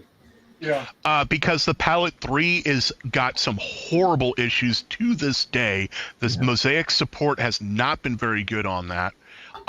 It's a lot harder to tune, whereas this, it just works out of the box. Yeah, for the most really part. that just works, Trevor, because I've got a Palette too, and I just always avoided it because it always seemed like I had to tweak it. It's a hassle. Yeah, it's just like, okay. I have to print a special part for the Prusa Bear just to put the palette on it. That's what I mean, yeah. Trevor, here's one of the bottles, but my AMS is screwing up, so I've got to reprint this ring. But this is from Light. You to that, Greg. I want that palette. You unscrew the bottom, put your frosty beverage in it, unscrew the top. I'll hit you up on it, Llama. The layers on this are 644, 10% infill, and it's very heavy. That's really nice. Yeah. Another problem with the Palette 3 is you can't plug it into Octoprint directly and just run it. It has to be run in accessory mode. There is no other way. Mm-hmm. I think if you're willing to put the time in and the work in on the palette, and if, like for me, if you would just set it up on one printer and leave it be, then you're fine. But if you're also like me, you're upgrading your printers. And I know it's possible to get the Palette 3 and everything tuned properly. Filament Frenzy has one. But Filament Frenzy, like, they know what they're doing beyond belief when it comes to that. Yeah.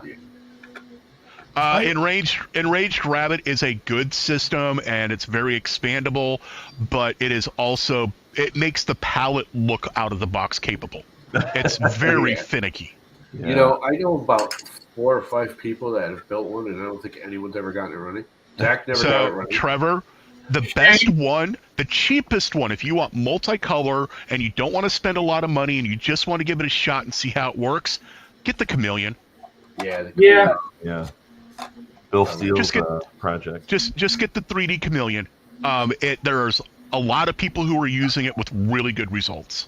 Yeah. I think it was what, $100 or $200 or something. It's like 200, I think. Yeah, my palette too. It was a little bit of a learning curve getting it set. Yeah. But once I got it set, man, it was printing no problem. Nice. Yeah. Yeah, that's what I mean. Yeah, Once you get it getting set it up, it's set, fine, it's- but it's you got to get it set up. hard. The only thing that does happen once in a blue moon is you got to watch, depending on how you set up your spools. Yeah. Yep. Whether watch that they don't tangle because of pulling it. That's actually why I have the rep box, because I'm going to mount the pallet to the rep box and just run my spools right into it. Yeah, I have a rep box. It's just that I didn't have the space to put it. Yeah. I have a rep box and it's been sitting empty for a year because Mine too. Gotten around to I it. have 2 rep boxes. One's in the other house, fully loaded with filament, but there's no printer. Oh, there you go. And I have another one that's still in the box, not assembled, because I'm waiting on panels. Yeah. Oh, that's a dig. Fine set. You build it. Nothing to do with the panels. No, that's actually why I bought it, because I was going to buy panels from you. Yeah. Well, I actually thought about it this week because I had some pieces of wood I was gonna. Yeah, I wanted to get some of your nice wood panels for it with my red Z on it. Now that you mentioned that, I think I'm going to talk to Tom Lama about making me 2 panels for this. You got it.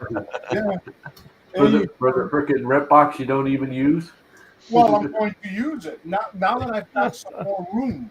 Remember, I've gotten rid of 2 printers already. And he's getting rid of 1 more, hopefully. That's right. Did anyone attach the rep box to a frickin' bamboo and used it to feed the filament? Can you do that, or do you have to have their feed roller? I believe you have to use the AMS with the bamboo. You have to use AMS, or if you could come up with some kind of elaborate buffer system, maybe.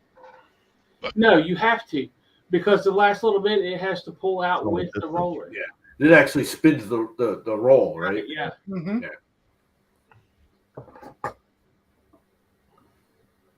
No, it's a nice system. Actually, Trevor, there is that guy out there who's using translucent filament and inkjet cartridges. Yes. And he's been doing some really neat stuff with that. Yeah. That is cool stuff. Yeah, did you see his latest video where he actually built a pneumatic system that pulls the ink out of the cartridge and to do the coloring as it's printing? Oh my gosh, no, that sounds amazing. There was a guy that was doing that with multicolor, and he was using Sharpies. Remember that? Yep. Where you put the Actually, Sharpie I think it's the same guy. Yeah, it could be. Oh, you're talking about with the Sharpies to paint color your print. You just use white or clear filament, and then you use the Sharpies to color it. He had a little tree that you plugged the Sharpies in. Wasn't he at Murph one year? Yes. Yeah. Yes. That's not. But Jason Prius, he's the other guy that does that stuff, and I don't think he was using Sharpies, but I can't remember how he did it. Yeah, the inkjet one's got my eye, just because how he's got it right now. It literally is no filament swaps, no purging, nothing.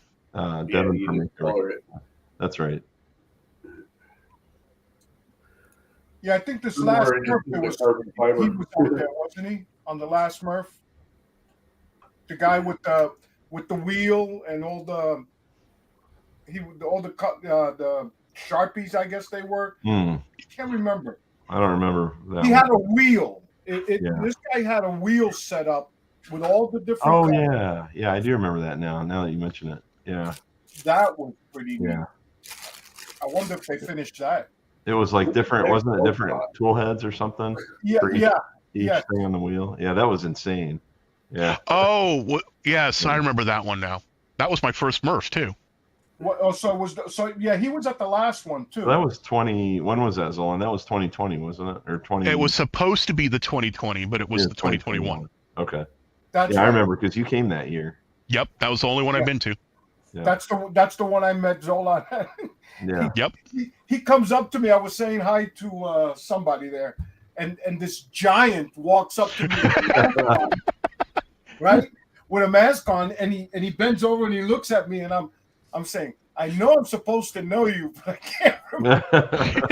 His mask down, and he goes, Zolan. I go, oh yeah. The red panda. The little red panda is actually freaking a Jolly Green Giant. He's just in camouflage. That was fun. That was one of my favorite. And it's amazing how many people who don't believe how tall I really am. All that water though at Oh my God. Oh yeah, no, the humidity. That's the other reason why I'm going to do Rocky Mountain Rep Festival, and Murph is the one that's kind of like maybe, just because I don't want to deal with that humidity again. Well, the last Murph, I don't remember there being any weird. It wasn't too bad. It was last fine. one. Yeah, last year was fine. The year before that, instead of the Midwest Rep Festival, it was the Midwest Wet Rat Festival. That's because all the water was on the floor, right? Oh my The water, Yeah. the water wasn't just on the floor; it was actually seeping everywhere. up through the concrete pad. I still have rust on some of my rails.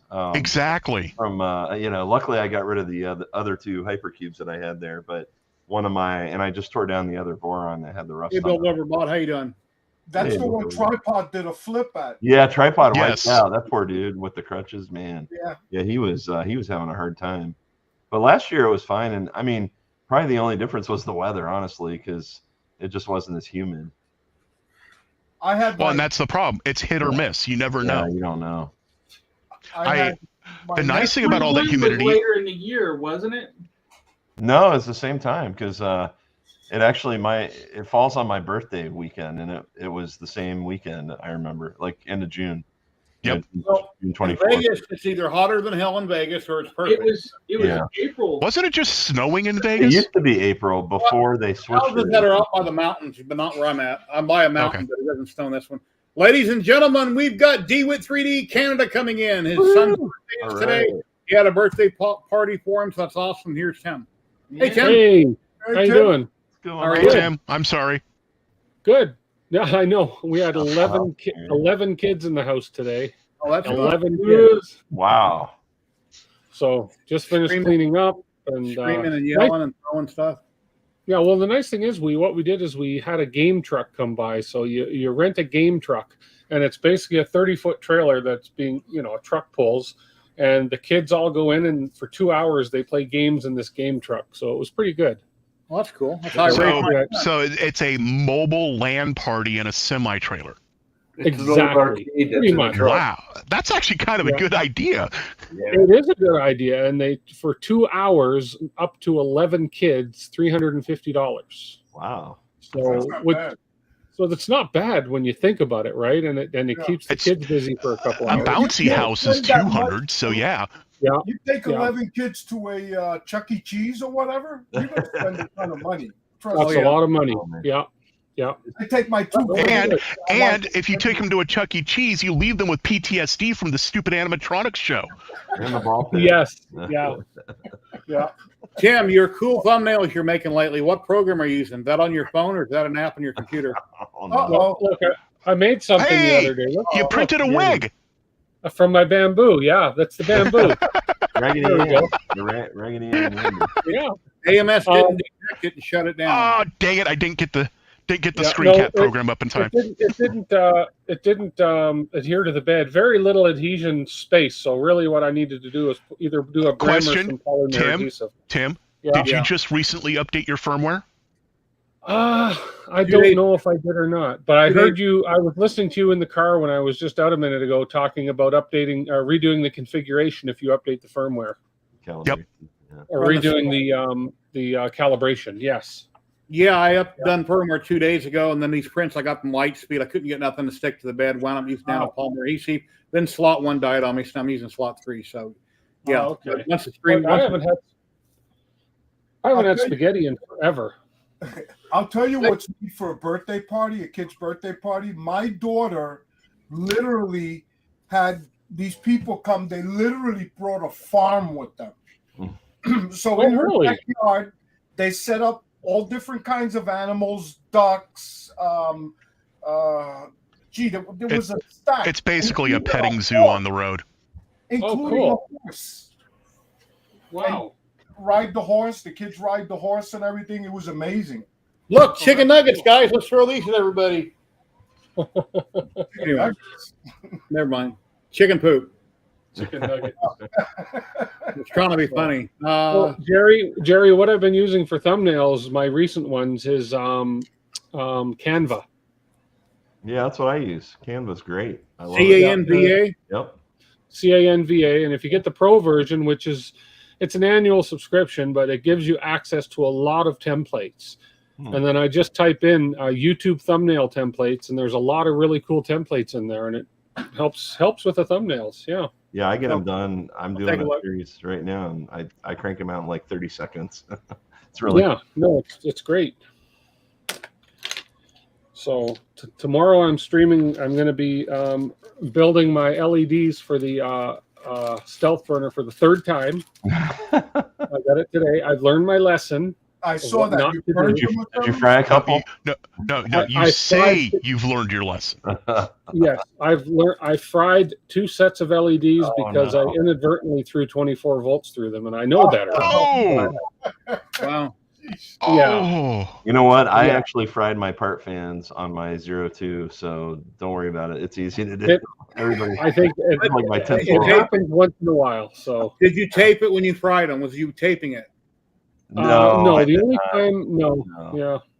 So you missed the clip with the blue smoke. You need the magic smoke clip. Yes. Yeah. Well, they didn't really. When you fry LEDs, they don't do anything. They just light up really bright and then they stop. Yeah. That's it. Oh, I've actually had some pop. Ooh. Oh, really? Interesting. But I accidentally put 13.8 DC through it. Without the resistors. Oh, okay. I put 24 volts into a Pi 4. Oh, okay. Well, that's not good. That's sad. Oh, you can almost pay a mortgage with that. Here's the funny thing. It actually started, and then smoke started coming out of it, and the next thing I know, bloof. Yeah. Oh, too funny. Ow. Yep. That's, at least that's what, $125 minimum? Yeah. 8 gigabyte. It was an 8 gigabyte. Oh, they're selling that one for $225 right now. Yeah. Wow. Scalpers. I'm looking at the positive side and saying I'm getting a lot of practice with soldering. So yeah, I had to. That was me in flight controllers. Yeah. Yeah, those are what, like $60-$70 so on for an F7. Well, thankfully, most of the ones I fried were F3s. Oh, yeah, those don't run Betaflight anymore anyway. At least not the latest version. I know. Yeah. My gear is going to go outdated so quick because I'm not going to buy anything for a while. Yeah. I'm going to probably fly my long range 4-inch for a little while, and I don't know if I'm going to get anything new. I'm kind of waiting to see where Walk Snail versus. Yeah, I'm going to probably fix up both my all my long range quads. I'm going to fix them up. I'm going to finish building out the Hex 7-inch that I was doing.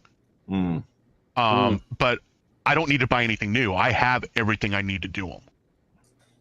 And thank you for I'm not going to upgrade. I'm going to stick with the standard DJI I got already. Yeah. Joe Velasco, are you still here? And when you bought that desiccant, the 3.7 pounds, I see that the 2 pounds is a lot cheaper, $17.99. 2 pounds should be plenty. I'm assuming for those 4 inserts. Yeah, 2 pounds should be enough. Now the stuff I got, I didn't look at his. The stuff I got is blue, and it turns yellow when it turns red when it's needs to be dried. Yeah. Oh, okay. That's like what they put in those little ones that you recharge when you plug it in. Let me see if I can find it. How do you spell the word? Desiccant. DESA. Oh, I got the link to what he's talking about right here. DANT. Right, but I'm grabbing mine. I'm going through my orders. DESICCANT. DESICCANT. 2 C's? I thought it was 2 S's. I'm looking at the screen. Yep, got it. Thank you. So I bought a 5-pound bottles back in 2019. It's funny. I don't really need desiccant, but if that's what it's designed to put in there and it'll hold it, I just want enough to put in there to weight it down so I don't have to use a crap and socket. All right, I'm going to drop this into private chat. You can probably find this cheaper, but I'm only giving you that as a example of the color change. Yeah, you don't really have to worry too much about moisture out there, do you, Jerry? No. Oh, only during monsoon season. Yeah, Zolan, what I'm looking at looks exactly like that, and it's $17.99 for 2 pounds. Where that one is, and it does that was $46 for 5 pounds. But And the stuff you're looking at does the blue to red. Yeah. Well, why does? Oh yeah. Well, I don't know. Oh, blue to red. You mean blue when it's good and red when it You know needs when to you got to dry it back. Yep. out again. Exactly. Oh, yeah. It does blue to purple. Yeah. Okay. Okay. Good. As long as you have something that lets you know, oh, I need to dry it out. Oh, I see. Okay, I understand now. See, for me, I don't know about you guys, but it's only like 15-20% humidity right now. So all my filament doesn't matter. It's fine. Even TPU, I don't have to dry it. But in the summer, it's like 60 to 80% humidity, and I have to throw every roll into a food dehydrator, which I have. Actually, I have the same one that I hit 93 percent humidity inside my house. I'm not sure how accurate these are, but it says 19-20%. Yeah, that's well, fine. and again, Greg, Jerry's doing this as weight to put in the spool. It's not just not about keeping the filament dry. Yeah. Although it's not a bad idea because it's a nice to have. Yeah. If you put PG in there, you're going to need it because, and it's a matter of fact. Now you get a warning now when the humidity's high. Oh, in bamboo. Yes. Well, that's nice. Cool. Well, it is a standard printer. It did warn me. Humidity monitor in the AMS. Yeah. It warned me about spaghetti one time. The second time it didn't. Where obviously with Tim's it didn't, but it is pretty smart. It reminds you of things on the screen. I forget there's something else me about. Mine doesn't have that feature. Told me to go But get print help. Just realized I'm the trash panda. 3D print help. Hello. How are you today? Everybody that donated to me on the bamboo, I've been plugging you in my videos. If you notice at the end of the screen, it scrolls up and tells everybody donated. Yeah, I still need to get a sticker made for Mr. Zach and I need to get some from Greg. Oh yeah. So I can put them on this printer here. Since it would not have been finished without their help. Let me see if that email came in from the filament winner yet. HC.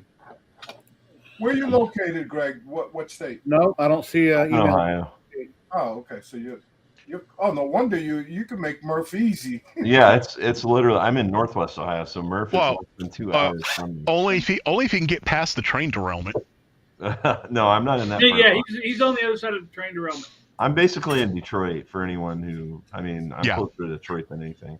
So and Ontario. I love how they come on TV and they said, "Oh, don't worry, there it's fine. Go home." Just like every other movie we've seen from 30 years ago, where all this crazy stuff happens and everybody's throwing. Oh no! Worse is there are people like, "Oh, the groundwater may be polluted and everything else," and there are literally people saying, "We don't get our water from the ground. It's not groundwater." It's like,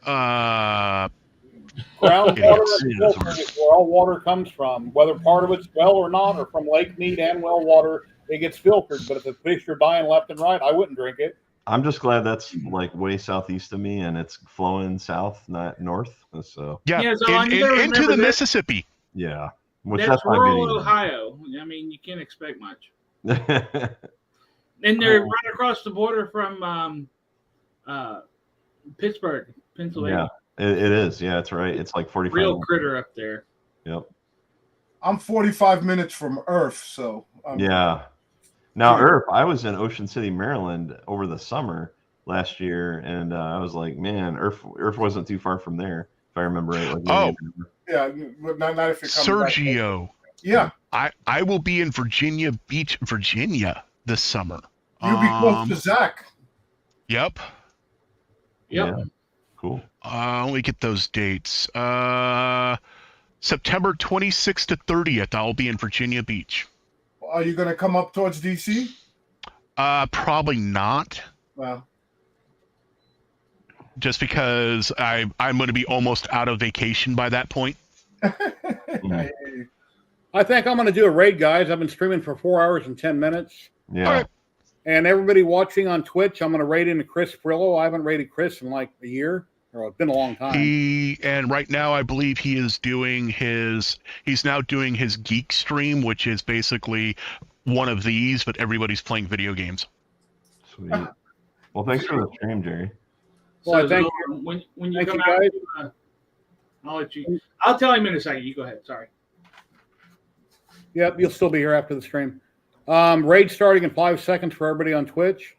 And thank you for joining. I'll be back again next Saturday, 1 p.m. Pacific. Thank you very much for everybody, all the subs, follows, and NVIDIA donated to me. I thank you very much. And here goes the raid for the Twitch people.